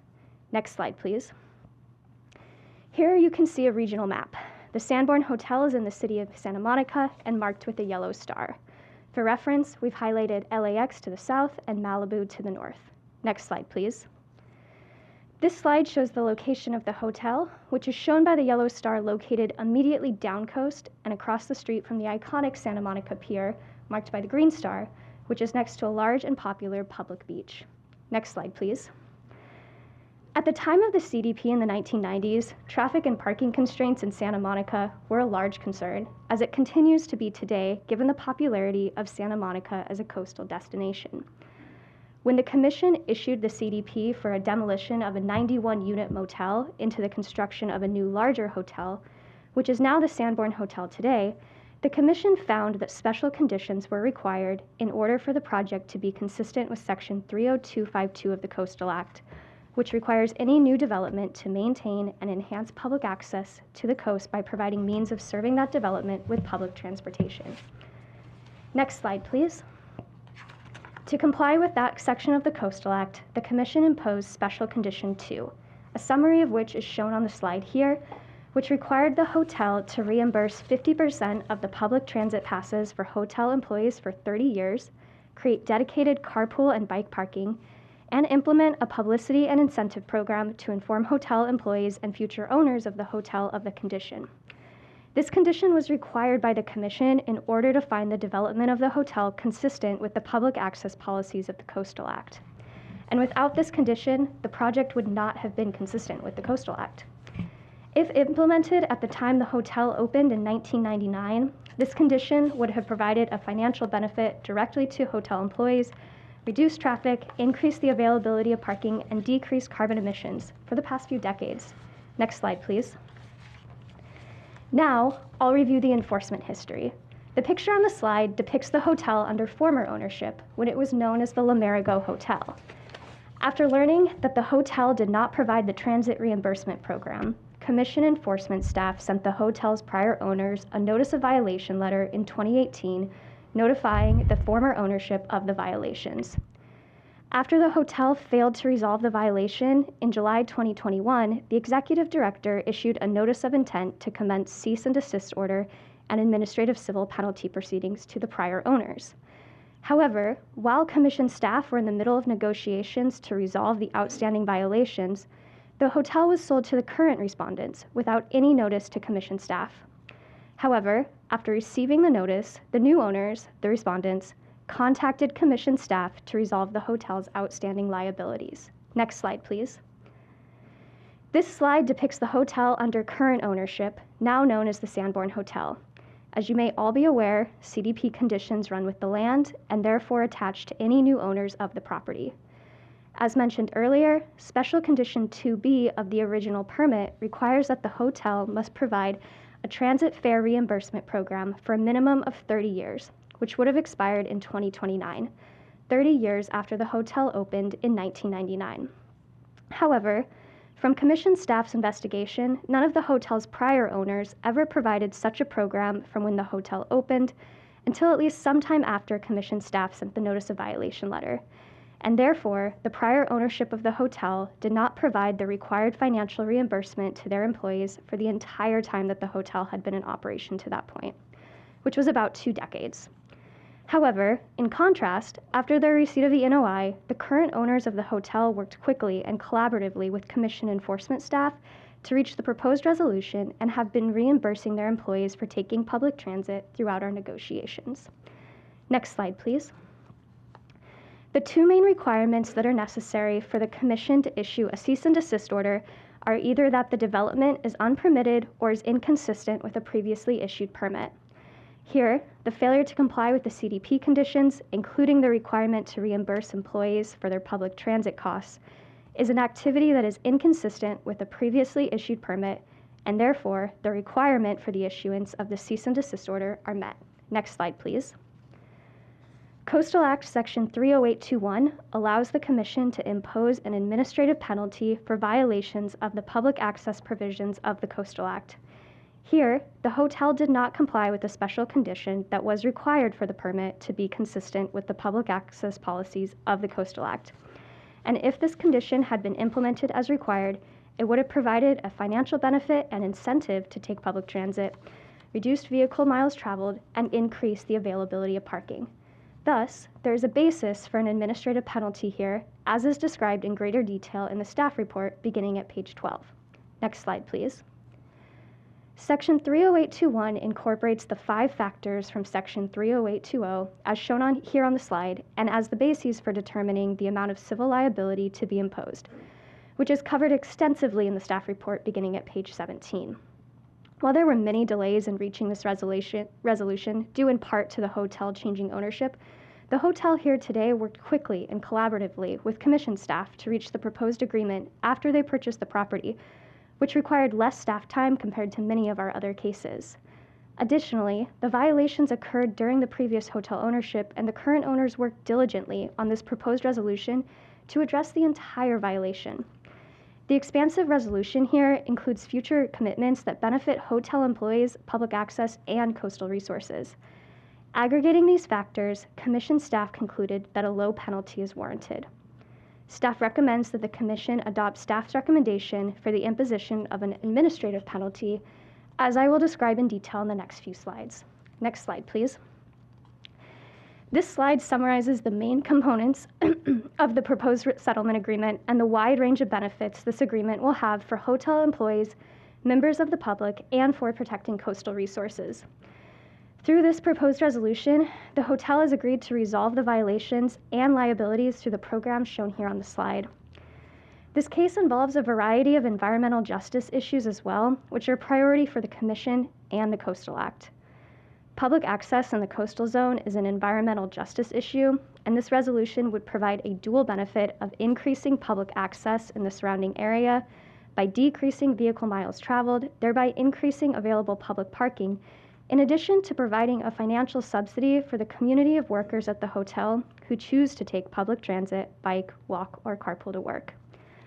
While the exact cost of each component of the proposed settlement is difficult to calculate, Commission staff estimates that just the increase in the public transit subsidy and having it apply in perpetuity alone will cost at least $400,000, although this number will increase if more employees choose to take public transit in the future. In addition, in an attempt to avoid future problems, the proposed resolution includes a critical provision that ensures if ownership of the hotel changes in the future, that any future owners are not only put on notice of the requirements of the proposed settlement agreement, but must also agree in writing to comply with all requirements of the consent agreement. Next slide, please. The first part of this expansive resolution involves an increase in the transit subsidy from 50% to 100% and requires the transit subsidy in perpetuity rather than for a period of 30 years. This slide shows the Big Blue bus line and Metro E-line, which both run through Santa Monica and have stops near the hotel. Car ownership is expensive and costs have risen in recent years. By requiring full public transit reimbursement, this resolution will ensure that hotel workers have an affordable option for their commute to work, while also reducing traffic and carbon emissions and avoiding employees having to park in downtown Santa Monica near the pier, where parking is extremely limited and expensive. Next slide, please. Public transportation options in Santa Monica have only grown since the initial permit condition was required in 1990, and there is a Big Blue bus line stop within 1 block of the hotel and a Metro E-line stop within a 10-minute walk of the hotel, shown by the yellow star. Next slide, please. Additionally, the hotel agreed to provide dedicated bike and carpool parking for employees. This slide shows the bike path along Santa Monica Beach across the street from the hotel. The bike and carpool parking must be in a secure and safe location within the hotel. Next slide, please. This slide shows a map of the downtown Santa Monica Big Blue bus line, which includes a stop nearby the hotel, depicted by the yellow star. The hotel will also create an incentive program for employees who choose to take public transit, carpool, bike, or walk to work. This incentive program involves a monthly $500 lottery system that involves cash, gift cards, free hotel stays, and other benefits for employees who choose to participate. While participation in the program is optional for employees, there is a provision in the proposed agreement that requires an increase in the monthly lottery system if the level of employees who choose to take public transit, bike, carpool, or walk to work ever falls below a certain threshold. The intent here is to ensure that the incentive program is successful and increases to match the rising cost of living. Next slide, please. Next, the hotel has agreed to install 8 electric vehicle chargers, which must be free of cost for all employees to use. The hotel also advertises on its website that the EV chargers are available for guests to use free of charge. This slide shows EV chargers that were installed at another hotel pursuant to another CCC consent agreement.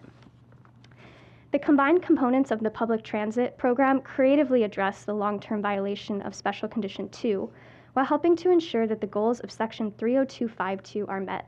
Next slide, please.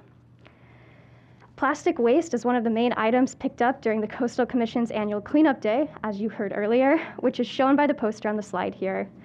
The hotel has also agreed to take steps to eliminate single-use plastics and styrofoam at the hotel. This proposed component requires the hotel to eliminate all single-use plastics at the hotel, and the specific requirements are shown on the slide and include only using reusable or biodegradable foodware, as well as prohibiting plastic straws, bags, bottles, and single-use toiletries. Next slide, please. In addition, the hotel has agreed to follow proper recycling practices and to install 2 water bottle refill stations for guests, employees, and the public to further reduce single-use containers. This agreement to eliminate plastic use and styrofoam at the hotel will protect coastal resources and reduce waste. Plastic pollution has an extremely detrimental effect on the environment, human health, and marine life, and steps to eliminate plastic pollution will have long-term benefits. Next slide, please. The hotel has also agreed to join a program to reduce energy, waste, and water at hotels, such as the Surfrider Foundation's Ocean Friendly Hotel Program in perpetuity. The requirements for the Surfrider program are shown on the slide here and include minimizing outdoor light pollution and on-site ocean-friendly gardens. In addition, for the Surfrider program, volunteers frequently visit participating hotels and restaurants to ensure the requirements of the ocean-friendly hotel program are followed.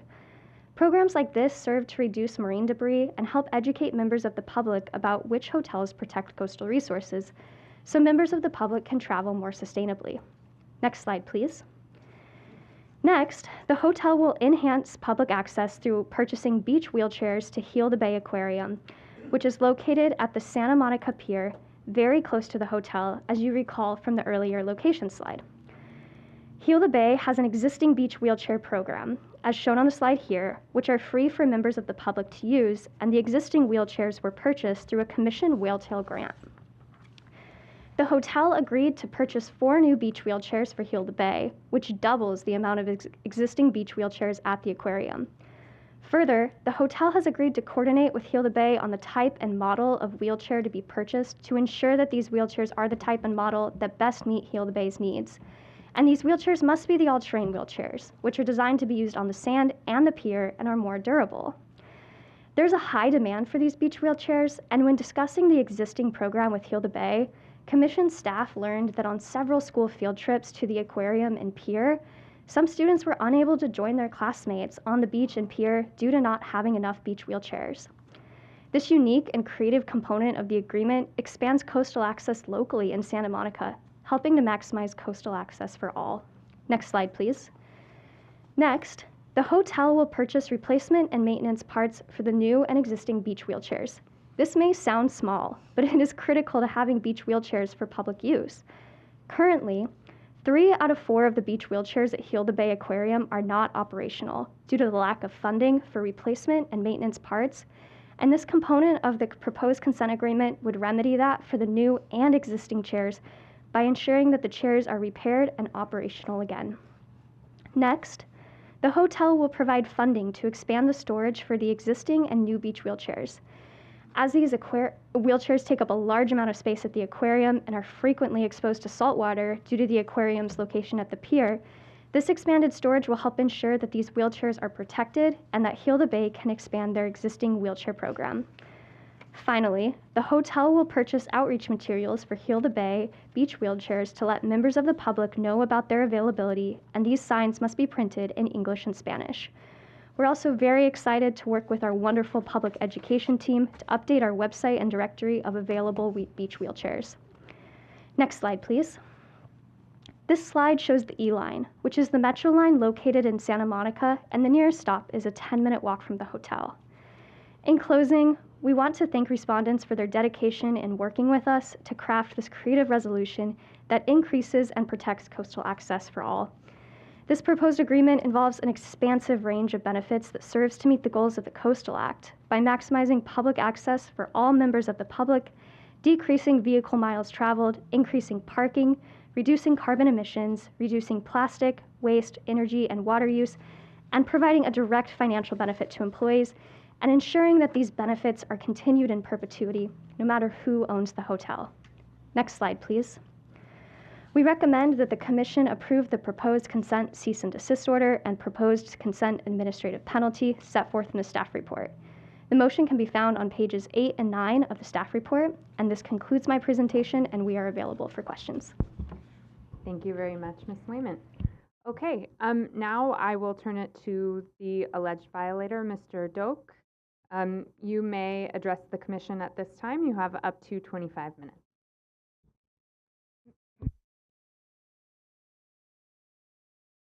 Thank you. Again, my name is Bill Doak, and I serve as the managing director for the ownership group of the hotel.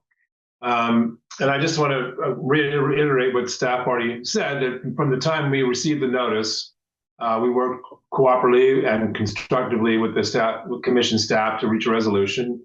And I'm here today to express our full agreement and commitment to the consent order, and that is before you. We appreciate the staff's collaboration through the process, and we look forward to continuing to be a responsible partner of the Santa Monica community. Thank you, but that's all I really have to say. I'm here for questions.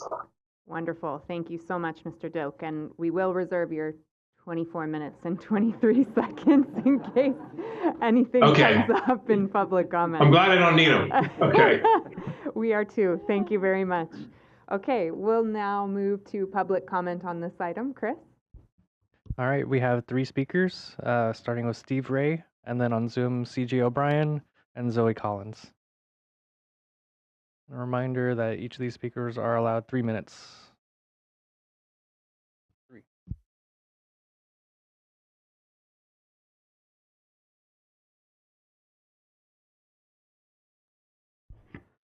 Was that 3 minutes? Oh my goodness, what am I going to do with that extra minute? Well, commissioners, staff, members of the public, my name is Steve Ray, and nearly 30 years ago, I was at the hearings where this hotel came before the commission. It was a very contentious issue, and it remained contentious for years, because even after the project was approved and then built and started operations, the staff of the hotel, the workers, the union that represented them, constantly, every month, like me, came to the Coast Commission and spoke about the issues at the hotel. Nothing ever seemed to really get accomplished with it. The hotel owners were in violation from the very beginning. However, at some point, the people stopped showing up, and the issue went away. I thought things had been resolved. Now I find out, after all these years later, it never was resolved. It just got buried, as so many things do. So now we're at a junction where, first of all, the hotel has changed names, it's changed owners, and I'm very hopeful that the new owners are going to provide a whole new dynamic here in this hotel for the employees and for the public itself, and hopefully all their guests. So I'm here to support this settlement.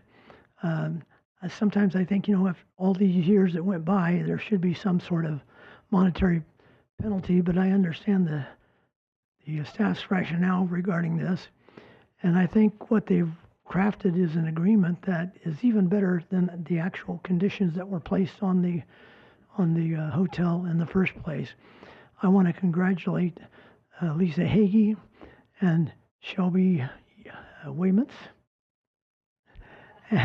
and the other staff members who have worked on this. And I really want to congratulate the new owners who are taking the right approach and doing the right thing here. And we should reward that they're willing to do that.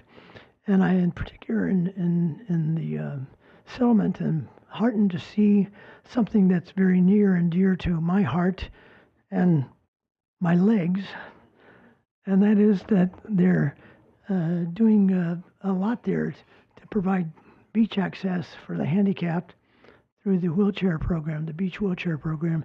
Not just providing some more wheelchairs, but they're going to garage them, they're going to repair them, they're going to repair the older ones that are there already through Heal the Bay. I find that very heartening, because I can tell you, walking down on a beach, sometimes when your legs don't want to try to slog through that sand, it's really nice to have those wheelchairs. So for that reason and for all the others that they've come here, I support this. Thank you very much. Thank you. Next, CJ O'Brien.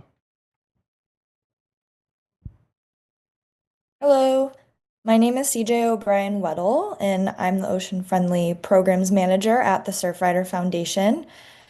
Surfrider supports the proposed consent agreement, and as the organization that created and manages the Ocean Friendly Hotels program, we're happy to see this agreement require the Sandbourne Hotel's permanent participation in the Ocean Friendly Hotels program or an equivalent program.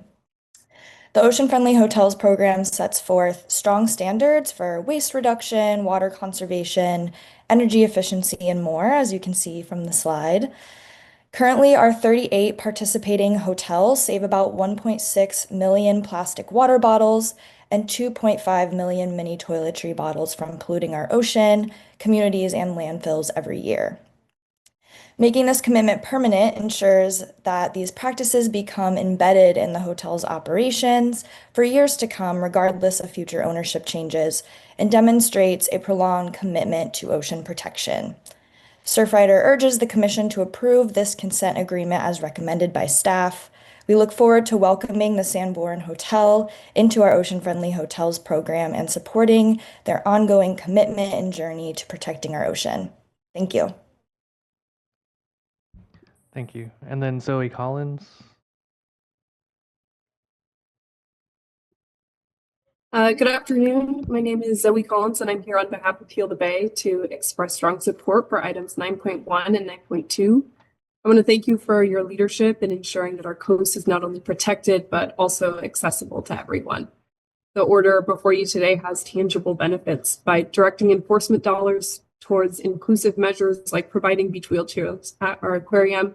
You're opening the shoreline to families, elders, and community members who might otherwise be excluded from the joy of experiencing the beach. These chairs are more than equipment. They're pathways to belonging, dignity, and connection with the ocean. We know that access is a cornerstone of the Coastal Act, and this action demonstrates how enforcement can be a tool for equity. It's a model of how we can turn compliance into community benefit. At Heal the Bay, we are proud to steward this resource and ensure that beachgoers can check out a wheelchair as easily as they can check out a tide pool guide. On behalf of our staff, volunteers, and the thousands of visitors who will benefit, thank you for prioritizing inclusion and for recognizing that a healthy coast is one that welcomes everyone. We look forward to partnering with you to continue building a coastline that reflects the values of equity, access, and stewardship. Thank you very much. Thank you. There are no other speakers. Thank you very much, Chris. Mr. Doak, do you have any final words you'd like to share with us? No, excuse me. I just want to thank each of the speakers for their support of this, and also one other issue that, excuse me, resolved. There was with the prior ownership was a contentious issue. It was the union, and we actually voluntarily supported and now have reached an agreement with the union pretty immediately after we acquired the hotel. So the hotel employees are now represented under a collective bargaining agreement with the union. But I want to just let everybody know we appreciate the support on this. Great. Thank you very much, sir. Now I'll return to staff if they have any closing comments. I think that's it. If we have, we'd be happy to answer any questions the commission might have. Great. Thank you very much. With that, I will now close the public hearing and bring it back to the commission for any questions, comments, deliberations. Okay, Commissioner O'Malley. All right, thank you. Once again, want to talk about how much I appreciate our enforcement staff for doing this, and I know it's a lot of work and coming up to a settlement that everyone is kind of happy about. I love. It also stresses the importance of, you were mentioning, Steve, that you know, people would show up and argue that something needs to be done, and then we were granted enforcement, abilities in our staff, and so we really appreciate that. Not only was that able to happen, but the work that you continue to do. So appreciate it. Thanks. Thank you. Commissioner Escalante. I'm happy to make the motions when we're ready, but just to recognize the great work from our staff, and delightful to see this new leadership in this hotel, taking all of this at heart. That suite of conditions or agreements, they all speak to my heart very loudly. I think it's quite important, especially for the beachfront hotels, to lead by example when it comes to plastic pollution reduction, climate emission reduction. So all of this, congratulations. Today, I can't speak. Congratulations to everybody, and I'll move forward whenever we're ready. Commissioner Wilson. Yeah, I just want to emphasize this list of conditions are amazing, and I appreciate the hotel's representative just basically saying that they believe in them and that they're ready to go. I want to just emphasize the incentive approach in terms of the transit program. I just think is great. Honestly, I'm just hoping that this isn't an odd thing, this list, that this becomes the standard. And I really appreciate that. I really want this to be the standard for these types of hotels for going forward. So thanks. Commissioner Jackson. Thank you, Madam Chair. Thank you, staff, as well as the applicant. I guess that's not the proper word in this case, is it? But thank you for the collaborative nature in bringing this to where we are today. I just had a couple quick questions. How many employees do you expect to utilize this public transportation assistance? Well, we actually implemented this already. I think it goes in waves, but we're probably around about 50 employees today are taking advantage of the public transportation offering, at least. Okay, and that's 50 out of how many? Their full-time employees is 95. I think, and we also have ride share as well. Okay. That we help with parking. So. And for those that don't utilize this, there's a place for them to park safely all hours of the day and night, I'm assuming. Yes, at the hotel, they do. Okay. Yes. And I was curious about excited to hear about the charging station. And I know that SCE and other organizations are offering incentives to help defray the cost for those level 2, level 3 chargers. Are you putting in level 2 or level 3? Do you know that? The medium one or the fast ones? We've had the medium ones in place, and we're actually adding the level 3s now because they're faster, so we can get more use out of them. Great. So those will be added. Yeah. Fantastic. Good to hear. Thank you. I appreciate that. That's all I have, Madam Chair. Thank you. Thank you. Any further comments? Ms. Hagee, did you want to? I was just going to say that we wanted to draw the distinction between this and some of our other unilateral enforcement cases you've seen recently, and just emphasize the benefits that inure to everybody, the commission, staff, the violator or the alleged violator, and the public, because these are resolved much more quickly and more amicably, and we're able to do some creative things that we would otherwise not be able to get. And to a couple of the comments that commissioners had, we are trying to make these state of the art. We've been putting these provisions in every single case that we have involving a hotel or a restaurant. It gives us an opportunity to give the business a chance to sort of explore the options and to participate in the program in a way that spreads the word and avoids plastics. And I just wanted to also say that we agree that it should be the standard, and we're trying to impose it. We don't have the legal authority to do some of these things unilaterally, and doing these through consent orders allows us to be creative and to really work with the party to do something that benefits the community. And this was a complicated one because we wanted to address a number of issues, including the employee concerns, and we were very pleased that the hotel was willing to do that. So anyway, we're excited about it, and we hope that this is a sample for things that to come. Thank you, Ms. Hagee. I share so many of those sentiments, and I was just going to say, for my part, briefly, there's so much in this item that I too hope becomes a model for how we approach and manage these issues moving forward, not only substantively in terms of some of the things that have evolved in terms of the conditions and outcomes, but also just the manner in which this was resolved and I'm thinking teamwork and engagement that was shown by the new owners. I just really appreciate it, and it's not often that we have these items with such a sort of celebratory tenor, but that's what I'm personally feeling, and that is due in large part to our staff's incredible work over such a long time, and the new owners really coming to the table and working collaboratively. That's the word I was looking for. Doing so collaboratively. So I hope that approach to these issues is also a model for the future. With that, I will return to Commissioner Escalante for motion. Thank you, Chair. And I'll start with motion 1.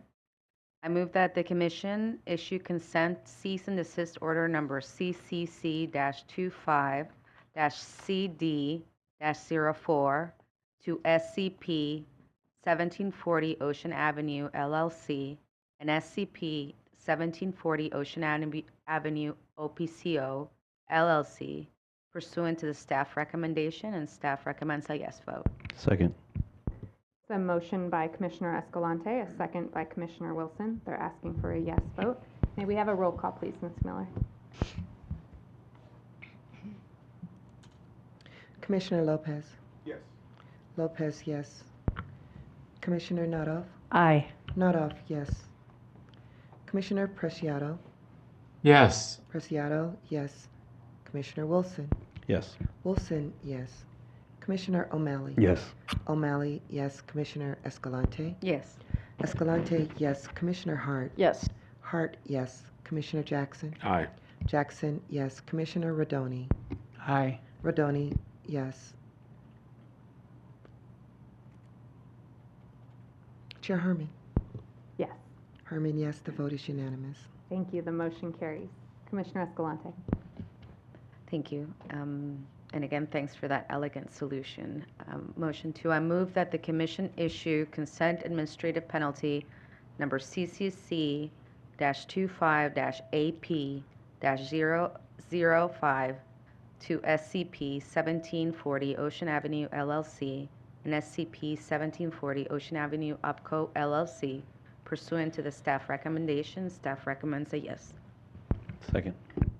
We have a motion by Commissioner Escalante, a second by Commissioner Wilson. They're asking for a yes vote. May we have a roll call vote, please? Commissioner Nadoff.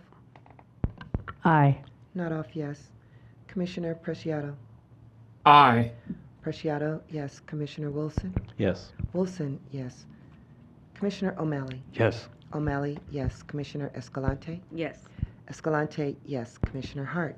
Yes. Hart, yes. Commissioner Jackson. Aye. Jackson, yes. Commissioner Rodoni. Yes. Rodoni, yes. Commissioner Lopez. Lopez, yes. Chair Harmon. Yes. Harmon, yes. The vote is unanimous. The motion carries. Thank you very much. And thank you again to our enforcement staff. Okay, we'll give our staff just a second to turn over, and then we will move on to item 10. Give us just a sec to shuffle some chairs.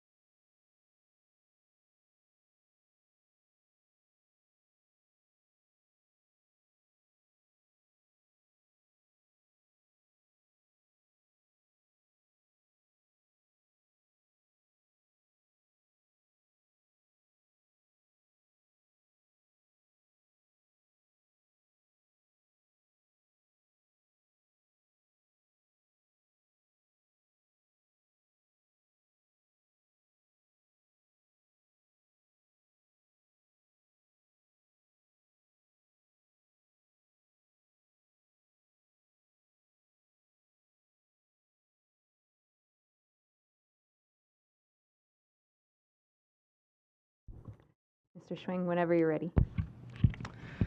Thank you. So that does take us down to item 10, which is the Deputy Director's Report for South Coast District, Orange County. The report contains 3 waivers for projects in Newport Beach and San Clemente. There's no known opposition on 2 of the waivers. We did receive comments on 1 of the waivers, and staff did provide an addendum in response to that. So staff continues to seek concurrence, and we're asking whether 3 or more commissioners object to any of the waivers in the report. Thank you very much. Are there any ex partes? Seeing none, any public speakers? We had 1 sign up, Adam Leverins, but we're not seeing him in the meeting. And then I'll also note that we have Shauna Schaffner and Sherman Stacy who are here in person and available for questions as well for this. Great. There are no other speakers. Awesome. Thank you very much, Chris. Okay, do 3 or more commissioners object to any item in the Deputy Director's report? Seeing no objections, the commission concurs. Thank you, Mr. Schwing. Now we will go down to item 12A, please. Thank you. And there is a staff PowerPoint for this item, if we could bring that up. And Amrita Spencer with our Long Beach office will be doing the staff presentation. Amrita, please begin when you're ready. Great. Thank you very much. Wait, slides. Great. Good afternoon, commissioners. Item 12A is the substantial issue determination and de novo action for an appeal of a local CDP approved by the City of Laguna Beach. The city approved project includes permanent authorization of slope repair activities approved under an emergency CDP, including 525 cubic yards of grading, construction of a soil berm, various soil benching, grading and terracing, installation of subdrains, and a temporary woodland wall. The city approved project also includes an after-the-fact approval for a shoring wall with 7 caissons ranging from 30 to 35 feet in depth, and after-the-fact authorization for a beach access staircase associated with the existing single-family residence, and installation of 2 new shotcrete retaining walls. The applicant is 32007 South Coast Highway LLC. The appellants are Mark and Sharon Bunch. The standard of review in determining whether the appeal raises a substantial issue is the city's certified LCP and the public access policies of the Coastal Act. If the commission determines that a substantial issue is raised, as recommended by staff, the de novo hearing will follow immediately. Next slide, please. The project is located within the South Laguna area of Laguna Beach in Orange County and is seaward of Pacific Coast Highway.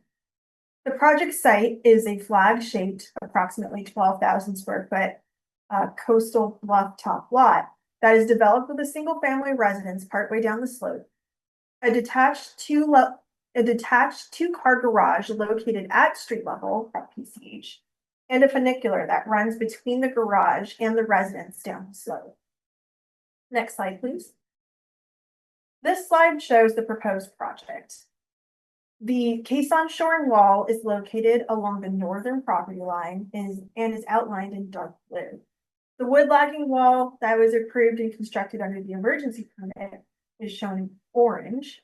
The property lines are shown in black, and the proposed new retaining walls are shown in green.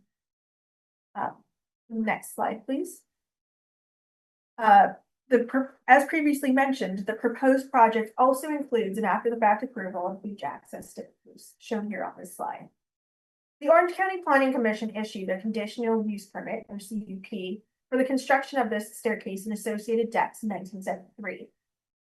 Although the CUP was approved, at the time, the property owner was made aware by the county that a CDP was potentially required from the South Coast Regional Commission pursuant to Prop 20. The city's online record does not contain evidence that the then property owner received a CDP or an exemption from the staircase. Likewise, the Commission's Proposition 20 records do not contain any applications for the beach access staircase. Thus, the original staircase is unpermitted pursuant to Prop 20. In 2015, the city issued a building permit to repair and replace the unpermitted staircase, and determined that a CDP was not necessary because the project was considered exempt repair and maintenance. Subsequently, the staircase was reconstructed without a CDP. Although the commission's executive director determined that a CDP was necessary for the project in 2018, the city did not process an after-the-fact permit until the project that is now subject to this appeal. Next slide, please. The primary issues raised by the appellants include the concern that the bluff edge determination was not made pursuant to the certified LCP, and therefore all requirements related to the bluff top development were not properly assessed, and that the proposed development occurs on a bluff face. With regard to the bluff edge determination, the city staff report referenced the bluff edge as being located at the 89-foot contour line pursuant to the applicant's geotechnical study, shown on this slide as the green dashed line. However, the commission staff geologist reviewed the project materials and determined that the bluff edge is located at approximately the 150-foot contour line, shown on this slide as the purple dashed line. Commission staff's bluff edge indicates that the bluff edge is within the property at 32005 Coast Highway and is entirely landward of the existing residents and all of the city approved development on the subject lot. Although the proposed slope repair could likely be permitted to protect the existing pre-coastal residents, the city did not have a sufficient level of factual support to make the required findings of consistency with the LCP with regard to development of a bluff face, as the city did not state whether the development would occur on the bluff face, and if so, whether that development would be permissible under the LCP. The appellants also contend that the city should have addressed unpermitted bluff-based development in its approval, consistent with the land use element. In its review of the current project, the city acknowledged that the caisson shoring wall and stairs were unpermitted and sought to legalize them after the fact. However, the city did not properly analyze this development in relation to the bluff face and bluff edge setback policies of the LEP. Therefore, there is a low degree of factual and legal support for the city approved permit. The appellants also contend that the city failed to include permit conditions to address hazards and the waiver of liability, failed to analyze alternative project designs, and generally failed to properly apply various LEP policies for shoreline protective devices. As described in the staff report, these contentions also generally raise issues regarding consistency with the certified LCP. For the reasons discussed in this presentation and details in the staff report, staff recommends that the commission find substantial issue with regard to the grounds on which the appeal has been filed. Unless 3 or more commissioners wish to hold a hearing on that question, substantial issue will be deemed to exist. If substantial issue is found to exist, we will move on to the commission's de novo action, and I'll take a pause here. Thank you very much, Ms. Spencer. Are there any ex partes to report?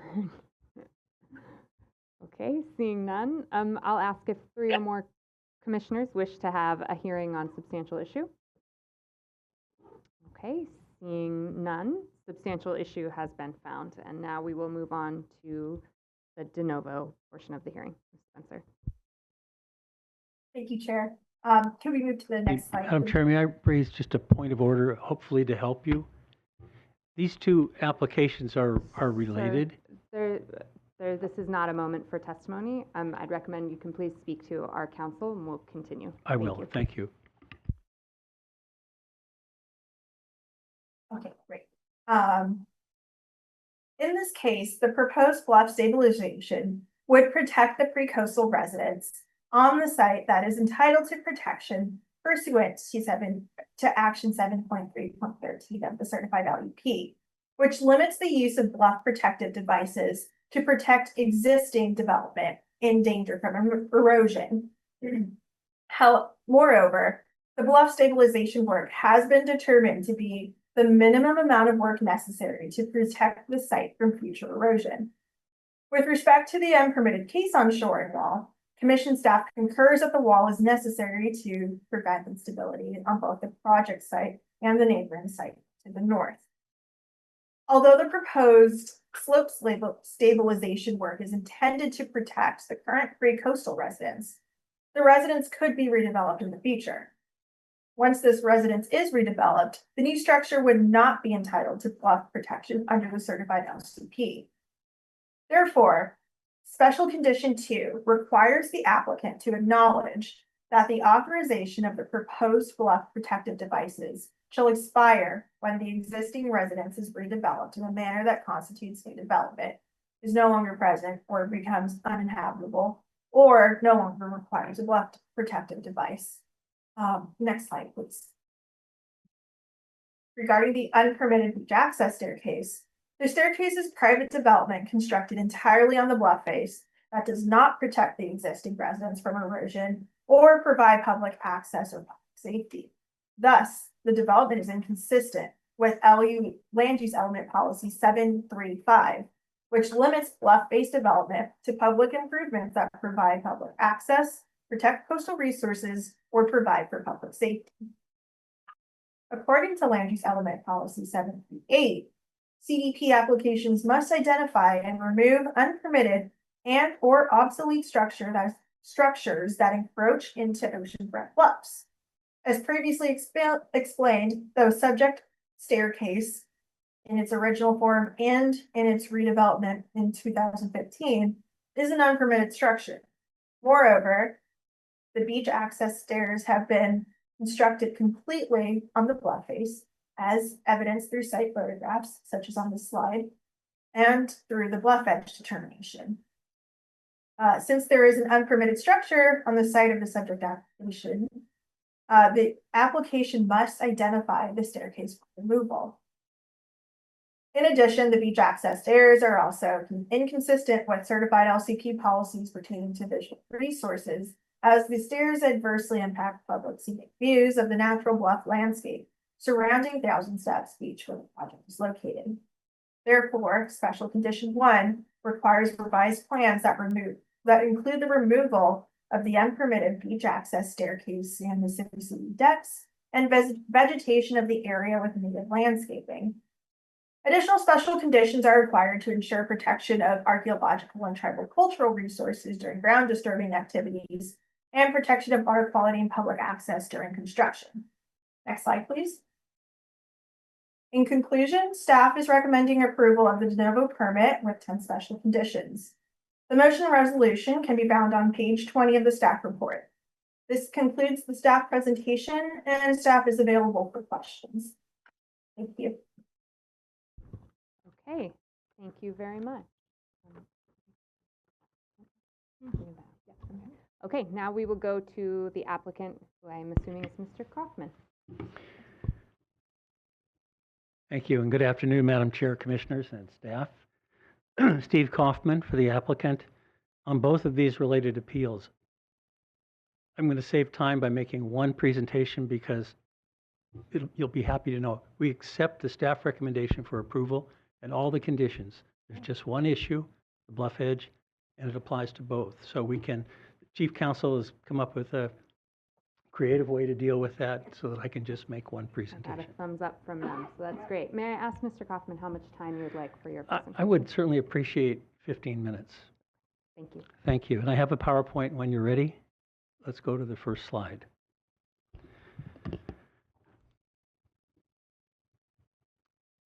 Next slide, please.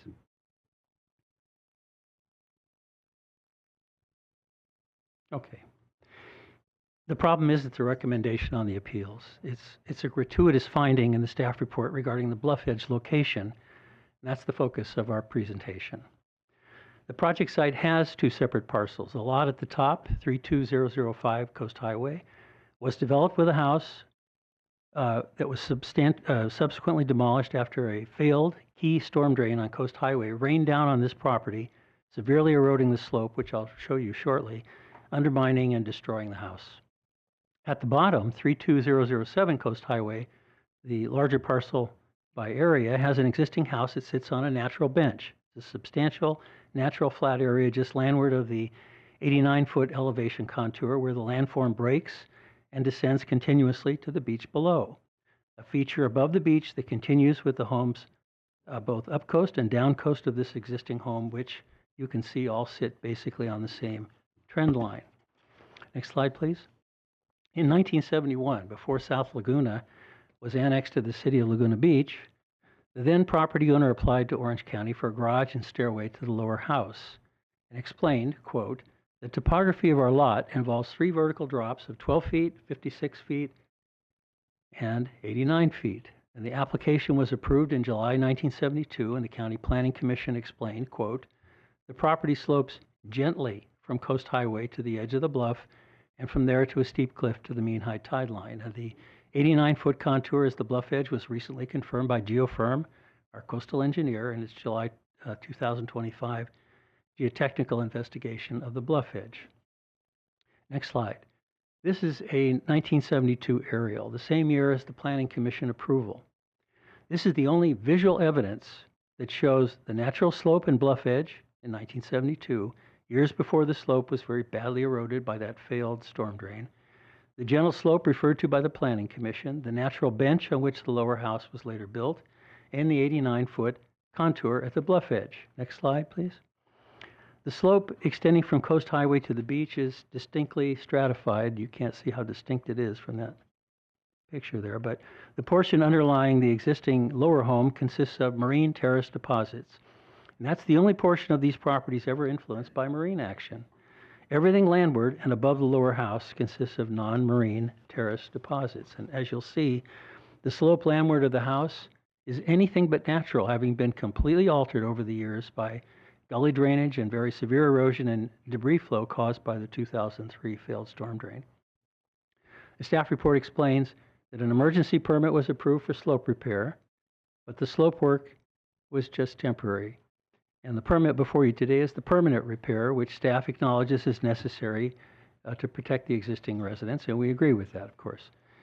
Now to the bluff edge finding. In a summary sentence, the staff report says that your staff geologist estimated the bluff edge is high on the slope at the 150-foot contour on the upper property. First, 2 points why this gratuitous bluff edge finding is inappropriate and should be deleted. And then I'll address the bluff edge directly. Next slide. First, this project is permanent slope stabilization between the 2 properties, well below the 150-foot contour. No bluff edge issue is raised by either application as to this project, and the staff report again says the application should be approved because slope stabilization is necessary to protect the existing house. But it goes further and simply estimates the bluff edge on the upper site at the 150-foot elevation contour. And it's simply not necessary for this commission to address an issue of such consequence to the upper parcel when it's not presented by this development. Coastal Act Section 30607 allows you to impose reasonable terms and conditions. But it specifies that reasonable terms and conditions are those necessary, quote, in order to ensure that the development or action will be in accordance with the Coastal Act. And that's not the case here. The bluff edge is irrelevant. And the gratuitous finding, if adopted, would, in our view, be a term that isn't reasonable and would violate Section 30607. Next slide, please. Second, 150-foot contour and the required bluff-top setback landward of it would leave about 677 square feet of buildable area on that upper lot, of which 324 square feet would be required by city code for a garage. That's half of it. So with this finding, the staff recommendation would unnecessarily, inversely condemn the upper parcel. Now, we do accept the staff recommendation of approval and the conditions, but we obviously can't accept condemnation of our upper lot. That's a problem. And numerous cases, and I know this because I handle them for you and for other parties, involving the commission, these cases hold that our failure not to challenge that finding within the 60-day statute of limitations in the Coastal Act would bar any future challenge to it. And further, if we simply accepted the approval under Lynch versus Coastal Commission, we'd forfeit the right to challenge it. So that would unnecessarily force a lawsuit just to protect our options on this property. I just think that's not the way to go. Despite what the staff says in the addendum, the finding is ripe. It has obvious consequences for the applicant. I just explained that. It clearly has intended consequences for the city by unnecessarily trying to preempt its CDP review process. And if there's a future development, you and the city would have the full opportunity to appropriately address it address it under the process that the legislature established in the Coastal Act. It's the process that was followed here. starts at the city, comes to you on appeal if that's necessary. So it makes no sense to make that finding in the context of this project. Now, next slide. To the finding itself, we provided staff with a 17-page evaluation of the bluff edge by geofirm, and it was attached to my letter to you. As you can see from this slide, the geofirm report was comprehensive.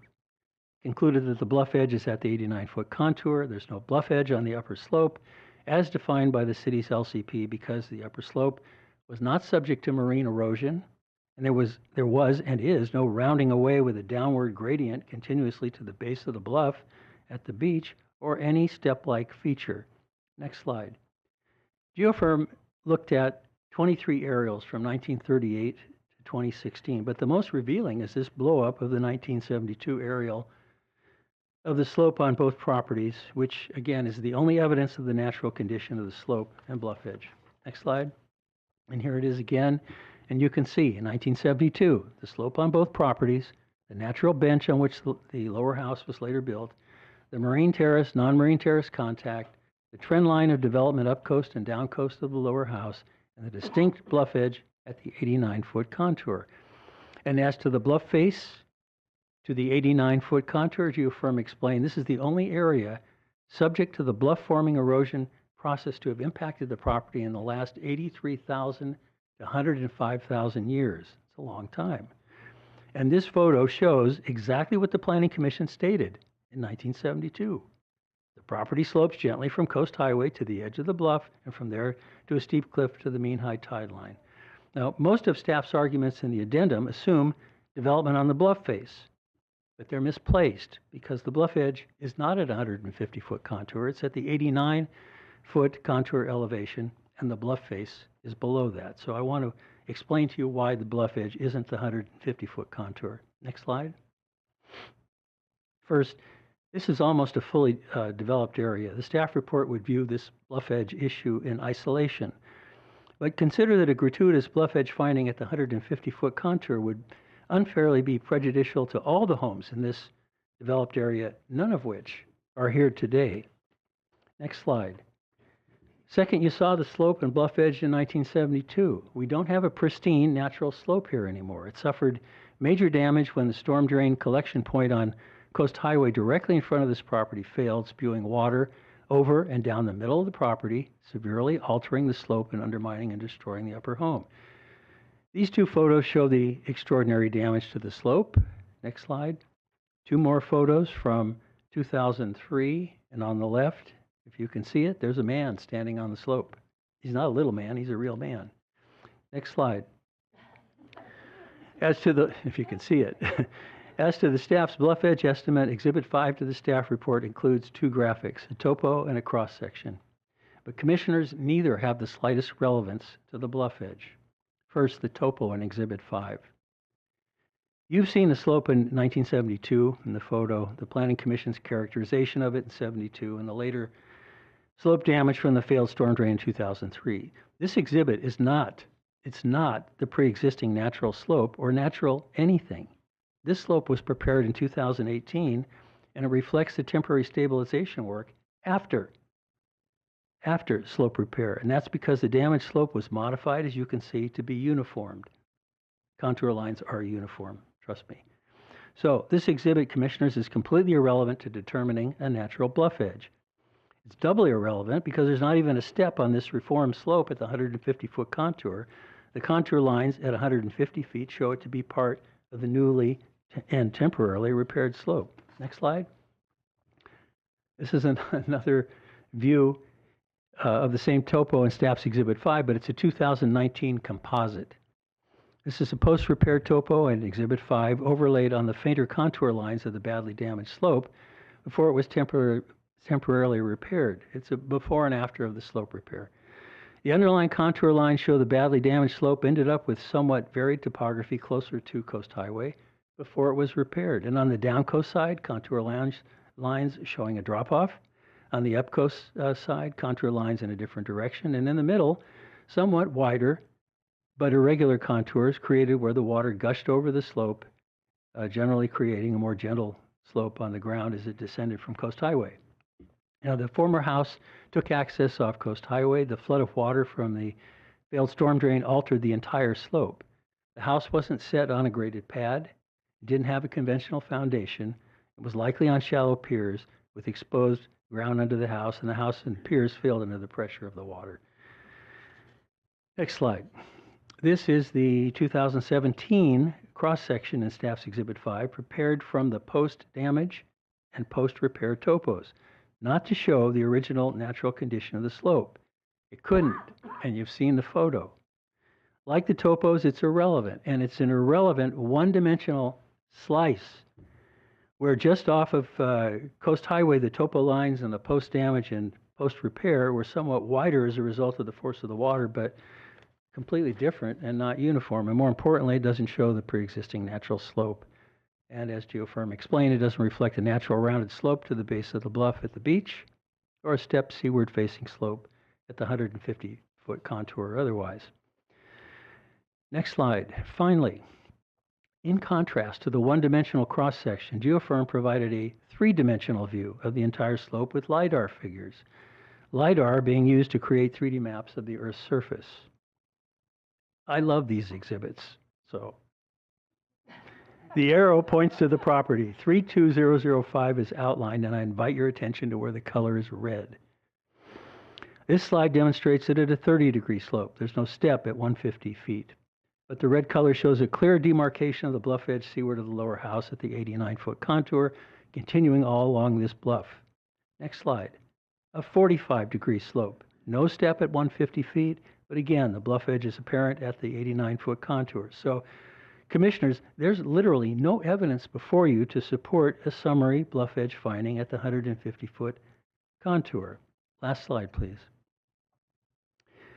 You know, the creation of flat coast highway, flat areas under all the houses in this area, the large flat area on which the intervening house was built, and this now damaged, unnatural, redone slope. They are, for the most part, is a term that Commissioner Wilson used, anthropogenic changes. They are not steps. They don't constitute natural bluff edges. Commissioners, I respectfully ask you to delete the summary bluff edge finding. It's not necessary, would inversely condemn the upper lot. It's wrong and not supported by the evidence. That's probably the most important point. With me today is Kevin Trigg, who prepared the geotechnical report on the bluff edge location. We're happy to answer any questions you might have. And Madam Chair, I'd like to reserve about a minute, if possible, for rebuttal.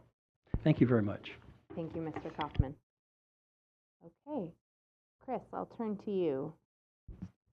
All right, we only had one other speaker signed up and two available for questions. Brian Menny, you're being moved in as a panelist right now.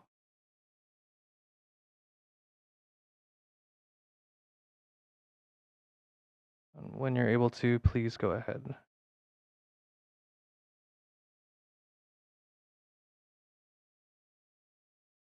Can you hear me now? Yes, we can hear you.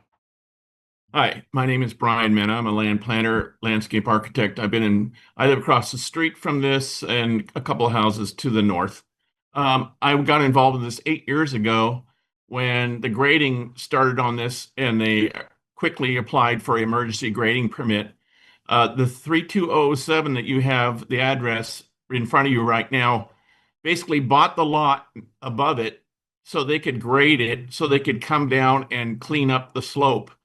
And in doing so, they took an area, a parcel that they bought at a discounted rate. I understand it was like $1.5 million, which normally lots on the Oceanside would be like $5.5 to $10 million.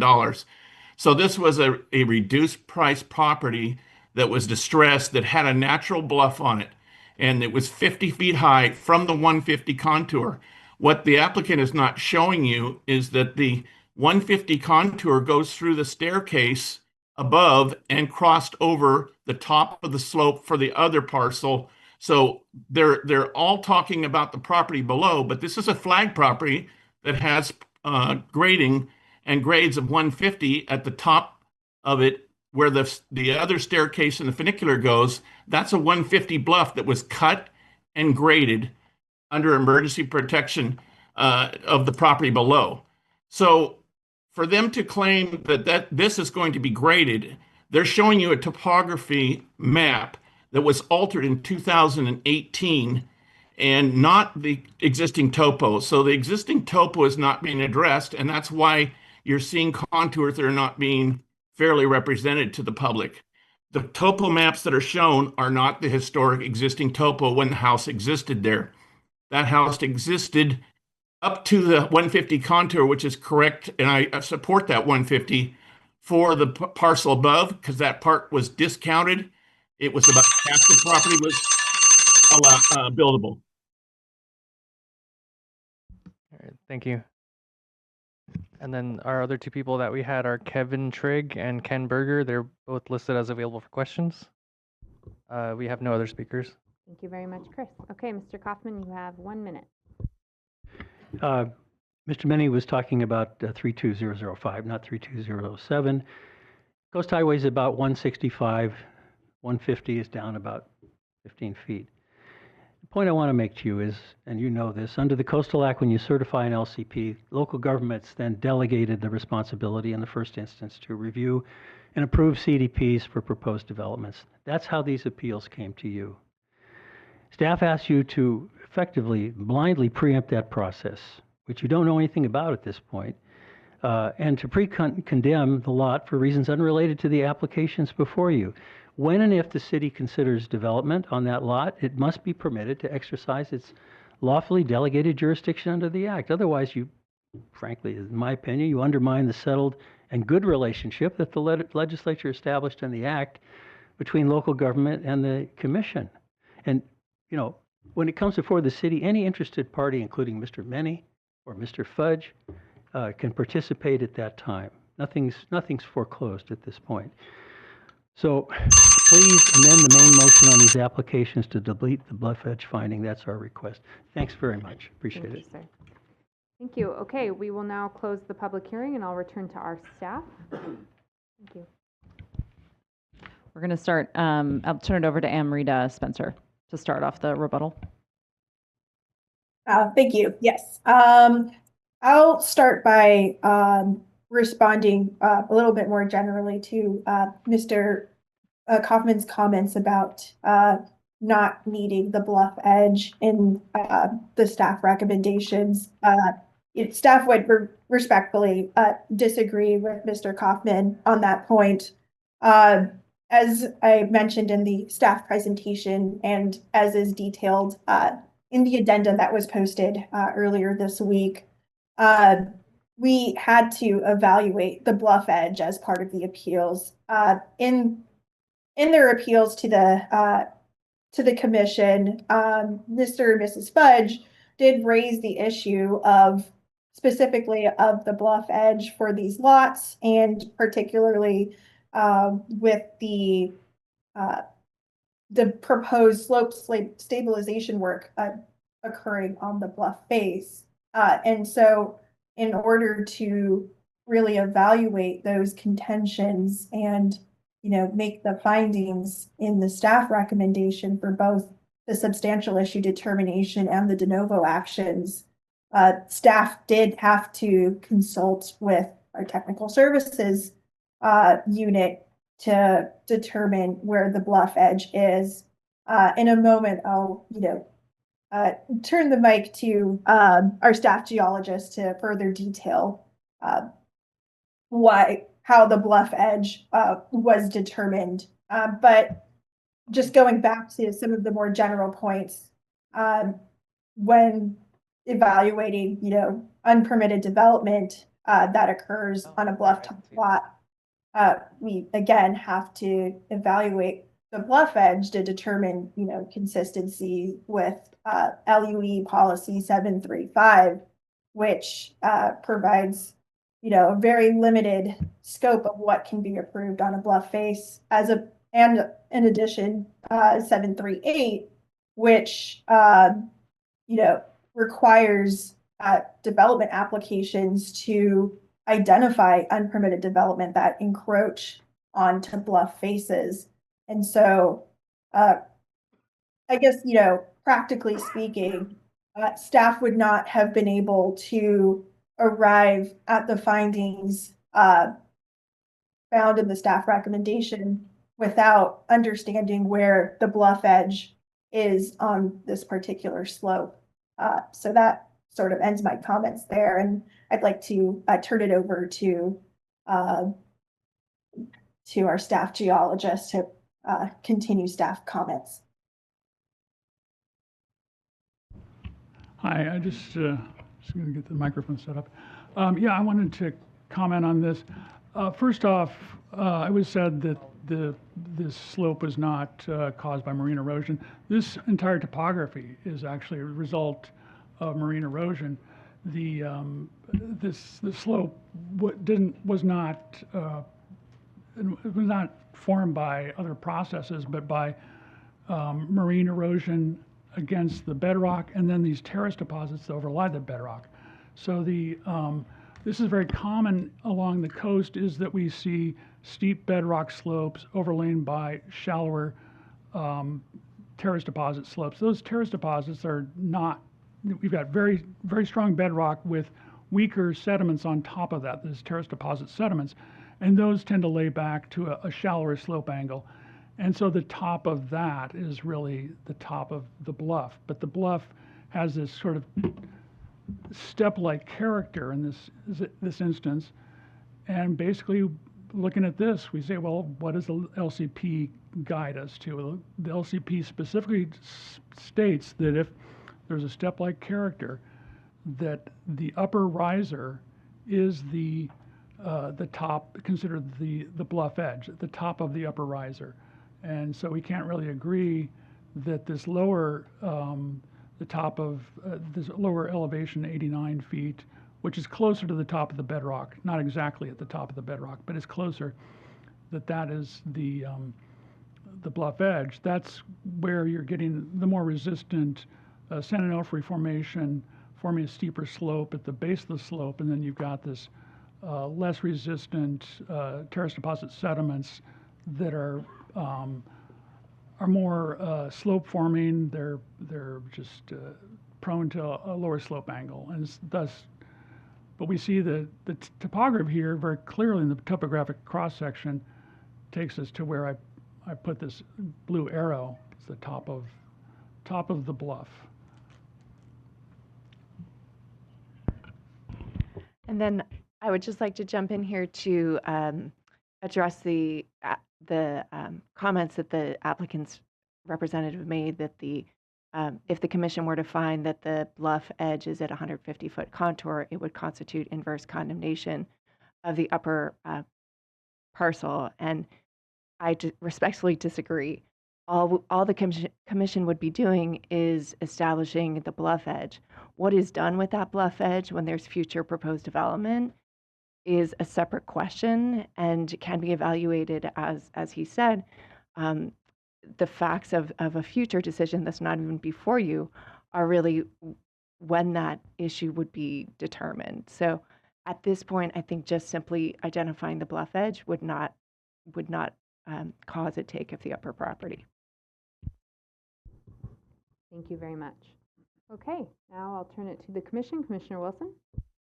My question just has to do with the process. We made basically findings and declarations as part of our substantial issue.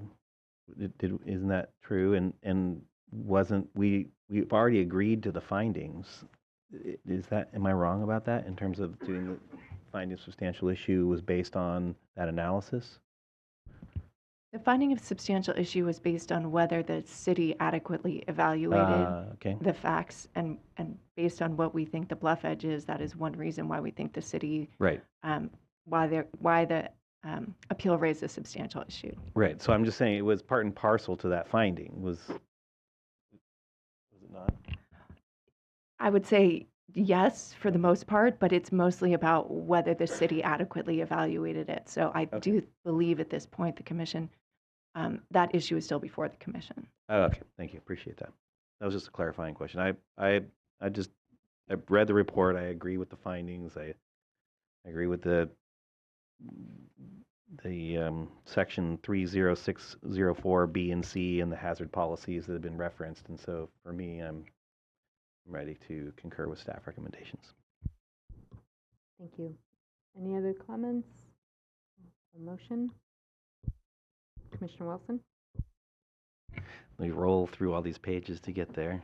So, the motion is, where's the motion in here? 20. 29? 20? There? There it is. Okay. I move that the commission determine that appeal number A-5-LGB-20-0059 raises no substantial issue. No, wait, is that? Oh, sorry, wrong one. You gave me, what? 5-8. 5-8. What are you saying, 5-8? Someone else find it here, because I'm rolling through all these pages that I just reviewed. It should be on page 20. Okay. I can find page 20 here. Rolling through it. I found it. Okay, sorry about that. Wait. This is not the page 20 of what I'm looking at, so what is yours? Commissioner O'Malley. Thanks, thank you.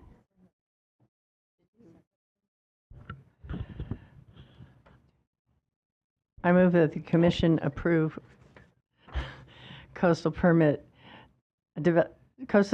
permit number A-5-LGB-20-0058 pursuant to the staff recommendation. Recommended yes vote. I'll second. Thank you. That's a motion by Commissioner Nodoff, a second by Commissioner Wilson. Vice Chair Hart, did you wish to make comments to the motion? Yeah, sorry, I know it's a little out of order. I just wanted to confirm that, and it sounds like there's consensus on this, that the commission is agreeing with our staff geologist with regard to the location of the bluff edge, that it is further back at the 150-foot line. I just wanted to clarify that, since that's the point of disagreement, and I agree with the rest of the motion. Thank you. Thank you. And I align myself with those comments as well. So we have a motion by Commissioner Nodoff, a second by Commissioner Wilson. They're asking for a yes vote. May we have a roll call, please, Ms. Miller? Commissioner Preciado. Yes. Preciado, yes. Commissioner Wilson. Yeah, sorry about, I was on the addendum, sorry. Wilson. Yeah. Wilson, yes. Commissioner O'Malley. Yes. O'Malley, yes. Commissioner Escalante. Yes. Escalante, yes. Commissioner Hart. Yes. Hart, yes. Commissioner Jackson. Aye. Jackson, yes. Commissioner Rodoni. Yes. Rodoni, yes. Commissioner Lopez. Aye. Lopez, yes. Commissioner Nodoff. Aye. Nodoff, yes. Chair Herman. Yes. Herman, yes. The vote is unanimous. Thank you. The motion passes.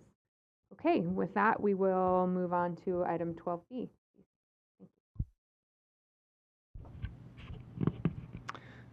Thank you. So yes, we are on item 12B, and we do recommend incorporating the record from the prior item in this item. And Amrita Spencer will be doing the staff presentation. Go ahead, Amrita. Okay, thank you. I apologize in advance. This might be a little repetitive. Well, good afternoon again. Item 12B is the substantial issue determination and de novo action for an appeal of a local CDP approved by the city of Laguna Beach. Similar to the previous project, the city approved permanent authorization of slope repair activities approved under an emergency CDP, including grading, a soil berm, soil benching, grading, terracing, a shoring wall with 3 caissons approximately 30 to 35 feet deep, and the installation of a new retaining wall in front of the caisson wall. The applicant is 32005 Coast Highway LLC, and the appellants are Market Share and Fudge. The standard of review in determining whether the appeal raises a substantial issue is the city's certified LCP and the public access policies of the Coastal Act. If the commission determines that a substantial issue is raised as recommended by staff, the de novo hearing will follow immediately. Next slide. Again, the project is located in the South Laguna area of Laguna Beach in Orange County. The project site is a rectangular 6,000 square foot coastal blufftop lot that is currently vacant. As you can see in this slide, the project site abuts the 32007 Coast Highway lot, which was discussed in the previous project. Next slide, please. This slide shows the proposed project. The caisson shoring wall is indicated in blue. The property lines are outlined in black, and the proposed retaining wall is shown in green. Next slide, please.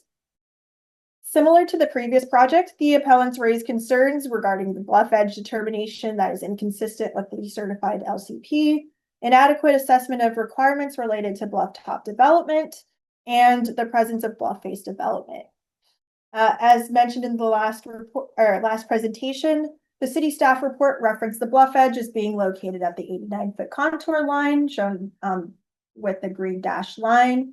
However, the commission staff geologist determined the bluff edge to be located at approximately the 150-foot contour line shown in the blue.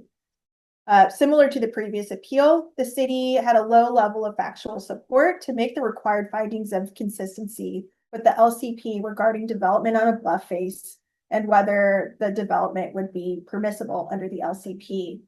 Again, while the city did acknowledge unpermitted development on site, it did not adequately analyze the development in relation to the bluff face and bluff edge setback policies of the LUP.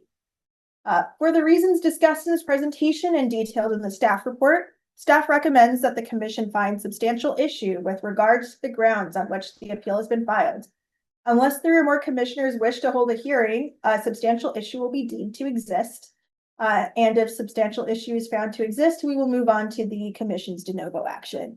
And I'll take a pause here. Great, thank you very much, Ms. Spencer. Are there any ex partes on this? Okay, do 3 or more commissioners wish to have a hearing on substantial issue? Seeing none, substantial issue has been found. Ms. Spencer. Thank you. Next slide, please. The subject lot is currently vacant. However, there was a single-family residence on site that was demolished in approximately 2004 without the benefit of a CDP. The applicant has requested an after-the-fact approval for the demolition of the residence. In reviewing the site history, staff found that the site's long history of slope instability resulted in the site being red tagged prior to its demolition. Due to these geologic hazards, commission staff recommends after the fact approval for the demolition of the residence. As stated in the last project, the proposed bluff stabilization work has been determined to be the minimum amount of work necessary to protect the site from future erosion and would not protect any new on-site development on this lot. However, if the site is redeveloped in the future, any new structure would not be entitled to bluff protection under the certified LCP. Therefore, Special Condition 2 requires the applicant to acknowledge that the authorization of the proposed bluff protective devices will expire when the site is redeveloped. Additional special conditions are required to ensure protection of archaeological and tribal cultural resources during ground disturbing activities, protection of water quality, and public access during construction. Next slide, please. In conclusion, staff is recommending approval of the de novo permit with 10 special conditions. The motion and resolution can be found on page 17 of the staff report. This concludes the staff presentation, and staff is available for questions. Great, thank you very much. And now we will open the public hearing. Mr. Kaufman, you've already made your presentation, correct? It's my understanding, Madam Chair and Commissioners, that after conferring with your counsel, that the administrative record today on Appeal A-5-LGB-20-0058 will apply equally to this particular matter, A5-LGB-20-0059, and that will include my presentation and my PowerPoint as well. Is that correct? Just clarify that we talked about having the hearing, both hearings in the administrative record. Well, I want to be clear that my presentation under 5.8 will Correct. be included as to 5.9. Correct. You just said both, the hearing, we would have, if there were to be litigation, then the transcript of the hearing would include both the prior hearing that we just heard and this one as part of the administrative record in that litigation, Including my PowerPoint. including your PowerPoint, correct? All right. Well, thank you for that, commissioners. Thank you, sir. Appreciate it. Okay. Chris, any members of the public? And we just had the one Brian Mena again. Mr. Mena. Being moved in as a panelist really quickly. You should be able to unmute. Can you hear me? Yes, we can hear you.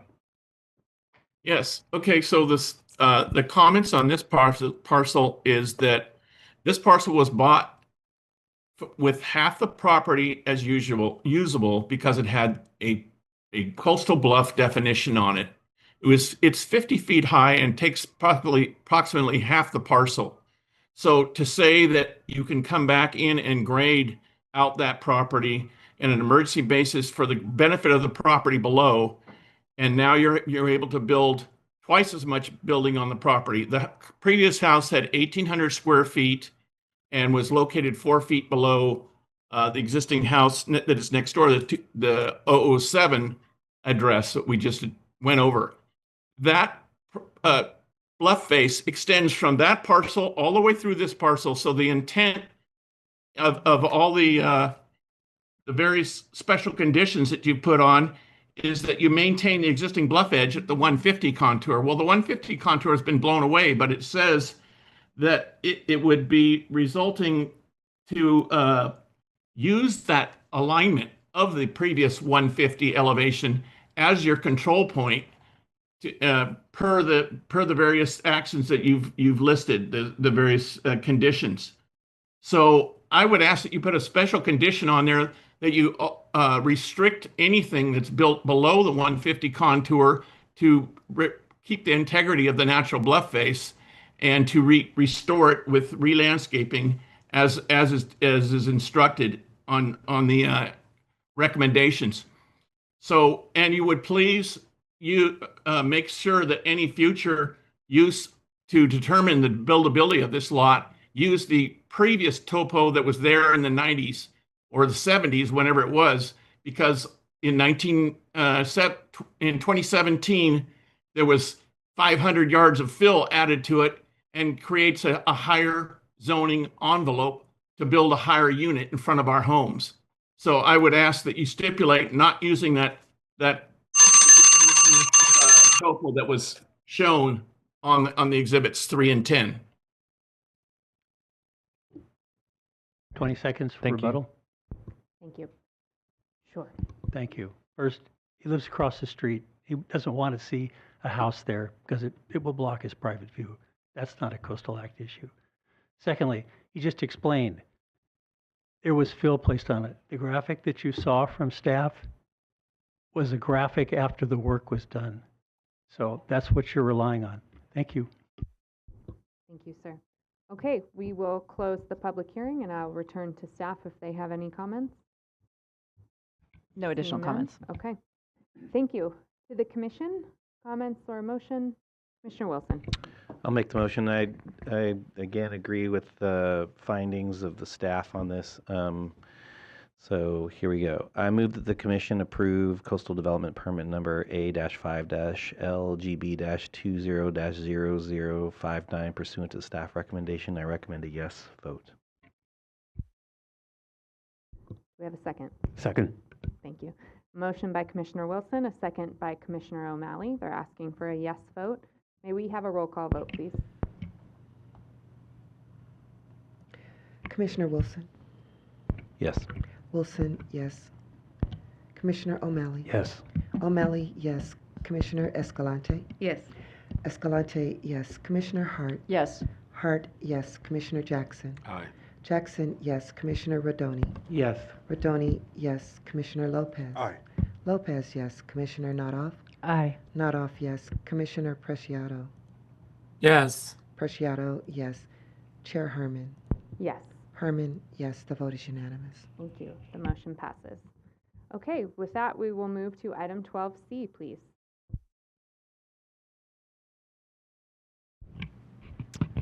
Thank you. There's a staff PowerPoint presentation on this item, if we could bring that up. And Riley Christie in our Long Beach office is going to do the staff presentation on this item. When you're ready, go ahead, Riley. Good afternoon, Commissioners. Item W12C is an appeal of a coastal development permit that was approved by the City of Huntington Beach for a project located at 16542 Mariana Circle in Huntington Beach. The applicant is Hoi Hong and the appellants are Clyde Yang and Robert Miller. Next slide, please. The subject site is on the inland side of Pacific Coast Highway on an island within Huntington Harbor area of Huntington Beach, Orange County. Next slide, please. The front of the house faces Mariana Circle, and the rear of the house is backed up against Somerset Lane. The neighborhood is developed with residential structures that are 1 to 2 stories in height. Next slide, please. The appellants raised several contentions primarily related to a new proposed pool in the rear yard and reduced rear yard setback that the appellants referred to as a lot extension, and a new rear yard block wall. However, the only portion of the project that is subject to appeal is the new block wall, as shown on this slide labeled in blue. The City of Huntington Beach has a commission-approved categorical exclusion for this area where development of single-family homes and accessory structures such as pools and minor variances, including setback variances, are approved without a coastal development permit via the categorical exclusion order. The city processed the categorical exclusion for the 10-foot rear yard setback where 15 feet is required and the new pool, as shown on this slide labeled in red. Therefore, these portions of the project are not appealable to the Commission. However, the categorical exclusion order does not include approvals of walls and fences over 6 feet high. Accordingly, the city properly considered the coastal development permit for the new 7-foot high wall, and therefore only the wall is subject to appeal. Next slide, please. As seen on this slide, the locally approved project includes the construction of a new 7-foot, 3-inch block wall with glass top within the rear yard of a single-family residence, with an overall height of 13 feet and 4 inches, as measured from the top of the curb along Somerset Lane. While the maximum height allowed by the city's certified zoning code for walls and fences in the rear yard is 42 inches high, the code does allow for exemptions, and a higher wall can be approved with a conditional use permit, which the city properly processed in addition to the coastal development permit. Next slide, please. The appellants contend that the city-approved project is not consistent with requirements of the LCP related to geotechnical stability and hazards, alteration of natural drainage, erosion and water quality, potential degradation of visual resources and character of the community, cumulative impacts, conflicts with height requirements, and impacts to habitat and open space.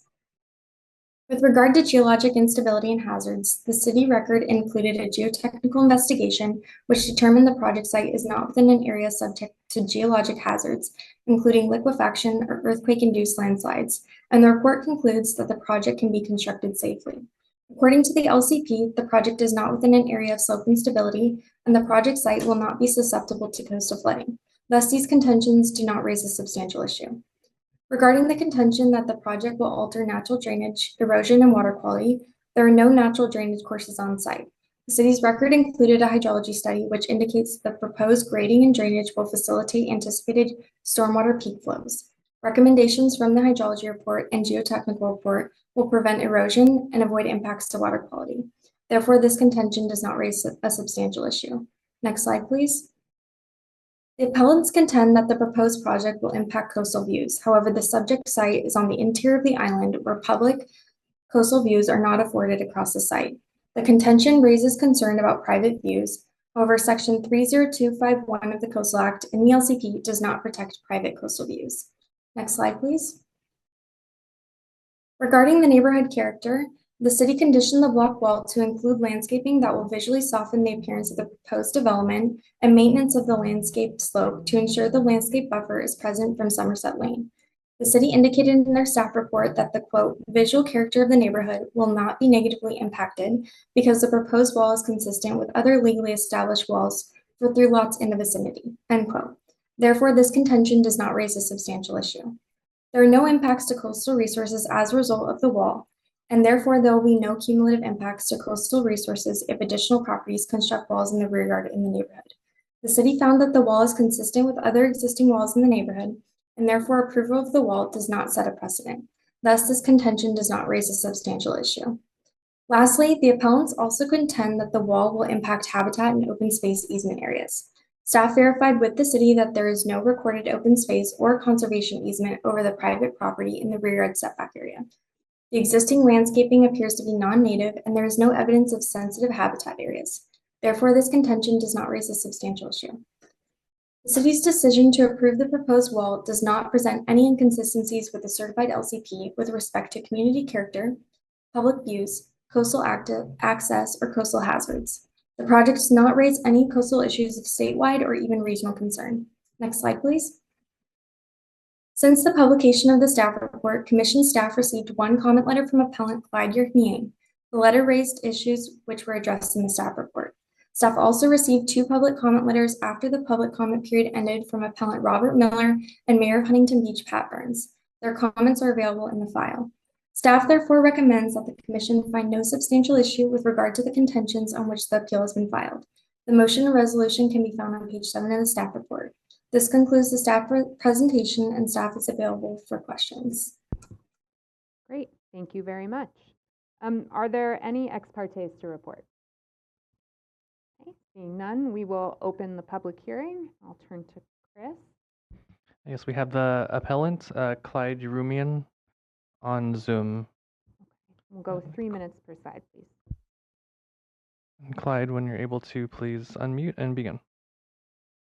Can you guys hear me? Yes, we can hear you. I think my video's off. Start video. Are you guys there? My name is, can you guys hear me? Yes, we can hear and see you. Can. Okay, my name is Clyde. I live directly behind the home on Mariana Circle. I agree with a lot of what Riley was saying. One thing that I'm really concerned about is the whole safety factor. So under SCRRA, California Environmental Quality Act, Public Resources Code 21080, any discretionary project that may cause a physical change in the environment must undergo environmental review, even if the city has issued an exemption in a coastal zone. This is a coastal zone. If the house wasn't in a coastal zone, we wouldn't be here right now. So anything in a coastal zone requires an EIR. That's my main thing. I got no problem with the house. I'm staring at the house. It's a beautiful house. The owner should be able to do what they want. It's their property.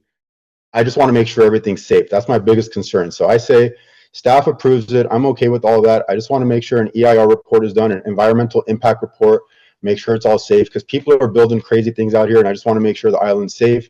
We're surrounded by water, you know what I mean? So this should not have been exempt by the city. And I mean, improper use of a CEQA exemption says the city's decision to classify this project as CEQA exempt conflicts with both the intent and the letter of CEQA. CEQA guidelines 15061, the so-called common sense exemption, applies only when it could be seen with certainty that there is no possibility of significant environmental effect. The standard is clearly not met here, given the property is in a coastal zone. So anything that's in a coastal zone, got to get an EIR report. It's all right here. I mean, I'm sure you guys know about it, and that's my biggest concern, is making sure everything is safe and let them build. As long as we can get that report done and everything looks good, I'm okay with it. Thank you. All right, thank you. Thank you. Next is with the applicant team, Jim Brophy.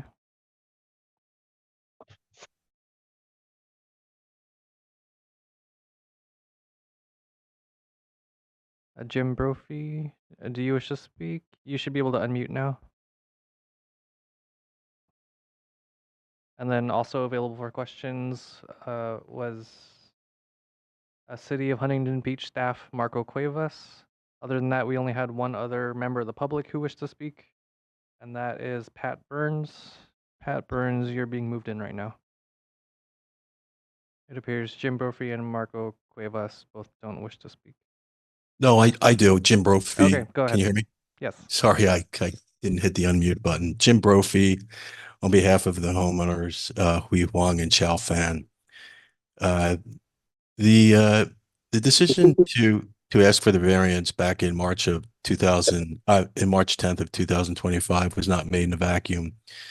The project is in alignment with similar projects that have been approved and constructed. 4 of them actually on this same street.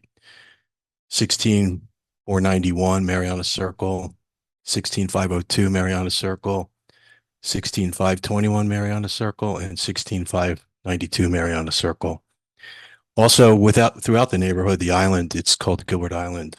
There are many other projects that are similar, particularly 16661 Wellington Circle.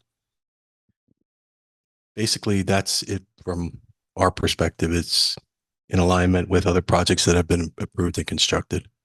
Thank you. All right, thank you. And now Pat Burns.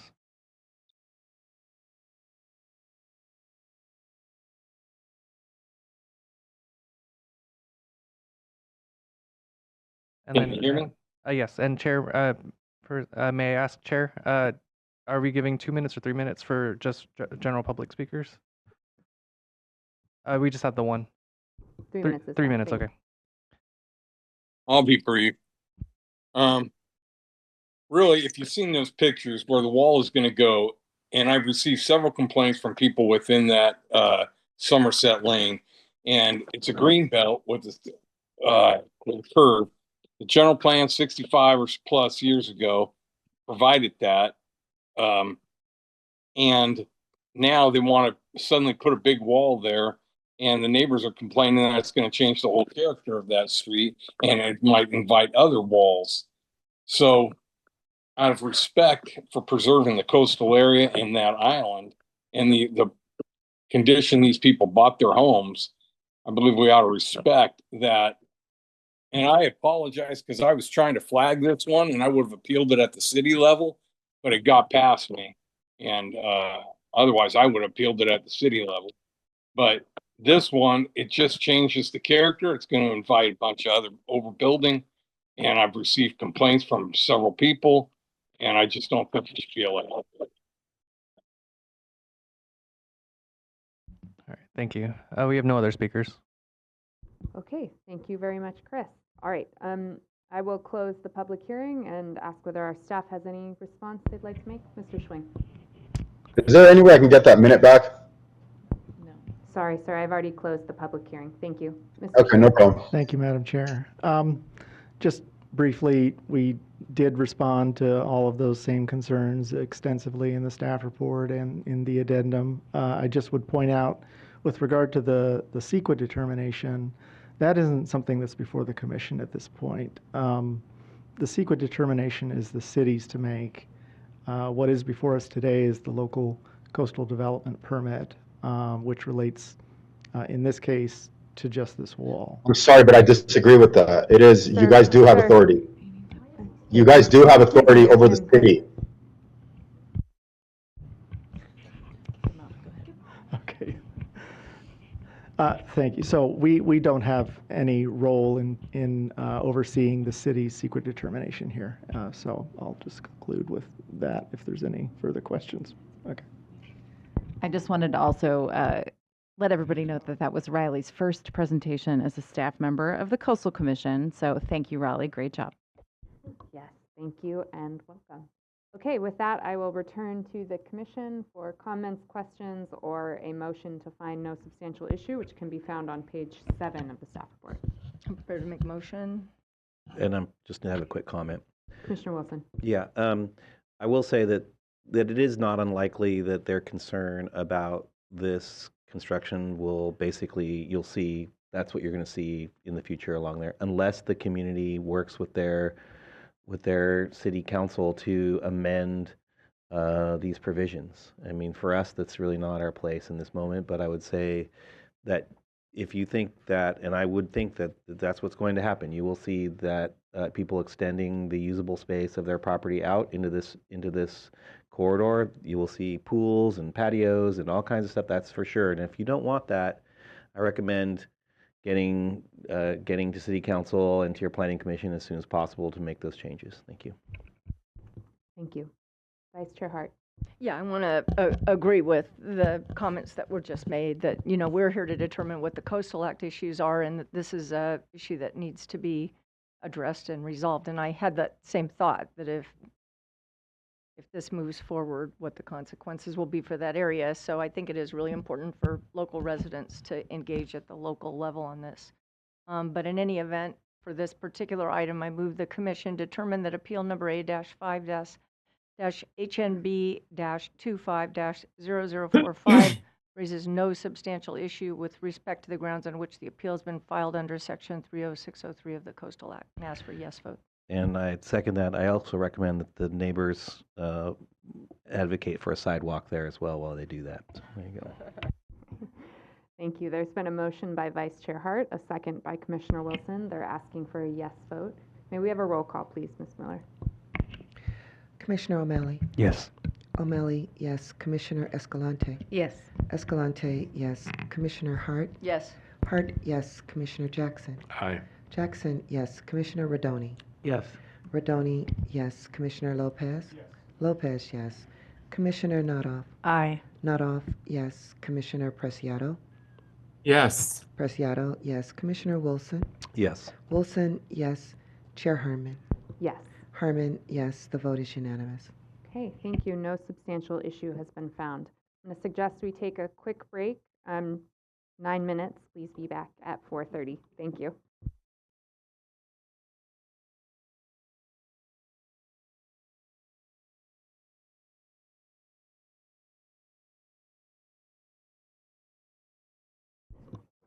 Okay, thank you, everyone. We will continue with our agenda. We are now at item 13A, I believe. Thank you. Thank you. And there's a staff PowerPoint on this one as well. And Vince Lee with our Long Beach office is going to do the staff presentation on this item. Go ahead, Vin.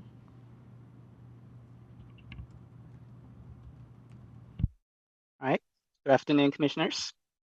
Item 13A is a coastal development permit application to demolish an existing two-story guest unit, garage structure, and swimming pool, and construct a new 25-foot-high, two-story over basement, 12,780 square foot single-family residence with an attached 850 square foot ADU, a rear yard pool, spa, concrete patio, landscaping, and 3,000 cubic yards of grading on a coastal bluff top lot. The applicant is Seaside Coastal Living LLC. Slide, please. The proposed development is located on a 21,216 square foot beach fronting bluff top lot and is designated residential low density in San Clemente certified land use plan. The lot is not currently subject to marine erosion as the San Clemente Coastal Trail, the Orange County Transit Authority railroad tracks, and rock revetment protecting the railroad run parallel to the public beach below and are located between the toe of the bluff and the ocean. The site consists of a generally flat pad descending 105 feet down a steep coastal bluff. Next slide. The primary coastal act issue associated with the project is safe siting and adaptability of the proposed new development on this bluff top lot that is subject to coastal hazards. For new bluff top development, an appropriate setback distance needs to be applied to reduce the likelihood that the new development will become threatened by erosion in the future, and to reduce the likelihood that of protection may be sought to protect the new development in the future. A setback is typically determined by consideration of a combination of factors, including the location of the bluff edge, the location of the 1.5 factor of safety line, and the rate of bluff retreat. The applicant's consultant has identified the location of the bluff edge at the seaward edge of the relatively flat building pad and the location of the 1.5 factor of safety line as shown in this slide. The Commission's engineering geologist has reviewed the consultant's bluff edge location and the factor of safety line and concurs with both. To determine the bluff retreat rate, geotechnical consultants typically review historic aerial photos of a site. In San Clemente, the railroad track was constructed around the turn of the 20th century and predates aerial photography, so there are no historic aerial photos available without the railroad present at the base of the bluff. The railroad track and berm upon which it sits have prevented wave attack and marine erosion. Despite occasional storm damage and wave overtopping in this general location, the railroad and the berm have effectively halted marine erosion at the toe of the bluff for the last 135 years or so. Thus, the natural rate of bluff retreat is difficult to determine for this site and throughout San Clemente. Because the base of the bluff in San Clemente has been protected by the railroad berm and in some areas the related revetment, it is difficult to determine how the bluff would have retreated in the past and had such protection not been present, which in turn makes it difficult to project the likely rate of bluff retreat in the future over the expected 75-year life of the proposed development. In the absence of the typically applied method to determine bluff retreat rate, the Commission, in this case, must rely on the location of the bluff edge and the 1.5 factor of safety line to best estimate the safest location on site to place new development and to determine the development siting least likely to generate requests for shoreline protective device.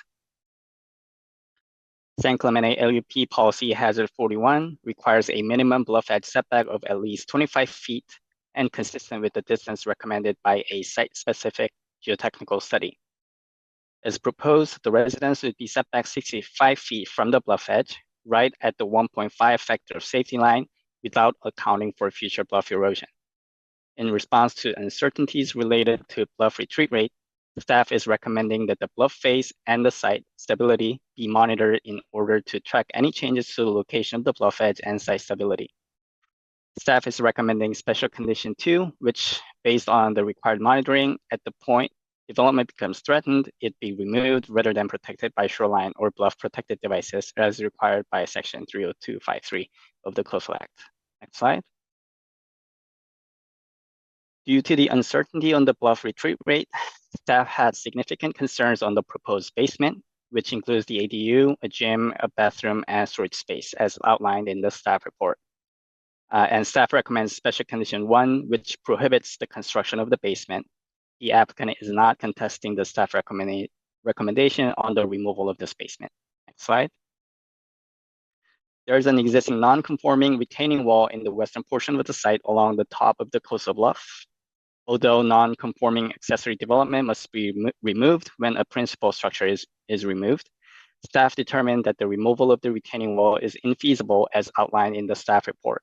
Instead, staff recommends Special Condition 2 to require monitoring of the retaining wall and require removal when threatened by future bluff erosion. The applicant is also, in this case, in agreement with staff recommendation on this issue. Next slide. The proposed project also includes construction of a new swimming pool and spa located on the seaward side of the residence. Swimming pools and other water features can decrease bluff stability as sources of excess water on the bluff due to pool leaks or leaks in the water lines leading to the pool. They also increase the added weight of development on the bluff top. Thus, swimming pools are discouraged on bluff top lots. Furthermore, the proposed pool and spa, which would be even more seaward than the residence, are still subject to the same uncertainty with regard to bluff retreat. Future bluff retreat, as mentioned previously, is very difficult to estimate in San Clemente due to the lack of data about natural bluff retreat. In the comments from the applicant's agent that we received after the staff report was published, they point out that the pool is a non-habitable ancillary structure and assert that the pool complies with the certified San Clemente LUP, including the setback, geotechnical, and leak detection requirements. The applicant provided a supplemental geotechnical analysis showing the proposed pool and spa is set back landward of the 1.3 factor of safety line under stated conditions. Commission's staff geologist had reviewed the supplemental geotechnical analysis and found that the report did not provide the results of a seismic or pseudostatic slope stability analysis, which would be lower with the seismic loads. Consistent with the Commission's precautionary approach to siting new development and considering sea level rise, staff has concluded that it would be prudent to remove the pool and spa from the plan until more certainty is known about the potential for future bluff retreat in this area. Therefore, staff recommends Special Condition 1, which prohibits construction of a pool and spa and requires submission of revised plans that delete the swimming pool and spa from this project.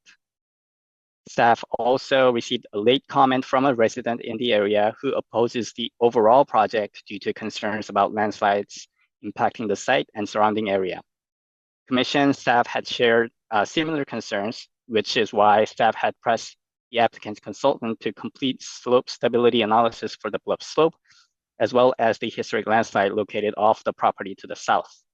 In both instances, those analyses showed a factor of safety of 1.5 or greater for the proposed development. This meets the requirements identified in the city's certified LUP. And nonetheless, as noted before, staff continue to recommend removal of the proposed basement and the pool in order to facilitate removal of the development if or when it is threatened by hazards in the future. Next slide. In closing, staff recommends approval of the application with 12 special conditions, and the motion is on page 5. This concludes staff recommendation, and we are available for questions. Great, thank you very much. Okay, are there any ex partes to report on this matter? Seeing none, I will open the public hearing, and I'll turn to Chris. The only speakers we have are with the applicant's team, Paul Douglas, Anders Onestad, and David Van Sluten. If any of you Please, like to. Yes, good afternoon, Honorable Chair and Honorable Commissioners. Could I have 12 minutes total for the three of us? I'll maybe do about 8, reserve 1 for rebuttal, and then 2 for Mr. Van Sluten and Mr. Douglas. Okay, 12 minutes, thank you. All right, thank you very much. Again, so my name is Anish Onestad. I'm an attorney representing the applicant, which is owned by Mr. and Mrs. Van Sluten, and you'll hear from Mr. Van Sluten. First of all, I'd like to thank staff for all of their hard work on this. It's been a process, been a long process. We've reached a compromise on most or all of the issues. I'm going to focus on the pool, but we got there. The original plan was around 12,000 square feet. That's been greatly reduced. The basement that was mentioned with the gym and the ADU, that's been removed, so there's no grading. So that leaves really just the pool that I was going to focus on. And as Mr. Lee pointed out, the certified San Clemente LUP expressly provides for blufftop swimming pools, and we've complied with all the requirements that are in there, and I'll go through those one by one. But HAS 43 is actually titled Blufftop Swimming Pool Setback, and it has a minimum setback requirement for swimming pools, the greater of 25 feet from the bluff edge, or setback distance recommended as the result of a geotechnical review. Of course, it's the greater of, so we satisfy both of those. The pool, which is an ancillary structure, which is also permitted under San Clemente LUP, has 8 and 9, which is referred to in 43. So these all work together. It's behind that line. We through the negotiations, we were under the impression if we reduce the basement, take all that out, get the letter from a geologist, get the geotechnical consultant, and the city engineer to approve it, that then this would all as a package be recommended for approval. But we're left with just the pool issue. We do have the geotechnical review, which finds that the pool is located behind the 1.3 safety line, which satisfies the standard of care and the geotechnical. It's geotechnically acceptable, and the city engineer, did a preliminary approval of that. So the city sees it as fine. The geotechnical sees it as fine. All the other conditions that are required, staff in its original staff report really raised 3 issues: concern over possible leaking, concern over weight on the bluff, added weight, and then, the uncertainty as to the erosion rate of the bluff edge due to the situation in San Clemente where you have the track and the berm down there, so you don't have a historical rate of erosion. So all those things are addressed. The San Clemente requires a liner. The pool is, of course, designed with a liner that would, catch, stop leaks. It also has alarm and detection system if there's leaks. So the leaking is addressed, consistent with the LUP. The weight, we actually provided a supplemental letter that in this site location, the weight of water, this is surprising, everybody knows water is very heavy, but the weight of water is actually less than the weight of the local site soil. And we submitted that, and in the addendum that we just got, the geotechnical staff, commission staff actually agrees with that and agrees that it does actually weigh less, so you're not adding a load to the bluff. So those first 2 concerns are removed. And by the way, it's only a 5-foot deep pool. It's not a deep 8-9 foot pool. 5 foot deep, can easily be removed, consistent with the LUP, and I'll get to that in terms of the monitoring. And then the third issue being the erosion rate of the bluff edge. And we provided the geotechnical analysis that it is safe to be sited there. The seismic issue wasn't raised until just now. I've talked to the same consultant, LGC Consulting. They've run the analysis. It's 1.1, which meets the standard of care. We could provide that documentation of that as well. So under both the pseudostatic or seismic as it's called, and under the static conditions, it meets the factor of safety. What we propose is there's already monitoring conditions and removal conditions for the structure. And we believe that the same principle can apply to the pool. The applicant would be happy to include a condition to monitor the pool for any threatened to its stability, condition of removing it if it becomes threatened. So all of those concerns can be addressed, and they're all consistent with the LUP as it's laid out and certified. So as staff said, pools may be discouraged, but we don't believe that discouragement is a basis under the Coastal Act to require removal of it from the plans. And if we could get modify the staff's recommendation to approve the pool, we're happy to comply with all the other conditions, removal of the basement, it reduces the total square footage, the grading, et cetera. That's what we ask. So if there's any questions, I'm happy to address them. If not, at this point, I'll reserve my time and 2 minutes for Mr. Van Slooten, who would like to have pulled up on video. He wasn't able to be here in person. He apologizes. And then Mr. Douglas, who's been processing this application since the very beginning. I came on board a little bit later. All right, thank you.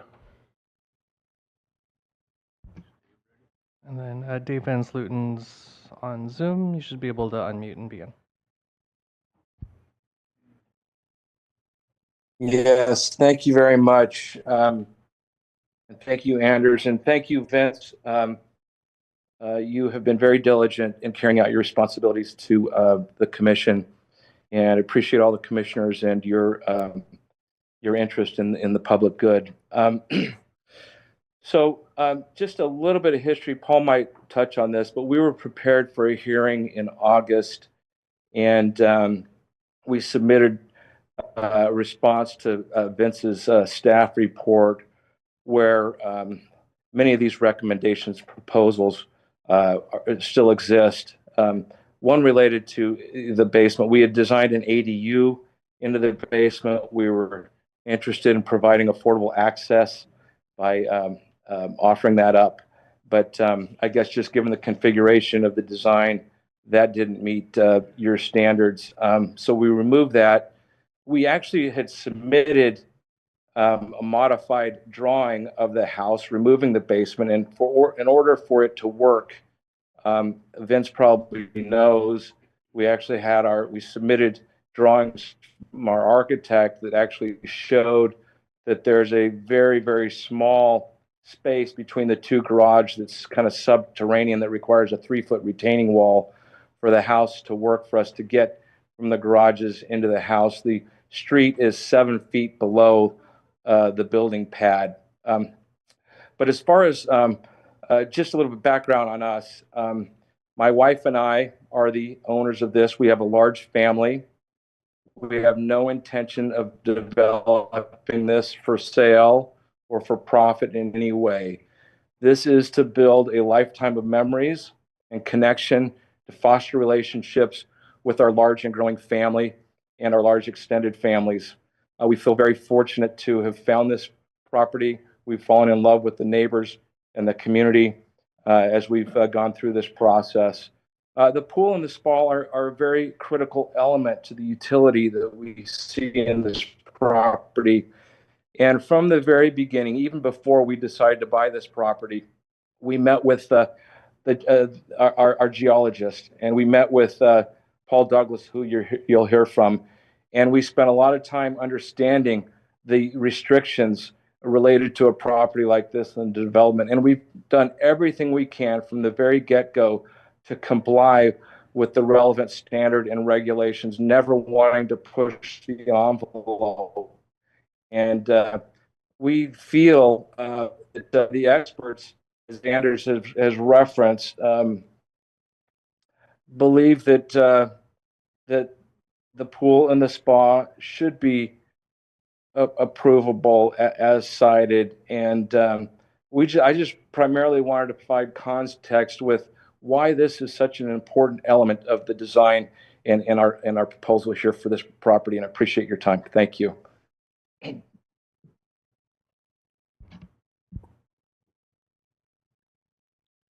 Good afternoon, Madam Chair, Commissioners. Paul Douglas, 92058.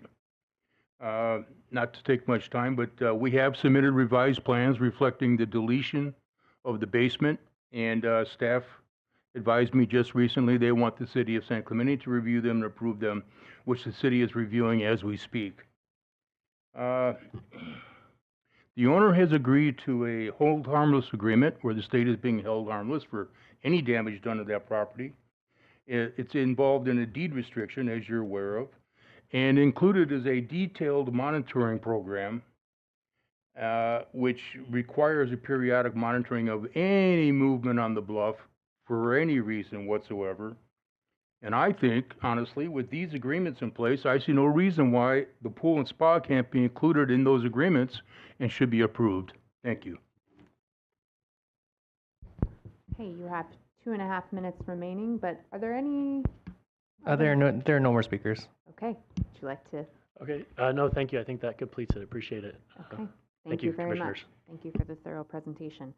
With that, I will close the public hearing and return to see if our staff would like to make any closing comments. Thank you, Madam Chair. So again, with regard to the pool, our main concern has been with its location further out on the property, closer to the bluff edge, closer to the area where we're concerned over time about the rate of erosion and sort of the uncertainty surrounding that.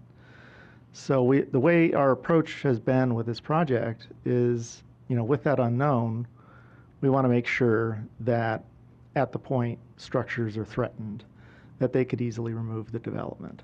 And that, that pertains to the pool, but also to the house itself.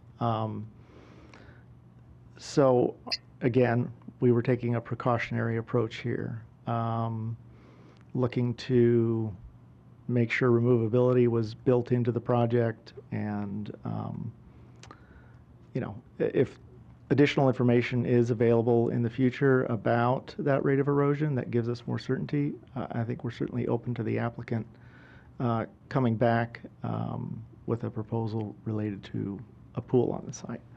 But at this point, we don't think we have that level of confidence in the information.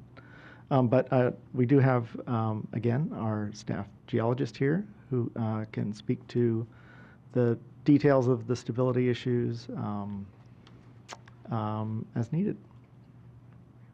And we're available for questions. Thank you very much. Vice Chair Hart.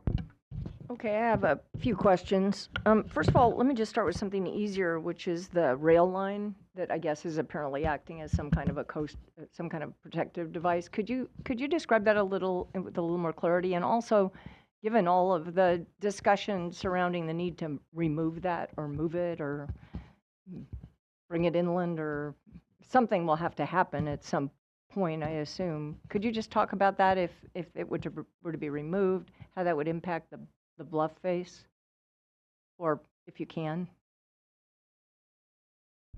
Yeah, this is a question we've been looking at for a few years now, is what is the future of the San Clemente Bluff, because of this unique situation where this rail line has been there since, I believe, the 1880s or well before we have much real data as far as mapping and aerial photography, well before the advent of aerial photography. So what is the historical bluff retreat rate? Well, it's not easy to ascertain that because it's been protected by the rail line and the associated revetments. And so we've taught, myself and Jeremy Smith, our coastal engineer, have talked with a number of academic experts and have not come up with a clear solution to this question. But there is it is our understanding that in our discussions with OCTA that runs that rail line, that there's some agreement that they're going to at least consider a 30-year time frame for removal of that rail line. And at that point, then the bluff would be much more subject to marine erosion with sea level rise. And so we may see a very different picture in San Clemente. And that's one of the concerns about placing anything very close to the bluff edge, is that longer term, not in the immediate, but much longer term, that it would be subject to perhaps bluff retreat. Yeah, because one of the things that occurred to me is that, is to have an addition.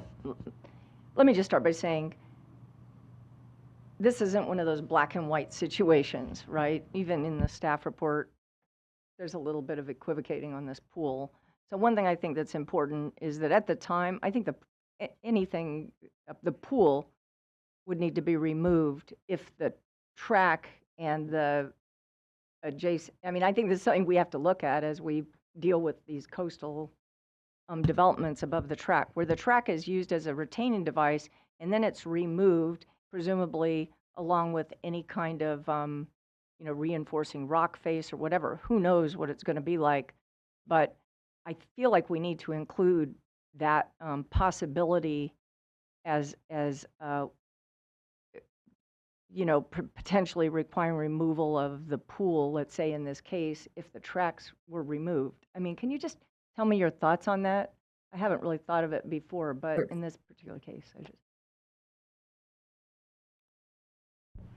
Well, that's certainly one approach, and definitely that will be an important change in the erosional environment in this location. And again, sea level rise over the next 75 years, it will be quite significant, several feet, we expect. So yeah, those two events will, both the long-term sea level rise and then whenever the tracks and revetment are removed, there will be definitely a distinct change in the erosional environment. So that might be an idea, is to trigger removal at that point. that seems like it should be included, but let's just talk about the pool for 1 second. So, or if you would, give me that time. So basically, the reason, the identified reason for to not allow the pool were addressed. The first one being the concern about leaking, but it's required that it have a liner. Can you talk about are you concerned about leaking even though it has the requirement of a liner? And I don't know if that's you or another. I mean, I'll speak generally, but I think a liner certainly helps with leaking, and if you add liners can break or rupture, especially if you're in an active area and there's movement on the bluff.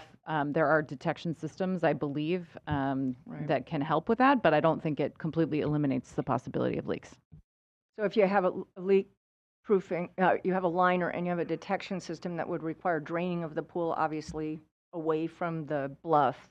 These are all, this is why you're recommending against the pool, because it would have so many requirements. I'm just saying, I'm just walking through it because of the, these people obviously really want a pool. So you have the liner, you have the requirement that it be drained if there's any indication of leakage. You have this other requirement with regard to removing of if the rail line is removed. The weight, do you agree with what the proponent said with regard to the weight, that the weight is less of water than it is of the dirt? Yeah, that's a sort of fundamental principle in engineering geology. Well, water has a weight of 62 pounds per cubic foot, whereas soil tends to be something more in the 100 to 120 pounds per cubic foot range. So yeah, water is lighter than the soil. So why does the report on this item express concern about the pool weight? I don't know. So I that's wasn't not involved in that part of it. There's also concrete and other materials, right, when you're putting in a pool. So I don't think it's, I just the weight of water is different than soil, but there is a fundamental difference between having soil, the native soil on the bluff, digging all of that out, adding concrete and adding water. whether the whole picture or the whole package is lighter or not is, I don't think we have that information. But the weight of water and the weight of soil, like that's true. We agree with that. Okay. That's science. One thing that's not really addressed, but I'm very concerned about and was addressed with regard to the basement is the digging itself. Is the digging into right at the edge of the bluff, digging down and putting the pool in there. I don't know if there's some other kind of pool that's an option for these people. They only want it, I'm not sure if there's any kind of an above ground pool option that could exist. But I'm just saying, it's not that each point is definitive, because of the weight, because of the leaking, because of the bluff, because of the rail. The problem is the accumulation of all of these issues has led to staff recommending against the pool. And I have to say, it's because of the cumulative impacts of the pool that I have to say at this point I agree with them, unless you can come up with some kind of other alternative that doesn't involve digging down into the bluff, etc. So that's kind of where I am. Can I respond? Mr. Van Slooten, no, unless there's a question specifically directed to you. Thank you. Well, Commissioner Preciado. Thank you, Madam Chair.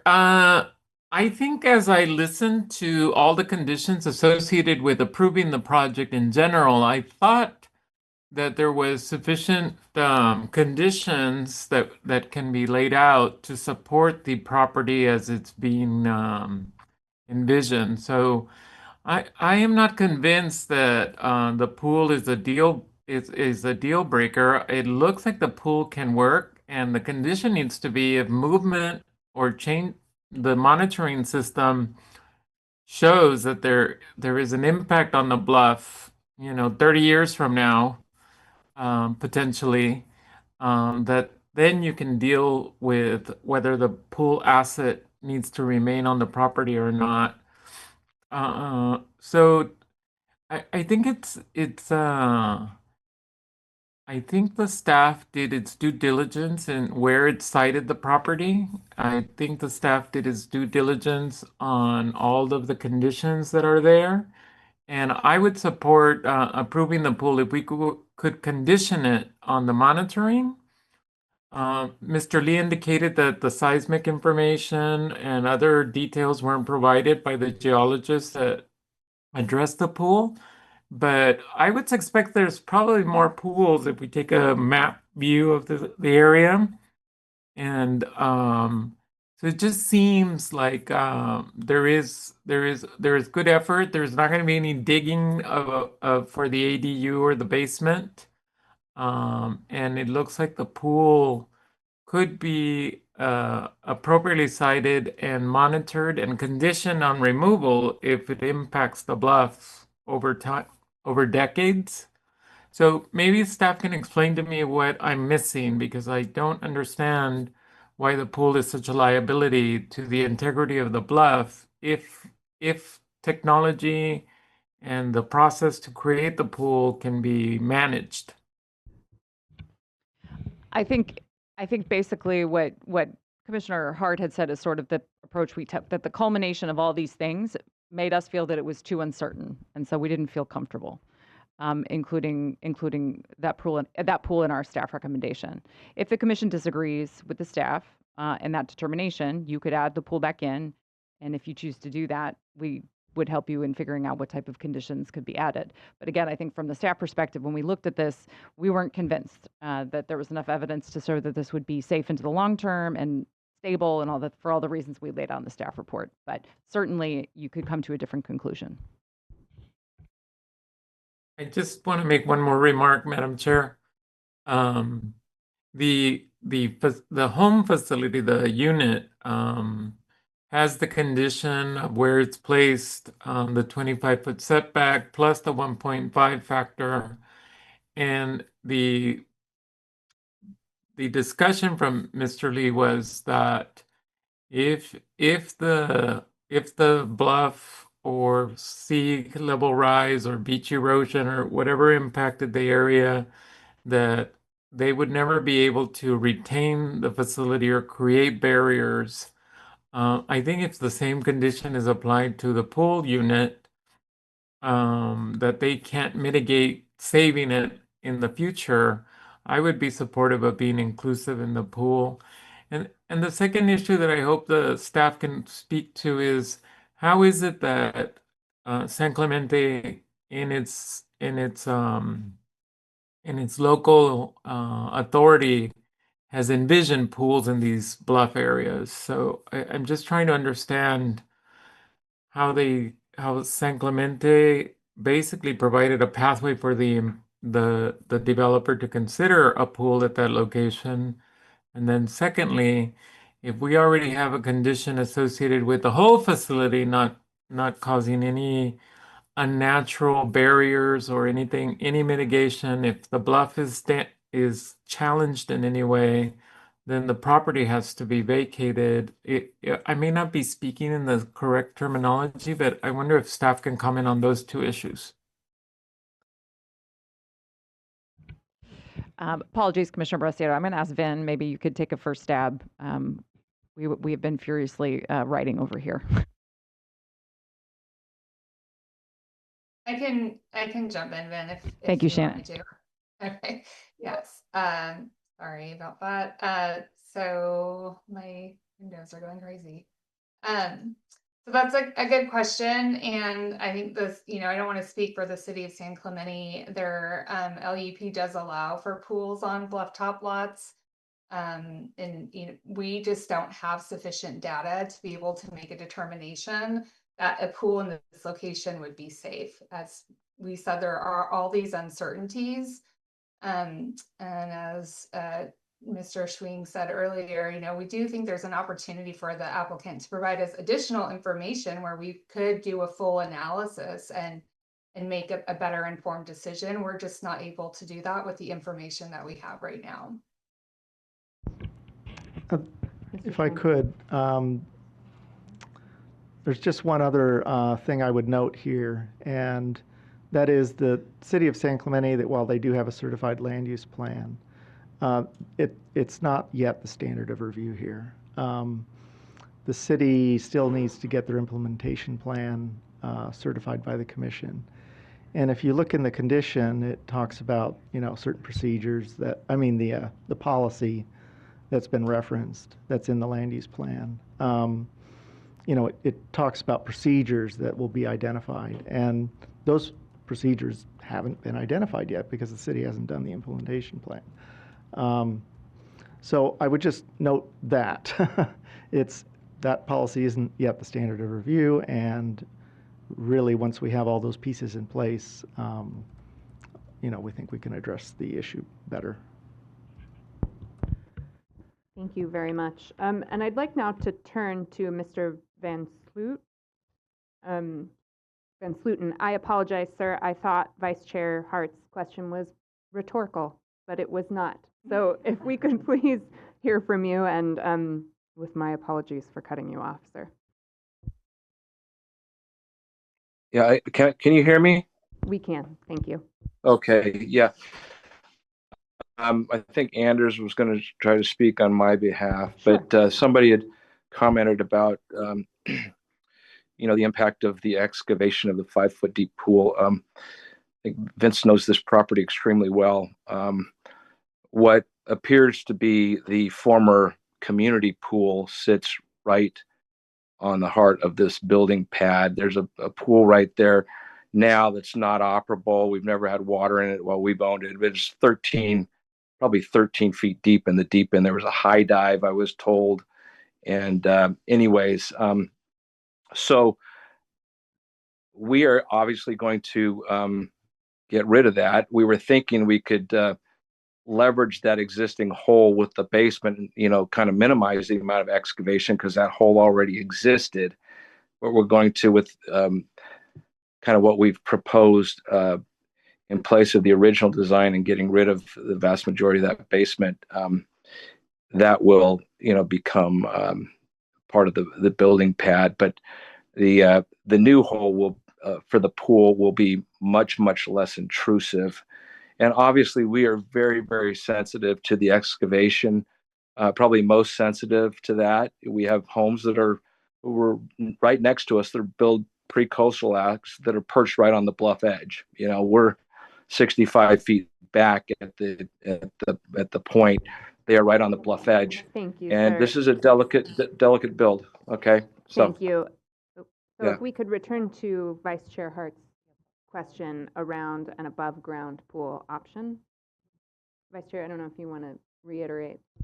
No, that's it. I mean, I really am concerned about more excavation at the edge of, this is really getting close to the edge of the bluff. So you're talking now, you're going to fill in this very deep hole where there was a pool. That's one thing that's happening below the house, you know, to site the house on. So you are talking about excavating above the bluff. And I would say of all of these different factors that are somewhat speculative, the thing that's not speculative is that you're going to be digging a hole at the top of the bluff for the pool. So I would say of all of the factors that are making me lean toward the staff recommendation that you provide more information so that that staff can really consider if the pool would be safe there. It's this sort of thing. So I doubt very much they're open to any kind of above ground pool, but I just want to confirm that. Yeah. Oh yeah, Go ahead, Anders. Yeah, you're correct, Commissioner. Unfortunately, an above ground pool apparently is not an option here. And I just wanted, if I could just speak briefly, probably 30 seconds on 3 quick points. Yes, there's definitely other pools in the area. There's pools in an immediately adjacent neighbor, definitely pools in the whole neighborhood. As Mr. Van Sluten said, they're removing a much larger, older pool. In terms of the weight, there's a question about the weight and whether that includes all of the other structure. Like I said, it's not a pool with a foundation. The geotechnical consultant's analysis included the weight of what else goes into that, and the conclusion was there's no detrimental effect on the bluff from that, and that would presumably include the excavation, which is a 5-foot excavation, not a deep pool, and then but the applicant definitely would be willing to enter into a condition about removal if the tracks are removed. So we appreciate that creative thinking, and if that's an option, that would be a condition that the applicant has informed me he would agree to. Thank you, sir. Thank you. Okay, Commissioner Jackson, then Commissioner Notoff. Thank you, Madam Chair. Thank you to the applicant. Thank you, staff, for your always awesome work. I appreciate you ironing out all the hard issues and leaving the simple one for us. I do like, I think last night when I took a look at this, I was leaning very heavily one way. And that's why we have these hearings. So upon further review, in light of the fact that the applicant's willing to provide a hold harmless clause, indemnify the commission, I'm wondering, consistent with Commissioner Preciado's comment, could we just condition the approval for the pool on the owner's commitment to monitor for potential impacts and to report and take timely corrective action to address any future concerns? And I think that would address the railroad and anything that could be discovered during the building process. And I think that might be something that folks could sort of wrap their brain around in terms of the commitment for any amelioration and or removal of, particularly in light of the fact that we've got the whole hold harmless clause in the indemnification component. Yes, I think if the commission is interested in retaining the pool on the property as part of the project, we could add, we could come up with language for a condition that describes the elements you have and could provide more details on that. Thank you. Thank you, Madam Chair. Because what I think I'm hearing is, I'm hearing that we just, at this time, staff doesn't think it has enough information, but it could get information. And I feel like the pool issue needs some time. And that would allow us to have more information, to get the geological information, get more comfortable, and also to look at design, because there's a way to do, if a 5-foot pool could be 2.5 feet deep, or with 2.5 above. I mean, there's a lot of creative designs for pools these days. So that would allow, I would be willing to do some kind of temporary, or, not approve it right now, but say, come back with that information, and if it meets these standards, it would get approved. That's another approach to do it. Thank you. Commissioner Lopez. Yes, if somebody's trying to count where folks are, I'm okay with some conditions and letting the pool remain on the property. For me, it would be wanting to see that also recorded on title so that I know a lot of these properties switch hands quickly, and I don't want to end up in a position like many that we've seen where new owners take over and say, oh, never realized that, I didn't commit to that, it needs to be there. So that's all. Commissioner Rodoni. Yeah, Chair. This may be a little bit in hindsight for you, but I just wondered about the siting of the pool. It seems like there's a fairly large rear yard. Wondering if there's a better location further from the bluff that the pool could be sited.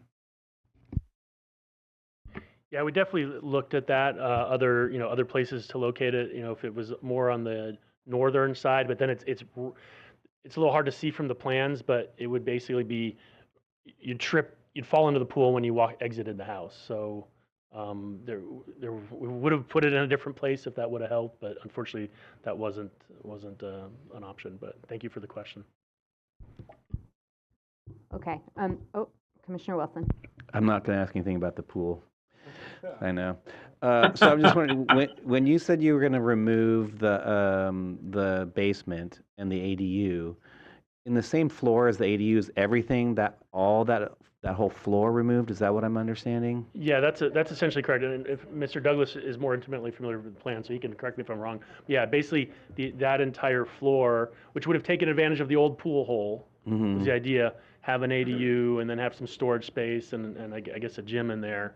But staff didn't want to have a basement and have any additional excavation in addition to the deep pool that was there. So we agreed to pull all that back, and so there's basically just enough room for the off-street parking, the garages, and then access to the home, and that's all that's left of the basement. Because there was the ADU down there. There was men's and women's bathrooms separate down there. I just didn't understand why in a residence. I'm unfamiliar with the design of 12,000 square foot homes in general, but I was just wondering. Why was there men's and women's separate bathrooms in that section? I can't speak to that. I don't know if Mr. Douglas can speak to whether that was. It's a large family. Okay. Mr. Van Sluten is Mormon. I don't know if that had a factor with okay. maybe a gender divide and was appropriate. Okay, I just curious because I was like, one of the reasons I asked this question is because.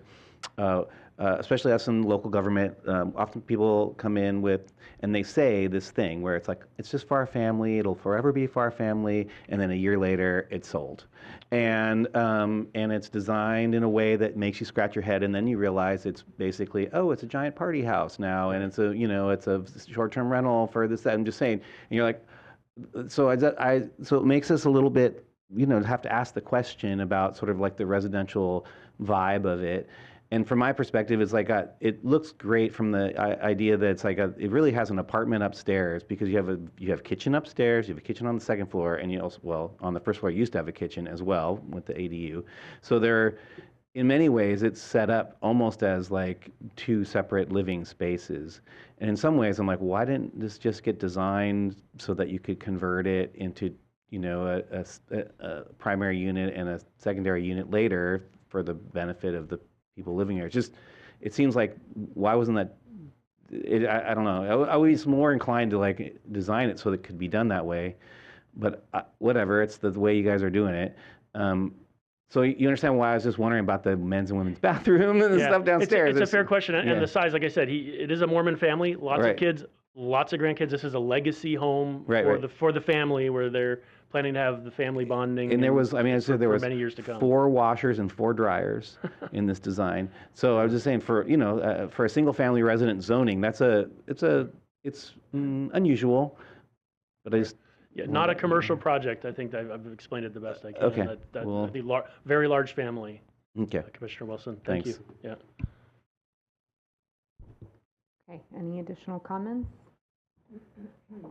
For my part, I'm frankly agnostic on the pool bit. I was shocked to hear that. That said, I think I agree with Commissioner Jackson on the hold harmless if the applicant is willing to take the responsibility for the pool. I think I can support with a condition that would include a liner, a detection system, directional drainage, a condition that simultaneously with or as near to simultaneously as possible, the removal of the railroad track, the pool is also removed. And I agree to the extent possible that we include a condition, as Commissioner Lopez identified, that these obligations and commitments, I guess, run with the land is the way to put it. So I turn to staff to see if some kind of condition around that is feasible. I think we heard some degree of consensus up here on that. I think how we would recommend you proceed is to, once we're done with deliberating, somebody could make a motion and then someone else make an amending motion. And we could guide you through what that amending motion would include, and it would include adding the pool, presumably adding the pool back in, and then we could talk through the specifics of what a condition would read on the various monitoring, leak detection systems, et cetera. Great, thank you. Well then, with that very helpful suggestion, I will entertain a motion, or Commissioner Wilson. I just have a clarifying question around holding harmless. Do we typically do hold harmless? Because that can Yes, there is an assumption of risk condition already on the CDP. That right. Okay. Yes. All right. Thank you. Anyone like to make a motion? I'll make just the the motion, or- and then we'll do the and then amending we'll do- motion after. Or, I'm not sure if you want me to do the amending motion, the motion. Do the regular motion. Okay, fine. Move the commission approve coastal development permit 5-24-0224 pursuant to the staff recommendation. Second. Thank you. And then I will entertain an amending motion. Commissioner Jackson. Thank you. I would move staff's recommendation with an additional condition. Can I interrupt you really yes, quick? please do. I have some Thank you. specific things to suggest for Please your amending motion. Suggest away. I think the first component is that we would strike condition 1A3. Did I get that right? Which is just basically required removal of the pool from the plan. And then we have a suggested condition that we're trying to maybe pull up on the screen so you can all take a look at it. But the general parameters would be construction of a pool with a leak detection plan, double wall pool, concrete protection slab, rubber pond liner, leak detection system, saltwater pool that's not chlorinated with an ozone generator for sanitation, no chlorine or other harmful chemicals, and then a pool removal plan. So again, Chris is working on, hopefully, sorry, we only gave it to him about 20 seconds ago, trying to get it up so that you can actually review the proposed language, well, the language that we would propose if the commission adopts the amending motion. Thank you.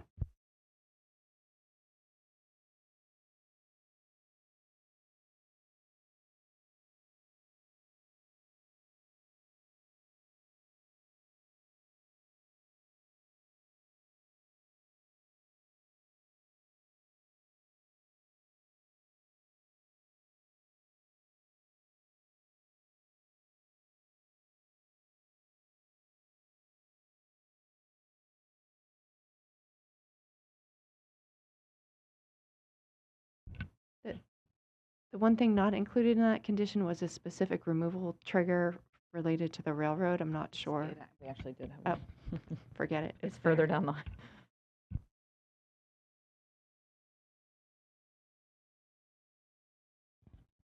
Give us a second. It's just going to be so much easier if we read it than if we try to read out many paragraphs to you. Yeah, of course. Thank you.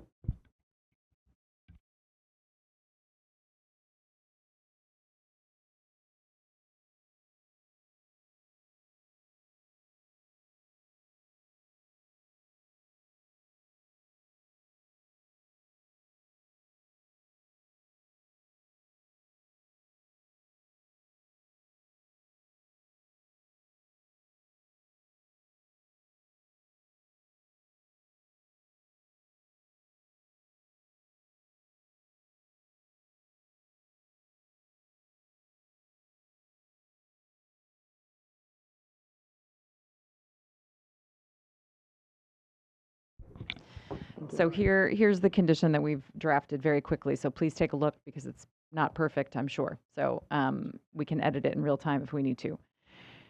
Can we get it back up? There we go. Okay, thanks. Prior to issuance of the coastal development permit, the applicants shall submit for review and approval a leak detection plan for the proposed pool that will be employed as long as the pool exists on the site. The plan shall be prepared by a licensed professional certified engineering geologist or geotechnical engineer with expertise in coastal bluff processes. The plan shall require ongoing periodic monitoring, initially at 5-year intervals, beginning 5 years from the date of approval of coastal development permit 5-24-0224, for as long as the pool exists on the site. The monitoring plan shall identify specific methods for bluff retreat measurements at the subject site. The plan shall describe methodology and monitoring parameters to assess the location of the bluff edge, evidence of any land movement on the site, such as but not limited to cracks and gaps in the soil, hardscape, or buildings, and 3, evidence of any landslide movement on site. At a minimum, the plan shall include the following: a double-walled pool with concrete protection slab and a 0.06-inch thick rubber pond liner to waterproof the undersides of the pool, a leak detection system with an emergency alarm, a subdrain under the pool, and sump pump to convey any leaked water to the on-site drainage system and away from the Pacific Ocean, a non-chlorinated saltwater pool with an ozone generator for sanitation and no chlorine or other chemicals harmful to the marine environment, and a pool removal plan that details how the pool could be safely removed if it ever becomes threatened due to erosion, seismic activity, or other hazards. So then there's another section. In the event, should be a T there. In the event the railroad tracks seaward of the site are ever removed or planned to be removed, the applicant shall submit a geological analysis to determine the safety of the pool and either remove the pool if it cannot maintain a minimum standard of safety consistent with industry standards without use of a dependent foundation, or shoreline or bluff protection devices. And then last, the permittee shall undertake development in accordance with the approved. We'll match up the plan names with the plan unless the commission amends this permit or the executive director provides written determination that no amendment is legally required for any proposed minor deviations. I would just note that the either in that second to last paragraph should be removed. So, and they shall remove the pool if it cannot maintain a minimum standard of safety. It's just a straight either. Will it include the title requirement? That is already a condition of the permit. Okay. Commissioner Nada. And is there a design? Can we give the executive director the authority to approve a design that meets this? Because I really do think that there are some pool designs that could alleviate some of the concerns. So can we give the executive director the authority to approve the design? Yes, we can add that. Okay. I think I would make it a broad plan that it's sort of a design and construction and we'll come up with a better term for what we should call the plan, but it would be inclusive of all those things. Thank you. And to clarify, it would be submitted to the executive director for Correct. approval. Okay. Yeah, Yes, that's we would need to missing add from this that. version, right? It says review and approval, but we'll add. Vice Chair Hart. Just a couple questions. With regard to the plan at 5-year intervals, I just want to clarify that would be submitted to the ED. Is that, because that's not, I think we should add that. Okay. And also, what happens if they don't give us the monitoring plan? Then what happens every 5 years? Then they would be in violation of their CDP, and it would go into our enforcement unit. Okay, do you think we should clarify that the pool removal, or that just doesn't make sense? That's just standard. Okay, If they that's don't fine. meet I'm a fine with condition of that. their permit, it would be a violation, and we would deal with it. Okay, through so just enforcement. add that along with the pool design, et cetera, that the 5-year interval monitoring reports also would go to the ED for approval. Commissioner Wilson. I'm just going to ask for this edit. This doesn't have anything again to do with the pool, but I don't know where to put it in. So on the exterior lighting, it just says all on-site exterior lighting seaward of the residence shall be shielded. Why not just all outside lighting shall be shielded?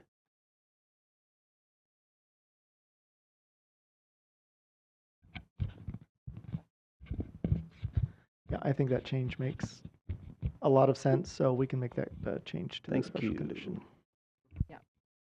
We'll incorporate, so we're kind of moving all over the place. We'll incorporate that change on the exterior lighting into our staff recommendation. Thank But just you. want to be clear that the discussion we've had around the pool is under this amending motion. We're not changing the staff recommendation to include that, but that's part of your amending motion.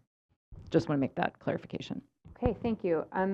Remind me, Commissioner Jackson, did you make this amending motion or not? So moved, yes, ma'am.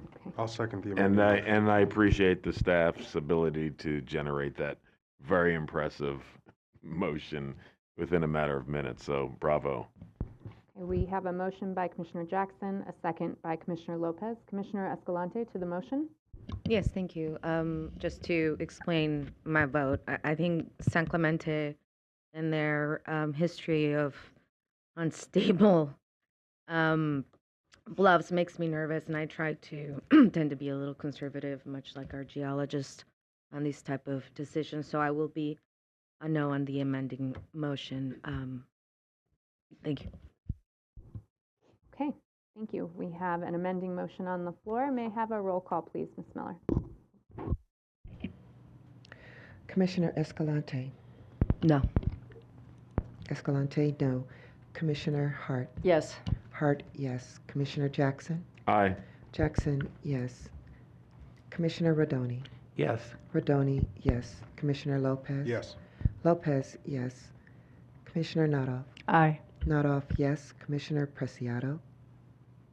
Yes. Preciado, yes. Commissioner Wilson. No. Wilson, no. Commissioner O'Malley. No. O'Malley, no. Chair Herman. Yes. Herman, yes. The vote is 7 yes, 3 no. Okay, the amending motion passes, and now we will need a vote on the underlying motion, which I think was already made, but I don't remember who did it. I did, and so I already read the motion, and now I'm incorporating the amendments Correct. and requesting a yes vote.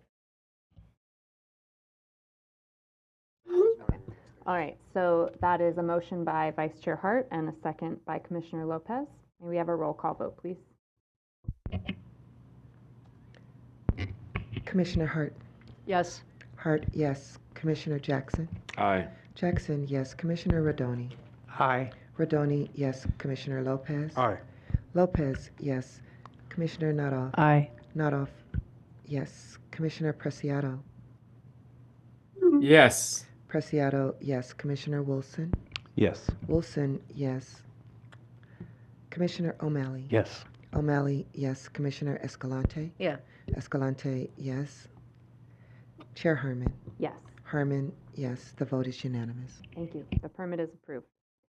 Okay, now we will go right along to item 13C, please.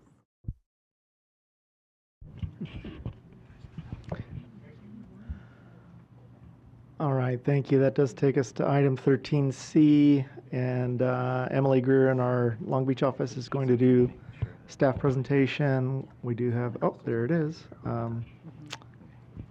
Go ahead, Emily, as soon as you're ready. Thanks. Thanks, Carl. Good evening, Commissioners. Item 13C is a coastal development permit application by Larry Dunnwald to construct a new 13-room boutique hotel in the city of San Clemente. Next slide, please. The proposed project is located at 402 and 404 Pasadena Court in the Pure Bowl area of the city of San Clemente. The Pure Bowl is a mixed-use district adjacent to the municipal pier, which serves as the central focal point of the city. The subject site is situated landward of the existing Beachcomber Inn and therefore is not located directly adjacent to the coastal bluff. The site is designated as coastal and recreation serving commercial with an architectural visitor serving commercial district overlay in the city's certified LUP. Next slide, please. The applicant proposes to convert the existing approximately 3,000 square foot historic single-family residence on site into 5 rooms of a new boutique hotel. The project also includes the construction of 2 freestanding structures to add an additional 8 rooms for a total of 13 hotel rooms. The proposed hotel would consist of 10 high-cost rooms and 3 low-cost rooms, which is equivalent to 30% of the number of high-cost rooms. The 3 low-cost rooms would be located within the existing historic building. The 3 lower cost rooms would accommodate up to 2 individuals. However, unlike the standard rooms, the lower cost rooms would not contain ensuite bathrooms. Instead, 1 bathroom would be constructed to be shared among the 3 lower cost rooms. The applicant proposes that the rate structure for these rooms be based on an annualized average daily rate of $147.76, which corresponds to 75% of the 2024 peak season statewide average daily room rate. By using an annualized ADR, the nightly rate for these rooms may vary throughout the year, sometimes exceeding $147 and sometimes falling below it, but the average rate over the course of the year would not exceed $147.76.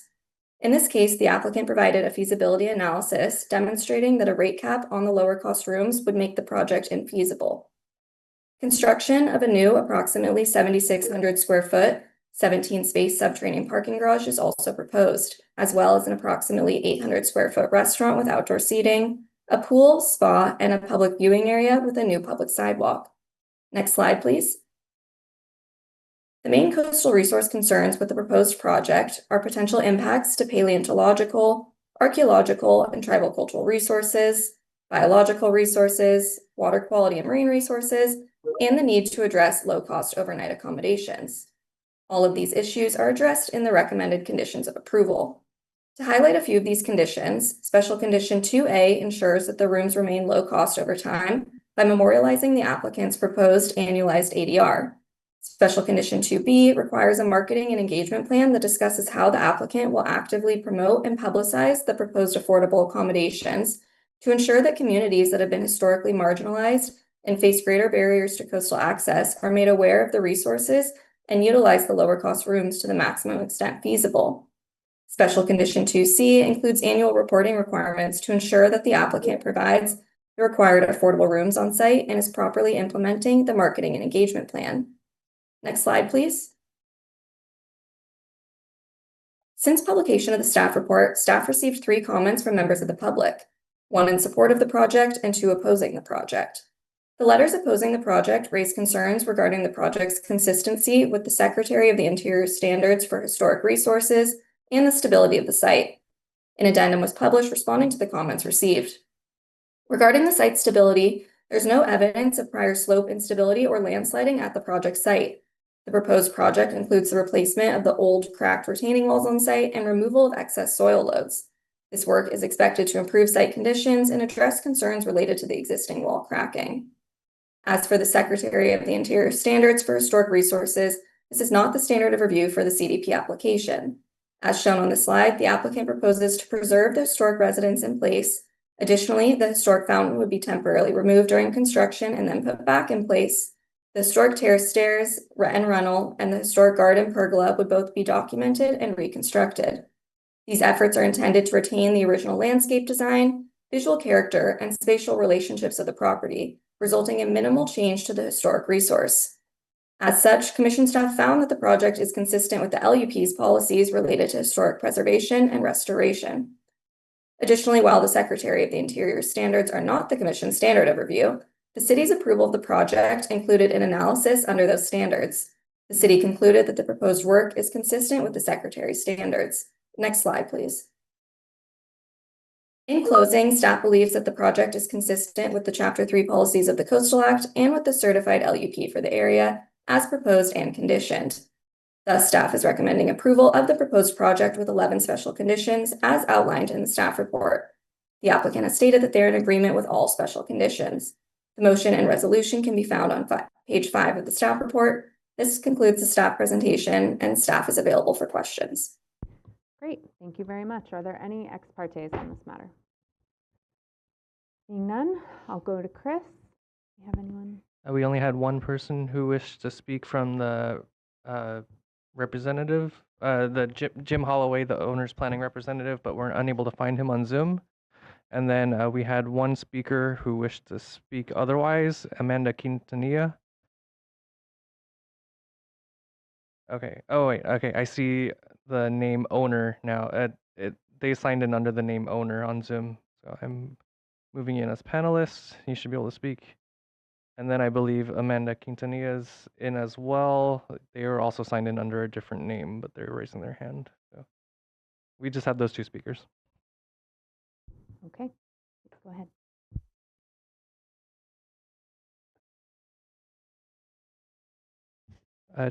Jim Holloway, under the name owner, I believe. You should be able to unmute and turn on your camera.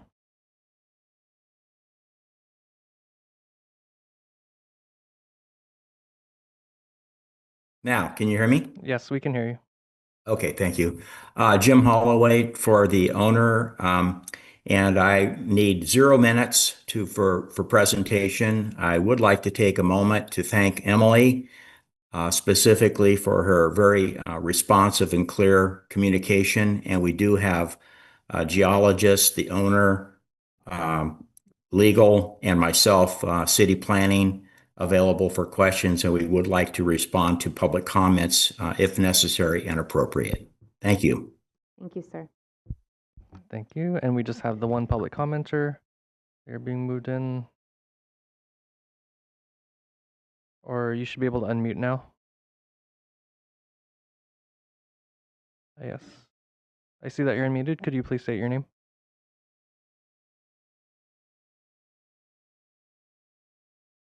Under the Zoom name Michael Q.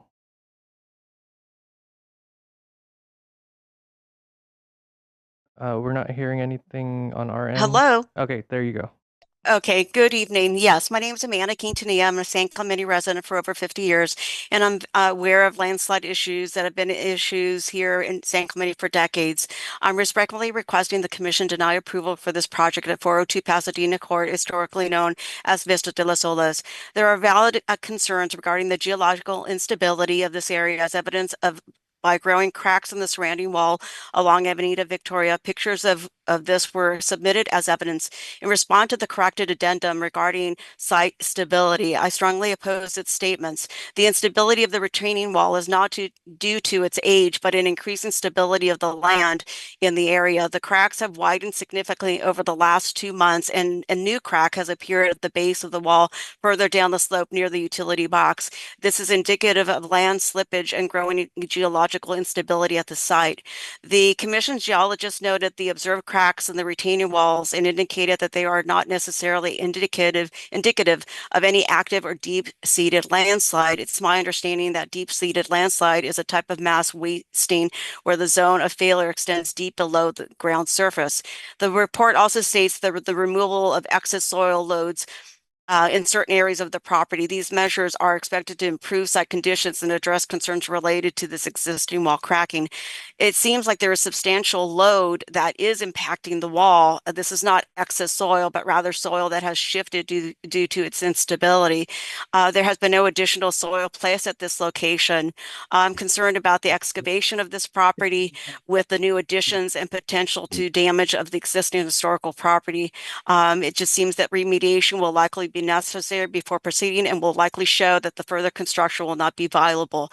I respectfully request that you deny this project, especially going into our rainy season that can result in landslides or sinkholes formations as such as that occurred at the Casa Romantica site. Thank you.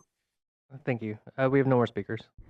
Thank you, and I will return to Mr. Holloway if he'd like to respond. I think he has a minute and a half left. Sure. Can you hear me? We can. Go ahead. Okay, looks like. We have Dave Worthington. If you have questions about our geologist, who's had a lot of conversations with the Coastal Commission geologist, and if you have, I think your addendum speaks plainly and clearly that there's been a lot of conversation back and forth between the experts, and they agree that our plan is solid. Thank you. Thank you very much, sir. Okay, with that, I will close the public hearing and I will return to our staff to see if they wish to make any closing comments.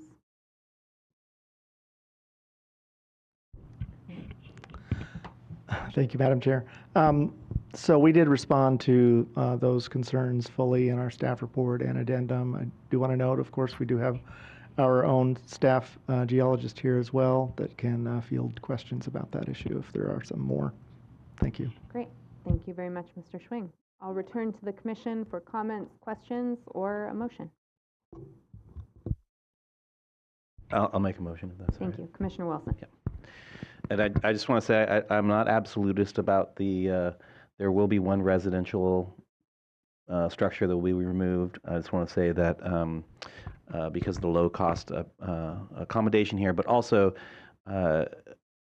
these kinds of projects also reduce the pressure on the short-term rental market, so it does help with housing when we have expansions of these types. So with that, I move that the Commission approve Coastal Development Permit number 5-24-0801 pursuant to staff recommendation. I recommend a yes vote. Second. Thank you. That's a motion by Commissioner Wilson, a second by Commissioner Preciado. We're asking for a yes vote. If we could please have a roll call, Ms. Miller.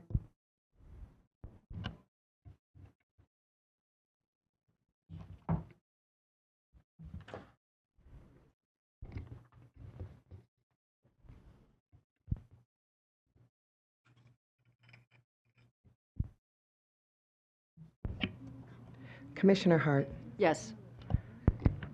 Hart, yes. Commissioner Jackson. Aye. Jackson, yes. Commissioner Rodoni. Aye. Rodoni, yes. Commissioner Lopez. Aye. Lopez, yes. Commissioner Nodoff. Aye. Nodoff, yes. Commissioner Preciado. Aye. Preciado, yes. Commissioner Wilson. Yes. Wilson, yes. Commissioner O'Malley. Yes.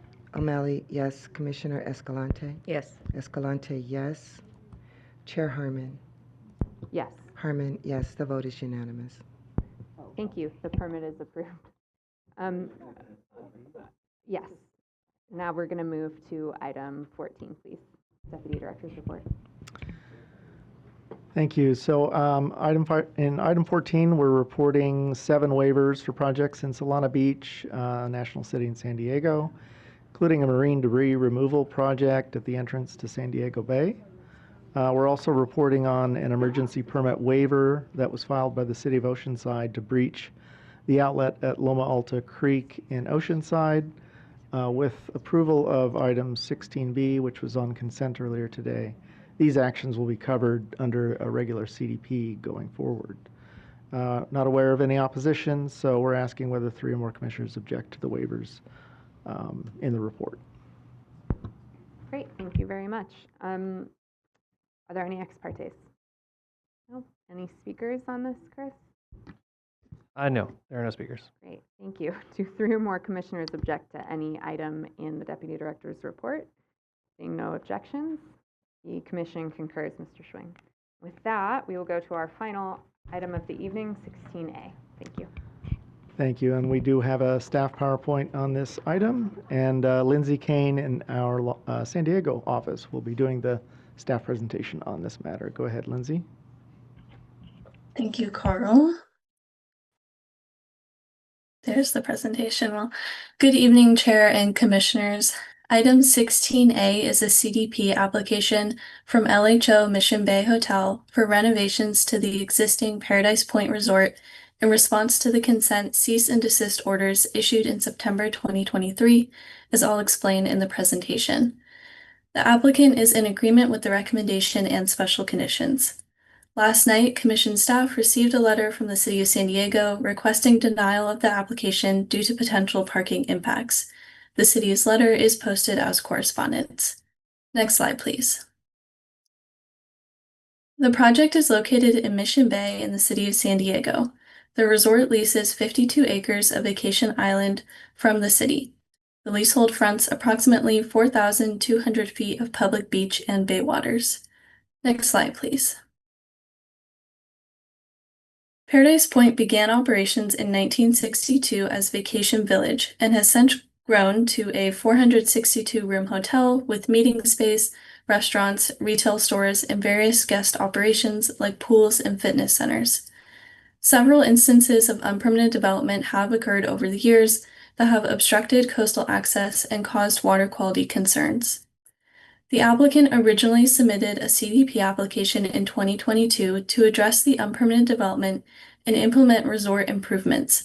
However, it was subsequently withdrawn in order to work toward resolution with enforcement staff through a consent cease and desist order and administrative penalty that were approved by the Commission at the September 2023 meeting. The consent order required the applicant to reapply for a CDP, which is this subject application.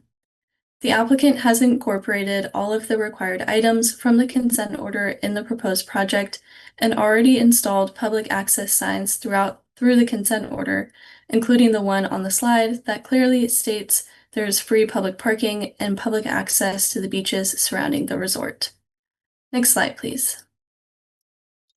The proposed project has many parts, including new public restrooms near the beach, redeveloped public access path, solar panels to offset energy demands and support the EV charging stations installed through the consent order, redevelopment of the marina that will incorporate ADA compliant design, installation of an event tent, after the fact approval of the public pier reconstruction, reconfiguration of the existing parking, and redevelopment of the lagoon system.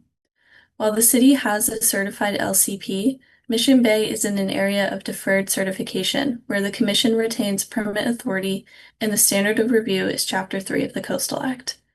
Next slide, please.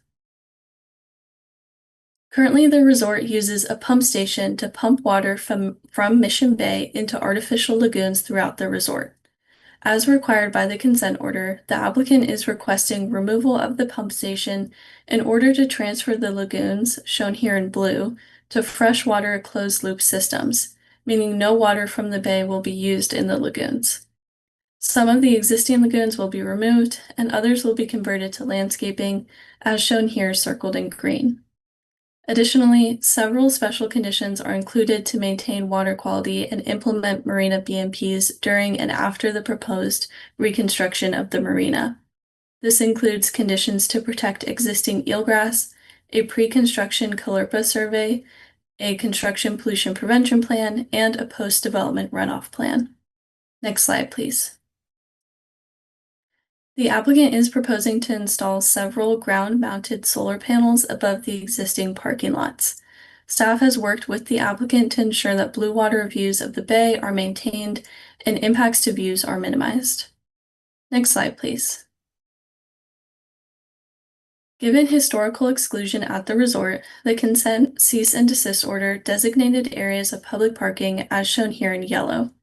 The applicant proposes to install an approximately 10,000 square foot event tent highlighted in purple within public parking lot B. In order to offset the removal of 50 parking spaces from this lot, the applicant has proposed to create a new parking area in the northern portion of the resort adjacent to North Cove, a popular beach area. While public parking will be relocated adjacent to this beach area or other areas throughout the resort to accommodate the tent, the total number of public parking spaces will be maintained and is consistent with the parking requirements of the Mission Bay Park Master Plan, which serves as guidance. As mentioned previously, the city submitted a letter requesting denial of the proposed project due to a flawed parking study. We appreciate the city's engagement on the subject application. However, we respectfully disagree with their assertion that the parking study fails to account for the impacts of the proposed event tent. The key point is that the tent is not a new addition. It was in place and in use since at least 2015 and removed in late 2020. Thus, the parking study conducted in February 2019 was performed when the tent was already operational. The study period included near 100% hotel occupancy and multiple concurrent hotel events with up to 750 attendees. It is staff's understanding that these events took place with the use of the tent. Therefore, the peak parking demand of 488 vehicles, which is approximately 54% of the resort's existing parking capacity, already reflects the operational impacts of the tent in combination with other intensive uses at the resort. Furthermore, the study's methodology, which was 65 observations over 5 days across 3 time periods, provides a reasonably robust snapshot of real-world parking demand under high-use conditions. While the study was conducted in February, the presence of multiple large events and near full hotel occupancy makes it a valid proxy for peak demand scenarios. Thus, the parking study shows that even under intense use, the resort had significant parking capacity, approximately 46% remaining. There are several special conditions recommended to address parking, including a requirement in Special Condition 4 that requires the applicant to create an event schedule, parking monitoring, and signage plan that monitors daily usage of the parking spaces throughout the leasehold and in adjacent city-run parking lots, specifically during events held in the event tent. If the monitoring indicates that events cause spillover into adjacent public parking, the applicant is required to submit a CDP amendment to address the impact. The special condition also requires new and updated signage to direct members of the public to the new parking area adjacent to North Cove. Next slide, please. Staff has worked with the applicant to maintain and promote public parking, add visitor facilities such as new public restrooms and showers near the beach, fishing pole holders onto the pier, and redeveloping the public access path adjacent to the conference center and Barefoot Bar, which is shown in red on the slide. This includes moving the path from within an outdoor dining patio to along the water, improving views of the bay for the public walking on the path, and reducing the potential for the path to be blocked by restaurant activity. The path will also connect the public to the beach for easier access than what exists today. Special Condition 6 requires a public access management program to ensure public access is maintained during construction. Next slide, please.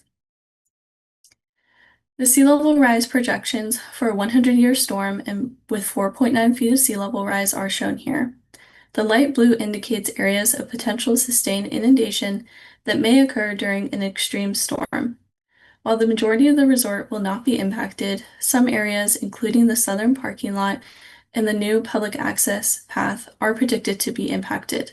Special Condition 5 requires the applicant to monitor the public access paths and make adjustments to ensure they are maintained and accessible in the event of sustained inundation through landward relocation. Next slide, please. In conclusion, as conditioned, the project will be consistent with the resource protection policies of Chapter 3 of the Coastal Act. Therefore, staff recommends that the Commission approve the subject coastal development permit application as conditioned. The motion is on page 6. This concludes staff's presentation, and we are available for any questions. Thank you. Great, thank you very much. Are there any ex partes on this matter? Commissioner Lopez. Yeah, back on October 1st, 25, I had a meeting with Charles Watson, Ted Harris, along with my chief, Priscilla Ramos, regarding this project, everything that was just outlined, including the construction of the new public bathrooms, the solar panels, and construction of a new exterior space. In support of staff's recommendation was their final point to me with agreeing with all special conditions. Thank you. Thank you. Commissioner Preciado. Yes, I received 2 communications in the last 10 days. The first one, I will, I'll update the record right now, but the last one was yesterday. I received a copy of the letter from the mayor. The mayor, the council president, and the councilwoman that represents the area. In both instances, there was indication that the city of San Diego was not feeling engaged in this process, and in both of those instances, they've indicated their interest in having more connectivity, more engagement with the staff. And I do want to communicate that my contacts have been with an official with Unite Here. Her name is Bridget Browning, and she's also the president of the San Diego and Imperial Counties Labor Council. And I will be submitting a report in writing regarding those ex partes. Thank you. Great. Thank you, Commissioner. Okay, seeing no more ex partes, we will open the public hearing, and I will turn it to Chris. Okay, we have the applicants here in person, Dave Daniele and Ted Harris. Thank you for waiting all day. Great. How much time do you need, sir? We'll try to keep this quick as possible. Yeah. If you could turn the mic on, please. Thank you. Hopefully less than 10 minutes.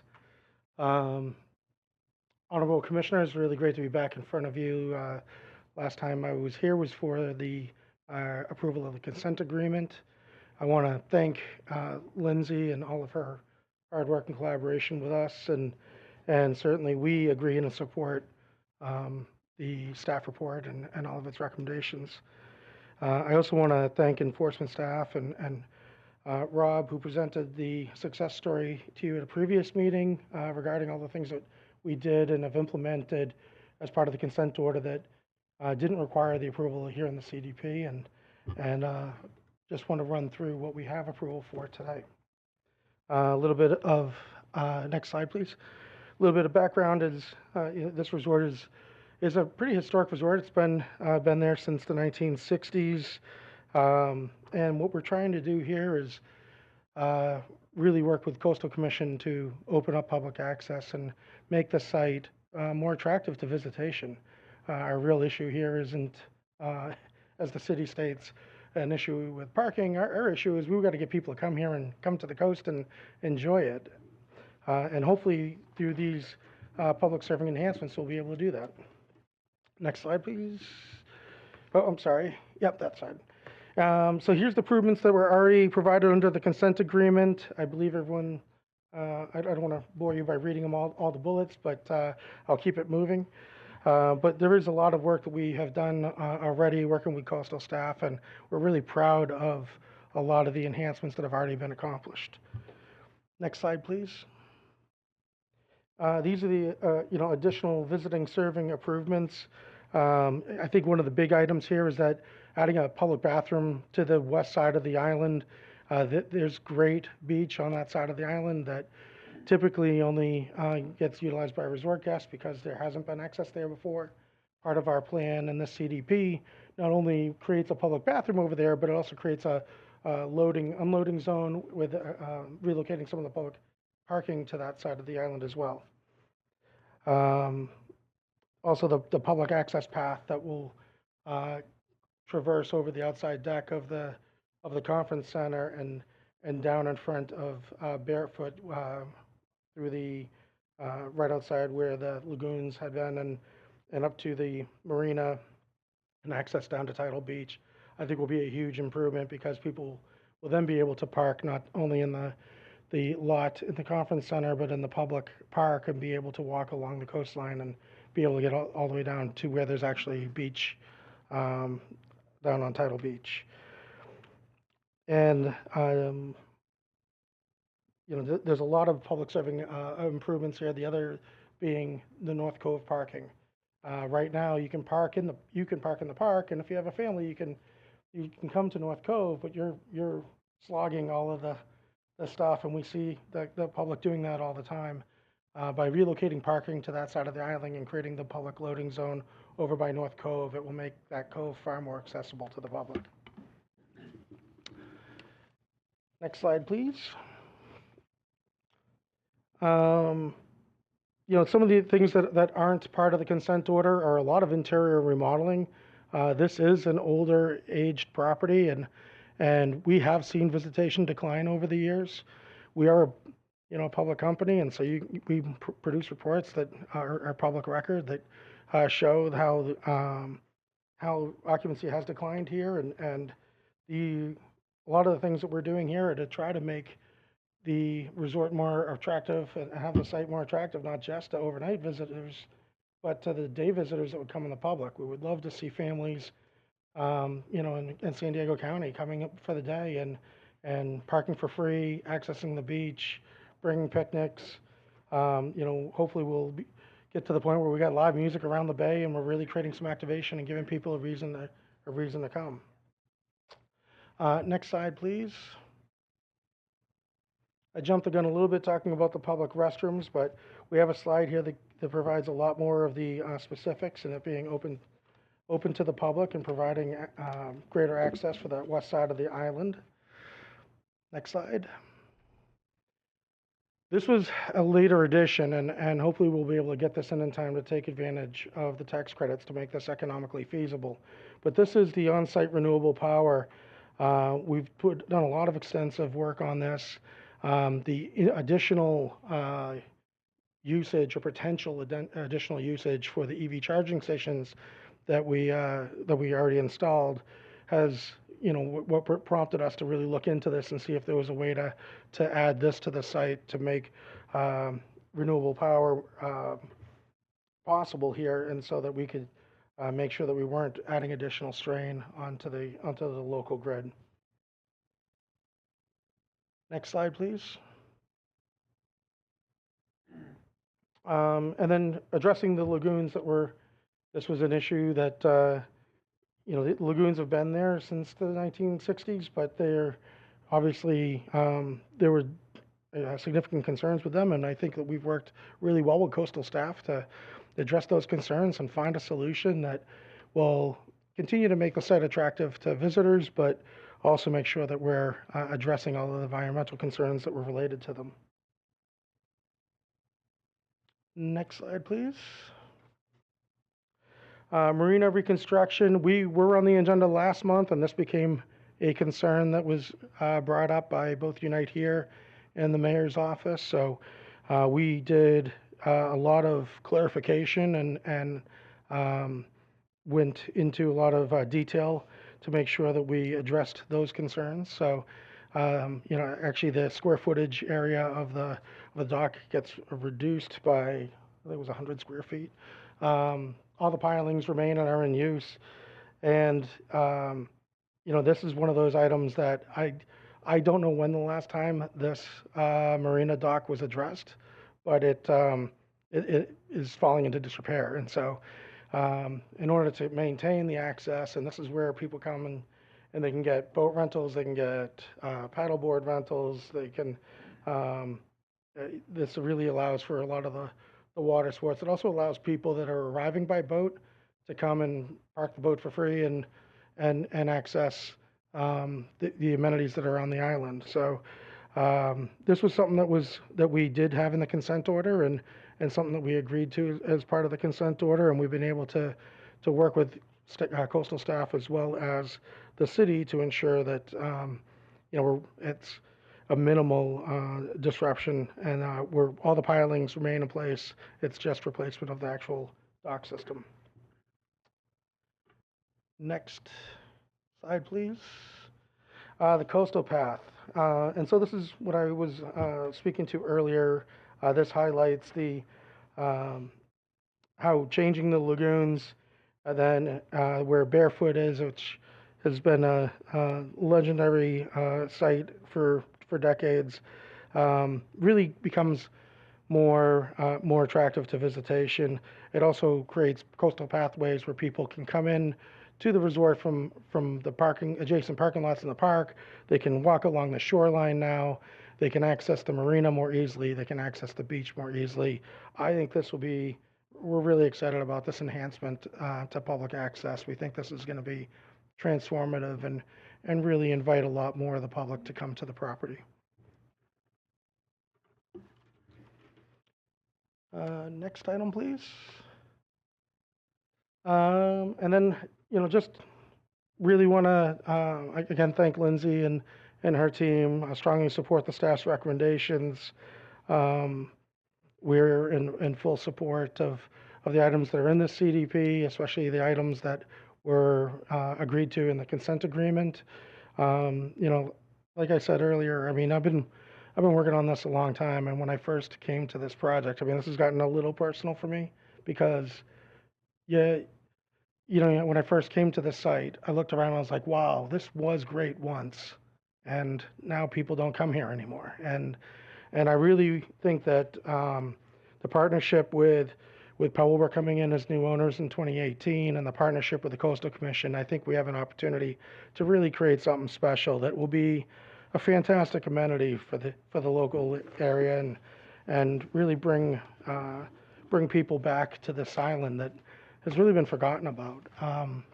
There was a slide that we tried to update that I don't know that either I skipped through it too quickly or it wasn't in the presentation, but it did address the parking. It showed a picture that I took just before 1 o'clock on July 4th, which is our peak day. And it showed how the parking lot had over 100 empty spaces in it. And it's like, if we can't fill this parking lot on July 4th, then, we have a problem. Thank you. Happy to answer any questions. Thank you very much, sir. I appreciate it. Chris. All right. We have two speakers that we're able to find. The first is Ryan Carlsgott. And then Pamela Hetherington.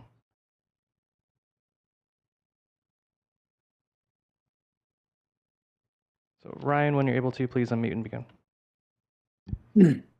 Hello, can you hear me? Yes, we can hear you. All right, thank you. Hello, Commissioners, Chair Harmon, and staff. My name is Ryan Carlsgott.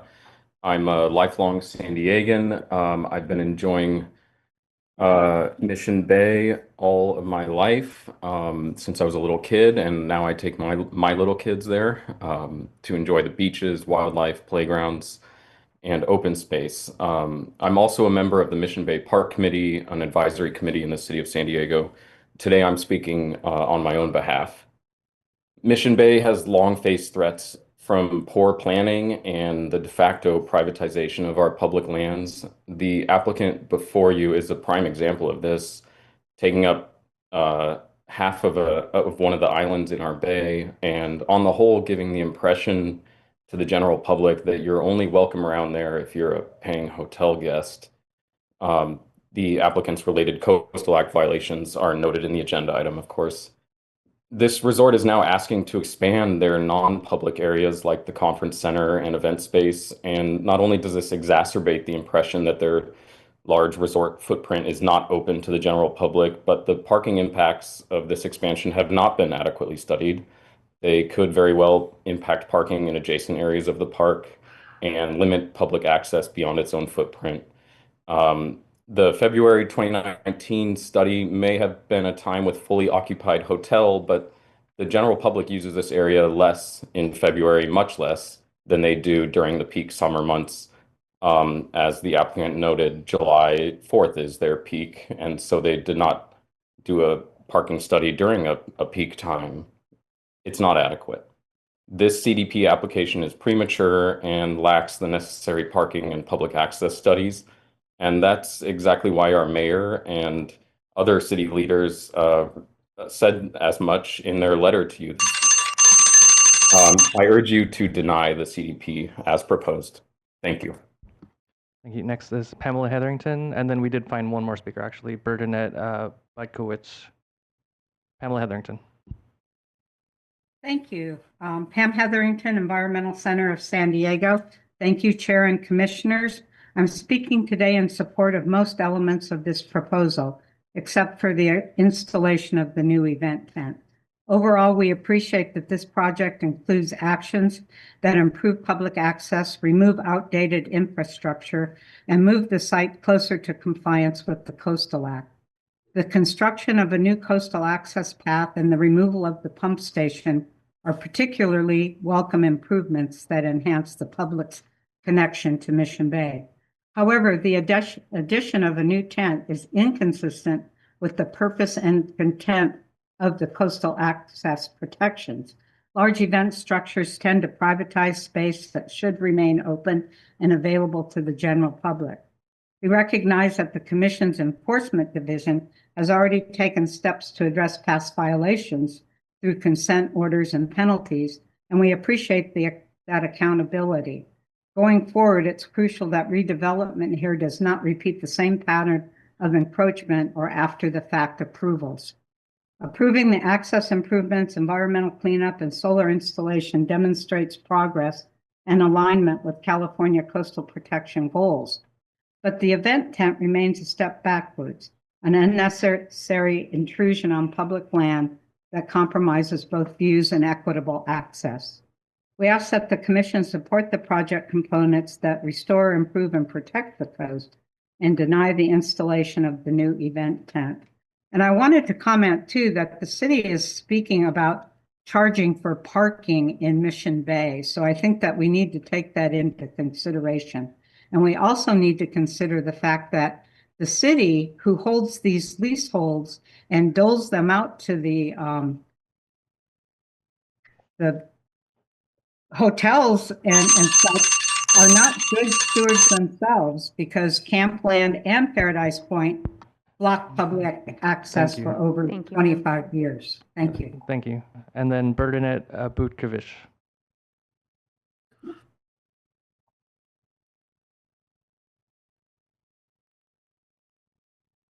Bernadette.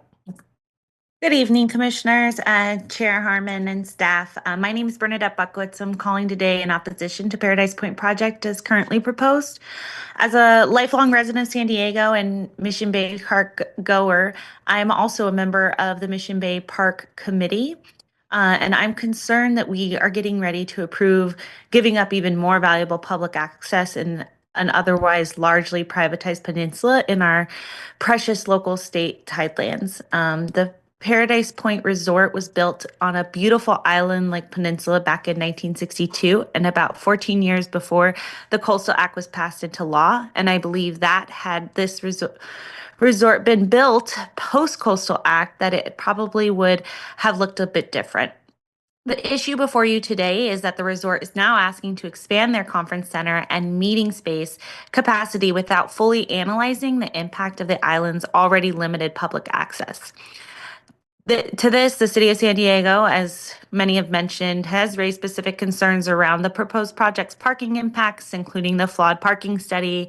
I think my fellow committee member mentioned, but the study was done in February, not a high peak season for beachgoers. The study does not account for the intensification of users in the resort. And the study does not account for the addition of the 10,000 square foot tent in the parking lot and corresponding event operations.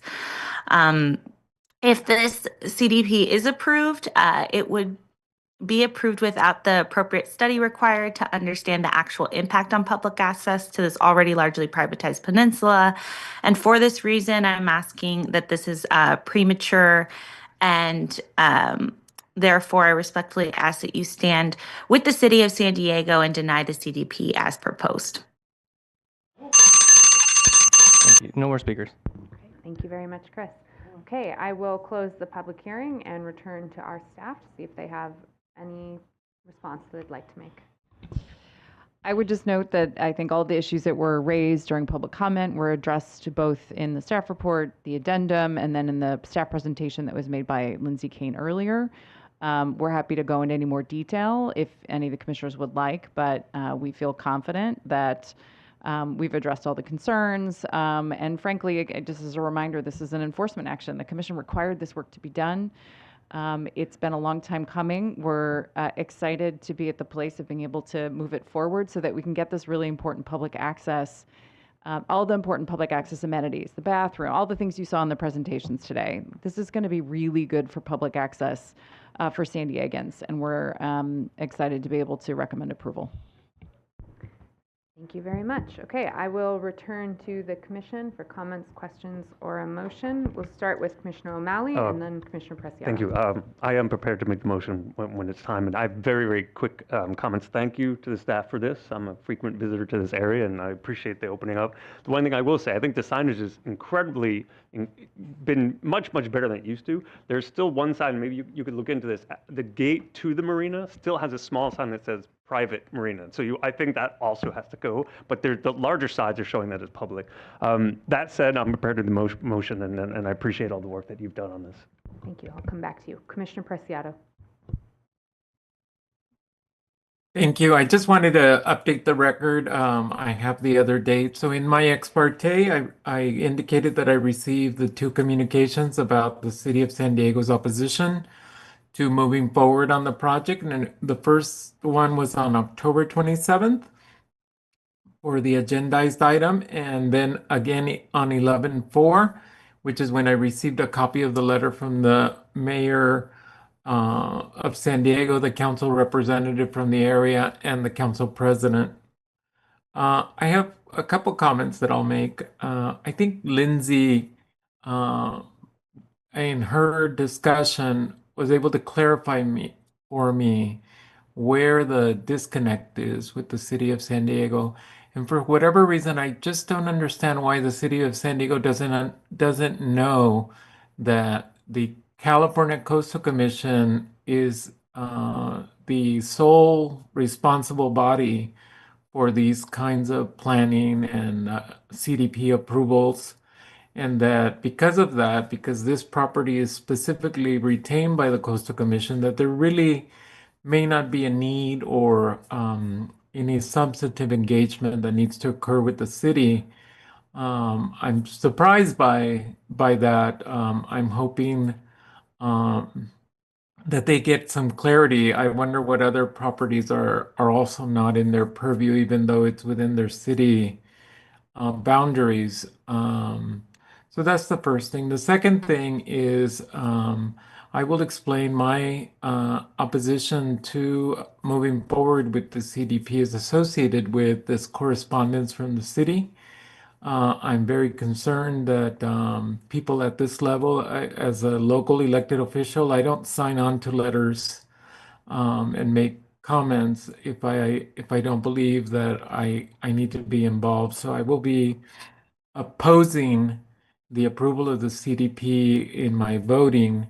Having said that, I do want to acknowledge that this is an enforcement action. Pardon me, that it was an enforcement action, that this is responsive to the enforcement action, and that the staff has gone through its due diligence of looking at all of these programs and projects. I will acknowledge the City of San Diego disputes the parking study, and I will acknowledge that at least one or two members of the public are concerned with the reinstitution of the tent. I'm surprising these marquee properties have these kinds of structures.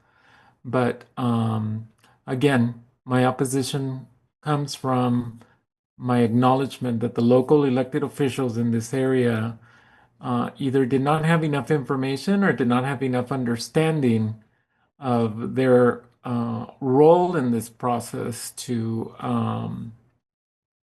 and as such sent communications to us at least on 2 occasions indicating that they didn't feel they were engaged in the review. But as Lindsay indicated, they have no role in the review. The role is limited to maybe advice, but the Coastal Commission appears to have full authority to review this project. And again, my concern for the City of San Diego now is what other properties are not available to them for their review. Thank you. Okay, thank you. Any Commissioner Jackson? Thank you, Madam Chair. Real quickly, a couple questions with regard to the parking. My understanding from the report, there are 444 public parking spaces that are separate from the private club parking spaces. Is that correct? That sounds generally correct, but let me get confirmation from Lindsay. Okay. She knows this stuff backwards and forwards. Yes, that is correct. There are 444 public parking spaces, and then I believe 462 reserved for guest parking spaces, and those are separate. Okay, so guests cannot park in the public spaces, and I'm assuming public spaces, or non-guests can't park in the club spaces. Is that correct? Yes, I believe that's correct. The guest parking spaces would be indicated that they were for guests, and the rest are open to the public. Okay, so in the event that there's a big, all the hotels are full around there and you've got a big event in the tent, can that event/tent/hotel spillover impact the public parking spaces? And I asked that question because, I think when a parking study is done is important. Living in a coastal city, you come in February, it's a heck of a lot different than if you come between Memorial Day and Labor Day. So, and so I raise that as a potential concern. Also, the parking, I think if I understand this correctly, there's going to be a shift to move the public parking spaces over on the North Cove. Am I understanding that correctly? And, Yes, that's correct. And one of the concerns on the North Cove is that drainage pipe discharging into the North Cove. And I know that when it rains in our city, and the bottom line is we close our beaches often when there's drainage from the discharge pipe. And I'm assuming that is, with an emphasis on the North Cove, my concern, just from looking at this, is, there's going to be more discharge where we're concentrating the public, and that drainage ditch that isn't going to be moved will impact the quality of their visit. So that is correct that there is a discharge pipe that goes directly into North Cove. One of the updates that the applicants are making is revising the lagoon system, and changing that to the freshwater lagoon will reduce the amount of discharge into North Cove. We also are requiring them to create the post-development runoff plan to determine what other types of runoff would be going into North Cove and how they can treat that to better improve the water quality, especially in the beach area. So right now, what runoff is discharging into the North Cove? Is it just rain runoff? Is there some other sort of drainage from the facility itself, or is it just the rain flow or outfall, whatever that is? From my understanding, I think it would be the rain outfall and the lagoon system. So it starts over on the other side where they intake the water from the bay, and then it discharges into North Cove. But also, I can't see David or Ted right now, but if they have any responses to this, if they would like to come up and respond. Madam Chair, if it's okay. Thank you. Ted Harris, California Strategies. Yeah, so there'll be a significant improvement in water quality from the current artificial lagoons, our non-closed system, and discharge into the bay. And on the parking, through the parking study, BMPs will be installed, and it'll make sure that there's at least as good from rain runoff as current. If you have other questions, I'm glad to respond to those, or I can wait until as appropriate. My concern is that drainage pipe so the focus now is the public on the North Cove beach where the parking is going to be concentrated, and the drainage currently exists that's not going to be moved.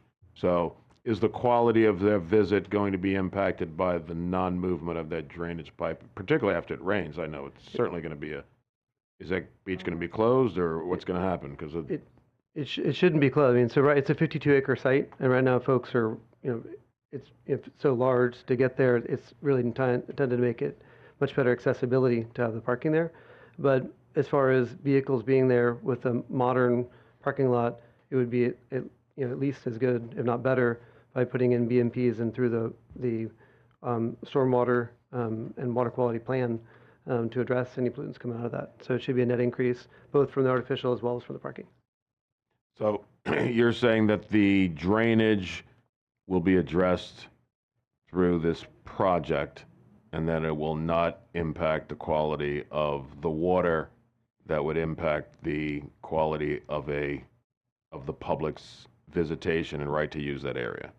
Yes, there's an expected improvement in water quality from improving the CDP, yes. Okay. Thank you. Thank you. Thank you, Madam Chair. Thank you. Commissioner Lopez. Yeah, I'm going to be supporting the project today, but wanted to be on the record as a local government guy. I'm concerned when you get 2 letters from a mayor saying that he's got concerns about a project, as somebody who cut his teeth in local government and knows that that's right, sort of ground truth. It's also concerning that we're sitting here today, though, and they're not in the room to share those concerns. So just wanted to point that out. But I will be able to support it today, but I do have those concerns about receiving 2 letters from the mayor of San Diego regarding this project and having those open out there. So I wanted to be on the record with that. Thank you, Madam Chair. Thank you. Commissioner O'Malley. Again, move the commission approve coastal development permit 624-0632 pursuant to staff recommendation and asking for a yes vote. Thank you. Second. Thank you. It's a motion by Commissioner O'Malley, a second by Vice Chair Hart. They're asking for a yes vote. May we have a roll call vote, please? Commissioner Hart. Yes. Hart, yes. Commissioner Jackson. Aye. Jackson, yes. Commissioner Rodoni. Aye. Rodoni, yes. Commissioner Lopez. Aye. Lopez, yes. Commissioner Natoff. Aye. Natoff, yes. Commissioner Preciado. Nay. Preciado, no. Commissioner Wilson. Aligned with Commissioner Lopez, yay. Wilson, yes. Commissioner O'Malley. Yes. O'Malley, yes. Commissioner Escalante. Yes. Escalante, yes. Chair Harmon. Yes. Harmon, yes. The vote is 9 yes, 1 no. Thank you. The permit is approved. Okay, I think we're going to trail the statewide items, please, and we will adjourn for the evening. Thank you all very much.